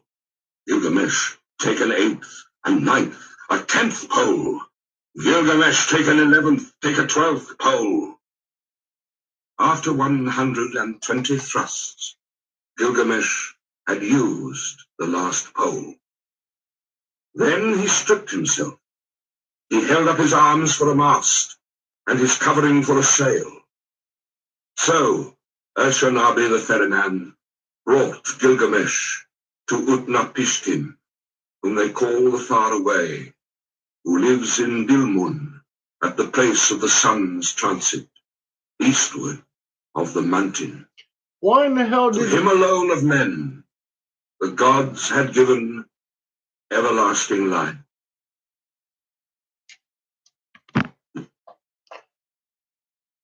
Had to do all that work, get all them damn poles, and all he had to do was just strip down butt naked and hold his shirt out. I'm just saying. Now Utnapishtim, where he lay at ease, looked into the distance, and he said in his heart, musing to himself, Can't make it sail. why does the boat sail here? Oh my Without tackle and mast? Why are the sacred stones destroyed? And why does the master not sail the boat? The man who comes is none of mine. Where I look, I see a man whose body is covered with skins of beasts. Who is this who walks up the shore behind Oshanabi? Surely he is no man of mine. So Utnapishtim looked at him and said, what is your name, you who come here wearing the skins of beasts, with your cheeks scarred and your face drawn? Where are you hurrying to now? For what reason have you made this great journey, crossing the seas whose passage is difficult? Tell me the reason for your coming. He replied, Gilgamesh is my name. I am from Uruk, from the house of Anu. Then Utnapishtim said to him, if you are Gilgamesh, why are your cheeks so Oh God, and here your we face go. drawn? Here we Why go. is despair in your heart, and your face like the face of one who has made a long journey? Yes. Why is your face burned with heat and Have a good cold? one, DK. Why do you come here, wandering over the wilderness in search of the wind? Gilgamesh said to him, why should not my cheeks be scarred Oh my God. and my face drawn? Despair is in my heart, It is. and my face is the face of one who has made a long journey. Burnt. It was burned with heat and with cold. Why should I not wander over the pastures? My friend, my younger brother, who seized and filled the full of heaven, and overthrew Humbaba in the cedar forest. My friend, who was very dear to me, and endured dangers beside me. Enkidu, my brother, whom I love. The end of mortality has overtaken me. I wept for him 7 days and nights, till the worm fastened on him. Because of my brother, I am afraid of death. Because of my brother, I stray through the wilderness. His fate lies heavy upon me. How can I be silent? How can I rest? He is dust, and I shall die also, and be laid in the earth forever. Again, Gilgamesh said, speaking to Utnapishtim, it is to see Utnapishtim, whom we call far away, that I have come this journey. For this, I have wandered over the world. I have crossed many difficult ranges. I have crossed the seas. I have wearied myself with travel. My joints are aching, and I have lost acquaintance with sleep, which is sleep. My clothes were worn out before I came to the house of security. I had killed the bear and hyena, the lion and panther, the tiger, the stag and the ibex, all sorts of wild game and the small creatures of the pastures. I ate their flesh and I wore their skins, and that was how I came to the gate of the young woman, the maker of wine, who barred her gate of pitch and bitumen against me. But from her I had news of the journey. So then I came to Urshanabi the ferryman, and with him I crossed over the waters of death. Oh, Father Utnapishtim, you who have entered the assembly of the gods, I wish to question you concerning the living and the dead. How shall I find the life for which I am searching? Oh, Utnapishtim said, Pickens gonna let him there down. is no permanence. Do we build a house to stand forever? Do we seal a contract to hold for all time? Do brothers divide an inheritance to keep forever? Does the flood time of rivers endure? It is only the nymph of the dragonfly who sheds her lava and sees the sun in his glory. From the days of old, there is no permanence. The sleeping and the dead, how alike they are. They are like a painted death. What is there between the master and the servant when both have fulfilled their doom? When the Anunnaki, the judges, come together, and Namatun, the mother of destinies, together they decree the fates of men. Life and death they allot, but the day of death they do not disclose. Then Gilgamesh said to Utnapishtim, the faraway, I look at you now, Utnapishtim, and your appearance is no different from mine. There is nothing strange in your features. I thought I should find you like a hero prepared for battle. But you lie here, taking your ease on your back. Tell me truly, how was it that you came to enter the company of the gods and to possess everlasting life? Utnapishtim said to Gilgamesh, I will reveal to you a mystery. I will tell you a secret of the gods. You know the city, Sharupak. It stands on the banks of Euphrates. That city grew old, and the gods that were in it were old. There was Anu, lord of the firmament, their father, and warrior Enlil, their counselor, Ninurta, the helper, and Ennugi, watcher over canals. And with them also was Ea. In those days the world teemed, the people multiplied, the world bellowed like a wild bull, and the great god was aroused by the clamor. Enlil heard the clamor, and he said to the gods in council, the uproar of mankind is intolerable, and sleep is no longer possible by reason of the battle. So the gods agreed to exterminate mankind. Enlil did this, but Ea, because of his oath, warned me in a dream. He whispered their words to my house of reeds. Reed house, wall, O wall, hearken, reed house, wall, reflect. O man of Sharupak, son of Ubaratutu, tear down your house and build a boat, abandon possessions, and look for life. Despise worldly goods, and save your soul alive. Tear down your house, I say, and build a boat. These are the measurements of the bark, as you shall build her. Let her beam equal her length. Let her deck be roofed like the vault that covers the abyss. Then take up into the boat the seed of all living creatures. When I had understood, I said to my lord, behold, what you have commanded I will honor and perform.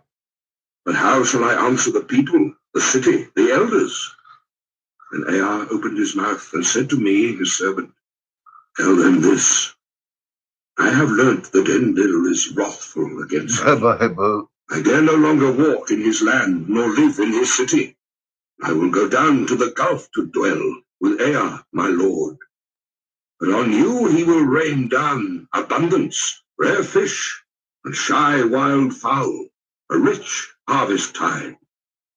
In the evening the rider of the storm will bring you wheat in torrents. In the first light of dawn, all my household gathered round me.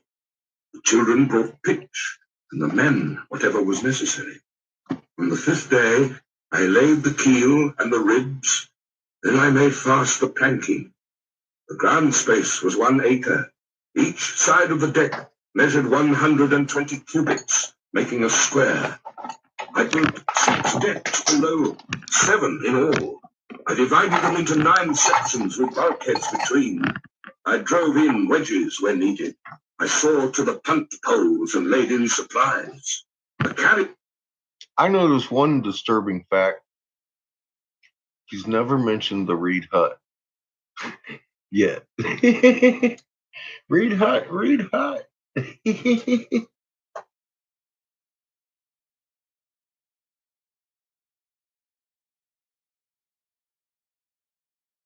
Oh yeah, his name was Ishkapikin. and he stole the plans that Lord Enki gave his Reed hut, and then made an ark, and he escaped and left the damn Reed hut behind. And the Reed hut was pissed off and all vendetta at him. So then Lord Enki had to put him into witness protection program and change his name to Noah. So that catches us up to today.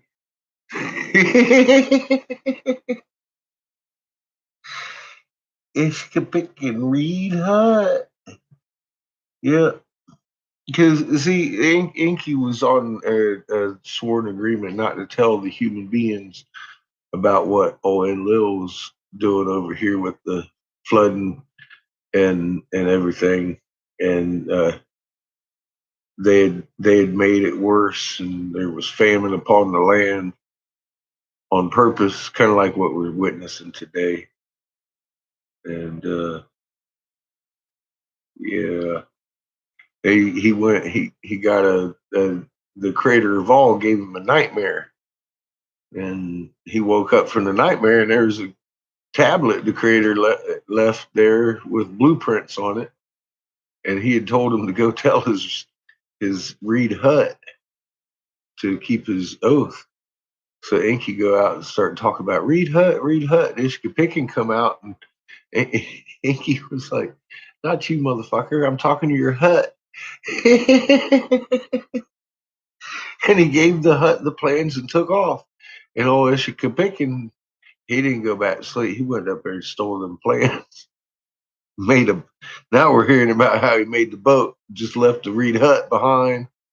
He telling Gilgamesh, because at some point, Gilgamesh, I guess, is one of his kids.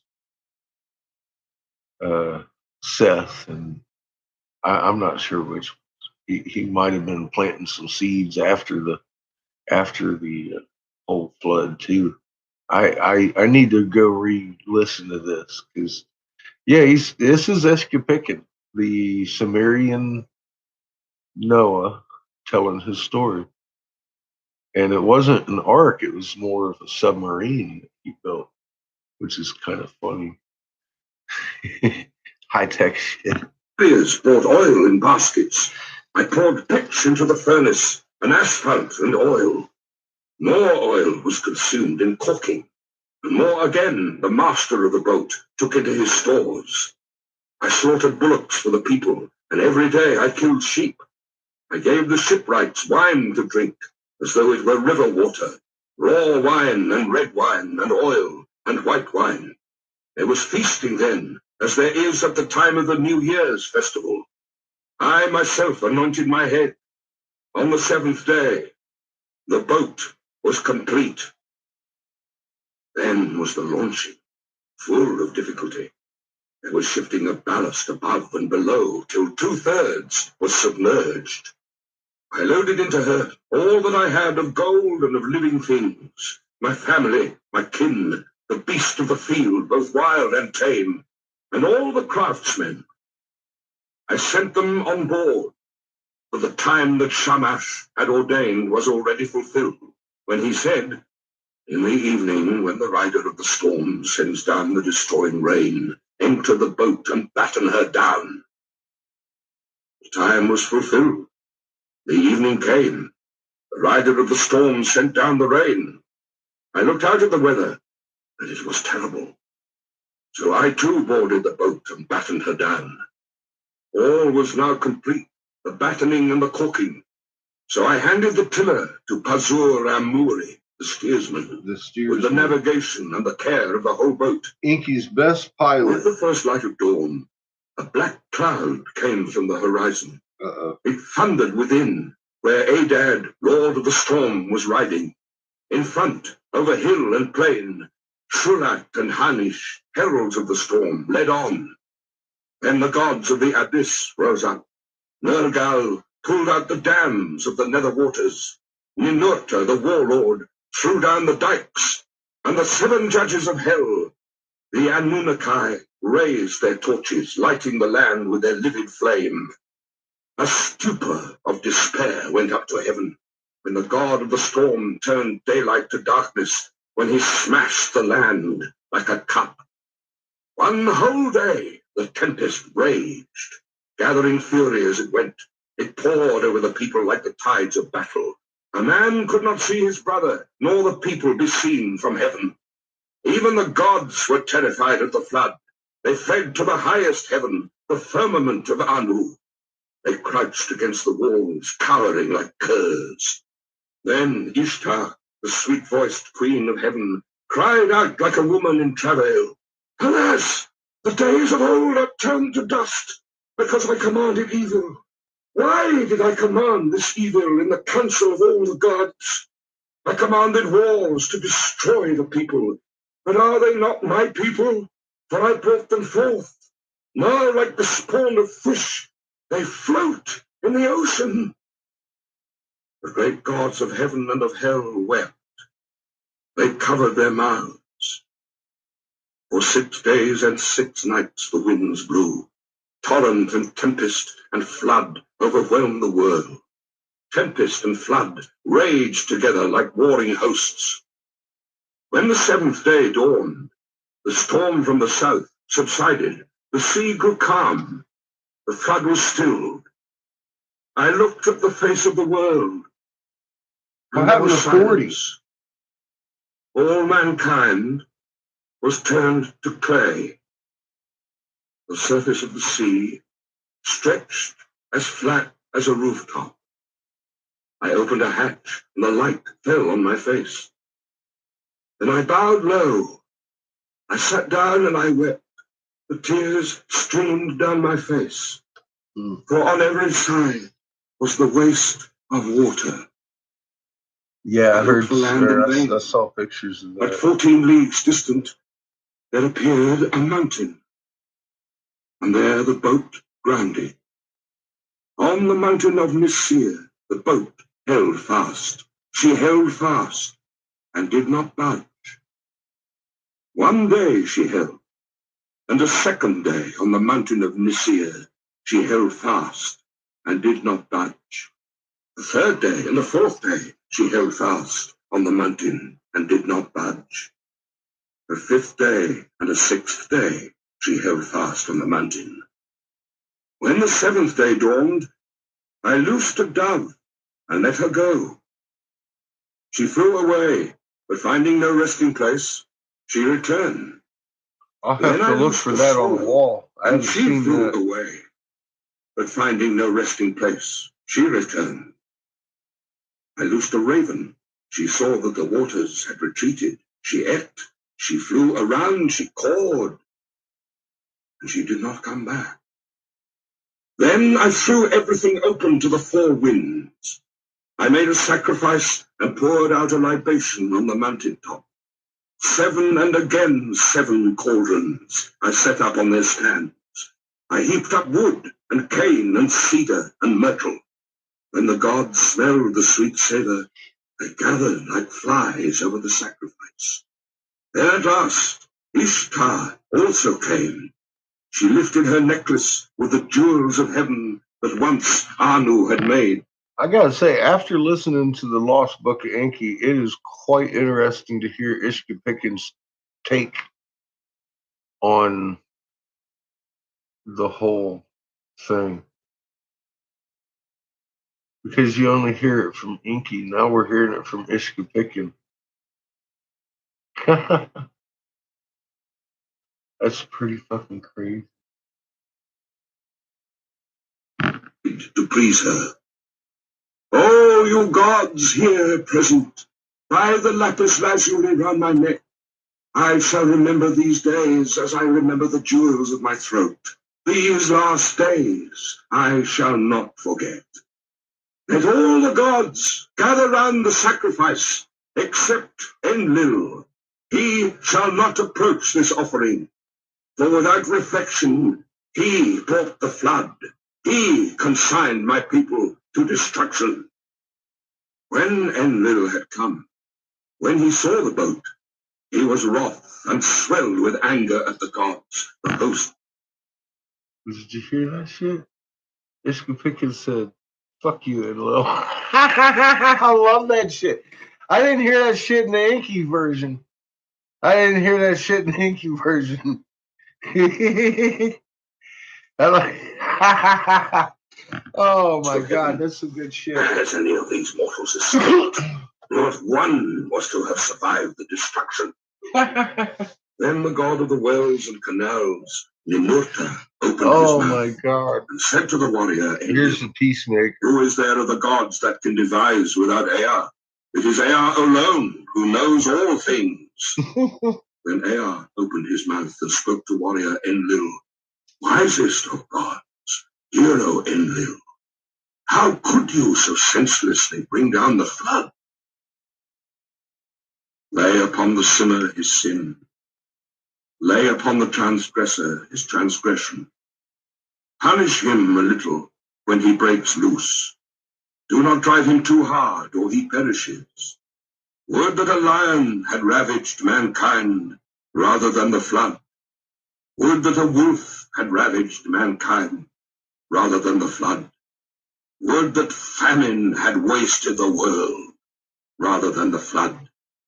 Would that pestilence had wasted mankind rather than the flood.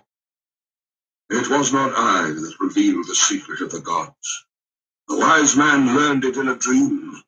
Now take your counsel, what shall be done with him?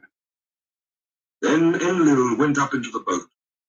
He took me by the hand, and my wife, and made us enter the boat and kneel down on either side, he standing between us. He touched our foreheads to bless us, saying, In time past, Utnapishtim was a mortal man. Henceforth, he and his wife shall live in the distance at the mouth of the rivers. Thus it was that the gods took me and placed me here to live in the distance at the mouth of the rivers. Utnapishtim said, As for you, Gilgamesh, who will assemble the gods for your sake, so that you may find that life for which you are searching? But if you wish, come and put it to the test. Only prevail against sleep for 6 days and 7 nights. And while Gilgamesh sat there resting on his haunches, a mist of sleep, like soft wool teased from the fleece, drifted over him. And Utnapishtim said to his wife, Look at him now, a strong man who would have everlasting life. Even now the mists of sleep are drifting over him. His wife replied, Touch the man to wake him, so that he may return to his own land in peace, going back through the gate by which he came. Utnapishtim said to his wife, All men are deceivers. Even you he will attempt to deceive. Therefore bake loaves of bread, each day 1 loaf, and put it beside his head, and make a mark on the wall and number the days he has slept. So she baked loaves Days of bread, he has slept. That each day motherfucker's 1 sleeping. loaf, and put it beside his head. Hey, And she marked on the MaryWanna, how are wall you? the days that he slept. Nice. And there came a day when the What first is loaf today? was hard, the second loaf was like leather, the third was soggy, Oh, the crust of the Saturday. fourth had mold, Fuck. the fifth was mildewed, the sixth was fresh, and the seventh was still on the embers. Then Utnapishtim touched him, and he woke. Gilgamesh said to Utnapishtim the far away, I hardly slept, and you touched and roused me. But Utnapishtim said, Count these loaves, and learn how many days you slept. For your first is hard, your second like leather, your third is soggy, the crust of your fourth has mold, your fifth is mildewed, your sixth is fresh, and your seventh was still over the glowing embers when I touched and woke you. Gilgamesh said, What shall I do? O Utnapishtim, where shall I go? Already the thief in the night has hold of my limbs. Death inhabits my womb. Wherever my foot rests, there I find death. Then Utnapishtim spoke to Urshanabi the ferryman. Woe to you, Urshanabi, Now and forevermore, you have become hateful to this harborage. It is not for you nor for you are the crossings of this sea. Go now, banished from the shore. And this man before whom you walked, bringing him here, whose body is covered with foulness, and the grace of whose limbs has been spoiled by wild skins, take him to the washing place. There he shall wash his long hair clean as snow in the water. He shall throw off his skins, and let the sea carry them away. And the beauty of his body shall be shown. The fillet on his forehead shall be renewed, and he shall be given clothes to cover his nakedness. Till he reaches his own city, and his journey is accomplished, these clothes will show no sign of age. They will wear like a new garment. So Ur-Shanabi took Gilgamesh and led him to the washing place. He washed his long hair as clean as snow in the water. He threw off his skins, which the sea carried away, and showed the beauty of his body. He renewed the fillet on his forehead, and to cover his nakedness, gave him clothes which would show no sign of age, but would wear like a new garment till he reached his own city, and his journey was accomplished. Then Gilgamesh and Ur-Shanabi launched the boat onto the water and boarded it, and they made ready to sail away. But the wife of Utnapishtim, the faraway, said to him, Gilgamesh came here wearied out. He is worn out. What will you give him to carry him back to his own country? So Utnapishtim spoke, and Gilgamesh took a pole and brought the boat in to the bank. Gilgamesh, you came here a man, wearied out. You have worn yourself out. What shall I give you to carry you back to your own country? Gilgamesh, I shall reveal a secret thing. It is a mystery of the gods that I am telling you. There is a plant that grows under the water. It has a prickle like a thorn, like a rose. It will wound your hands, but if you succeed in taking it, then your hands will hold that which restores his lost youth to a man. When Gilgamesh heard this, he opened the sluices so that a sweet water current might carry him out to the deepest channel. He tied heavy stones to his feet, and they dragged him down to the waterbed. There he saw the plant growing. Although it pricked him, he took it in his hand. Then he cut the heavy stones from his feet, and the sea carried him and threw him onto the shore. Gilgamesh said to Ur-Shanabi the ferryman, Come here and see this marvelous plant. By its virtue, a man may win back all his former strength. I will take it to Uruk of the strong walls. There I will give it to the old men to eat. Its name shall be, The Old Men Are Young Again. And at last I shall eat it myself and have back all my lost youth. So Gilgamesh returned by the gate through which he had come. Gilgamesh and Ur-Shanabi went together.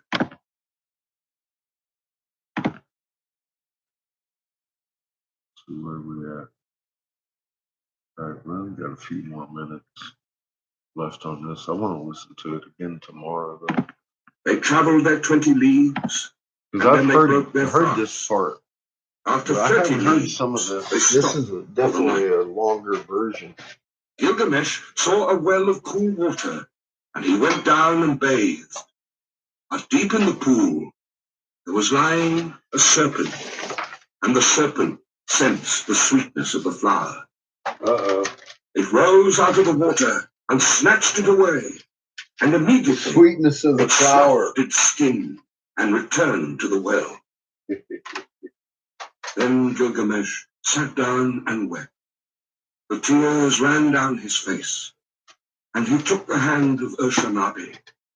Oh, Ur-Shanabi, was it for this that I toiled with my hands? Is it for this I have wrung out my heart's blood? For myself I have gained nothing.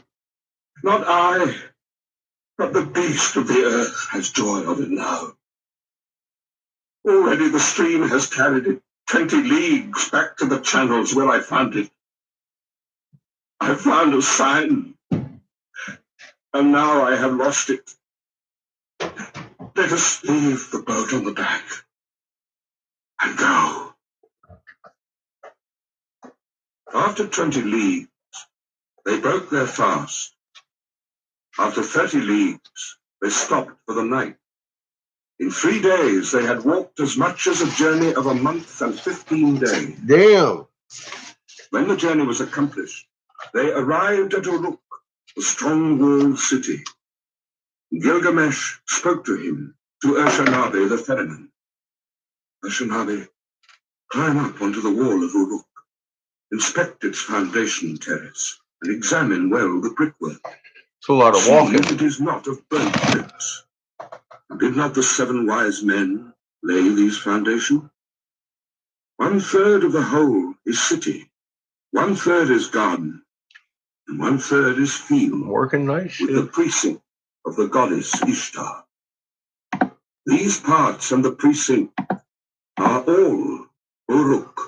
Till this too was the work of Gilgamesh, the king, who knew the countries of the world. He was wise. He saw mysteries and knew secret things.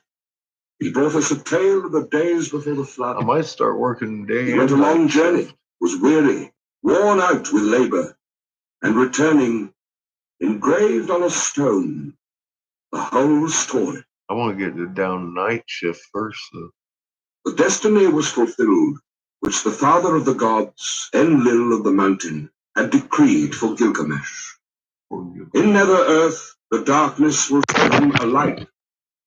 Of mankind, all that are known, none will leave a monument for generations to come to compare with his.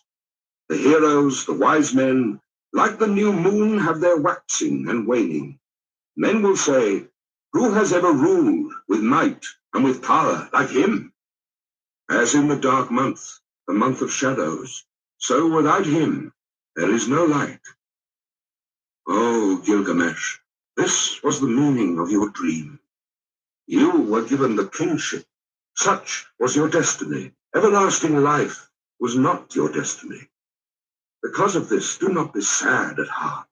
Do not be grieved or oppressed. He has given you power to bind and to loose, to be the darkness and the light of mankind. He has given unexampled supremacy over the people, victory in battle, from which no fugitive returns, in forays and assaults, from which there is no going back. But do not abuse this power. Deal justly with your servants in the palace. Deal justly before the face of the sun. The king has laid himself down and will not rise again. The Lord of Kula will not rise again. He overcame evil. He will not come again. Though he was strong of arm, he will not rise again. He had wisdom and a comely face. He will not come again. He is gone into the mountain. He will not come again. On the bed of fate he lies. He will not rise again. From the couch of many colors, he will not come again. The people of the city, great and small, are not silent. They lift up the lament. All men of flesh and blood lift up the lament. Fate has spoken. Like a hooked fish, he lies stretched on the bed, like a gazelle that is caught in a noose. Inhuman Namtar is heavy upon him. Namtar that has neither hand nor foot, that drinks no water and eats no meat. For Gilgamesh, son of Ninsun, they weighed out their offerings. His dear wife, his son, his concubine, his musicians, his jester, and all his household, his servants, his stewards, all who lived in the palace, weighed out their offerings for Gilgamesh, the son of Ninsun, the heart of Uruk. They weighed out their offerings to Ereshkigal, the queen of death, and to all the gods of the dead. To Namtar, who is fate, they weighed out the offering. Red for Neti, the keeper of the gate. Red for Ningizida, the god of the serpent, the lord of the tree of life. For Damuzai, also the young shepherd. For Enki and Ninki. For Endukuga and Nindukuga. For Enmu and Ninmu, all the ancestral gods, forebears of Enlil. A feast for Shulpi, the god of feasting. For Samukan, god of the herds. For the mother Ninhusa, and the gods of creation in the place of creation. For the host of heaven, priest and priestess, weighed out the offering of the dead. Gilgamesh, the son of Ninsun, lies in the tomb. At the place of offerings, he weighed the bread offering. At the place of libation, he poured out the wine. In those days, the Lord Gilgamesh departed, the son of Ninsun, the king, peerless, without an equal among men, who did not neglect Enlil his master. O Gilgamesh, Lord of Kula, great is thy praise. Well, we'll listen to that again. Tonight, I'm going to go ahead and chill tackle. Zoned out.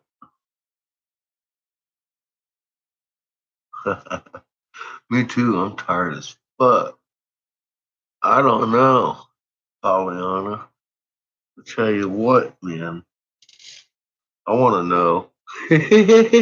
I bet you it's in Peru.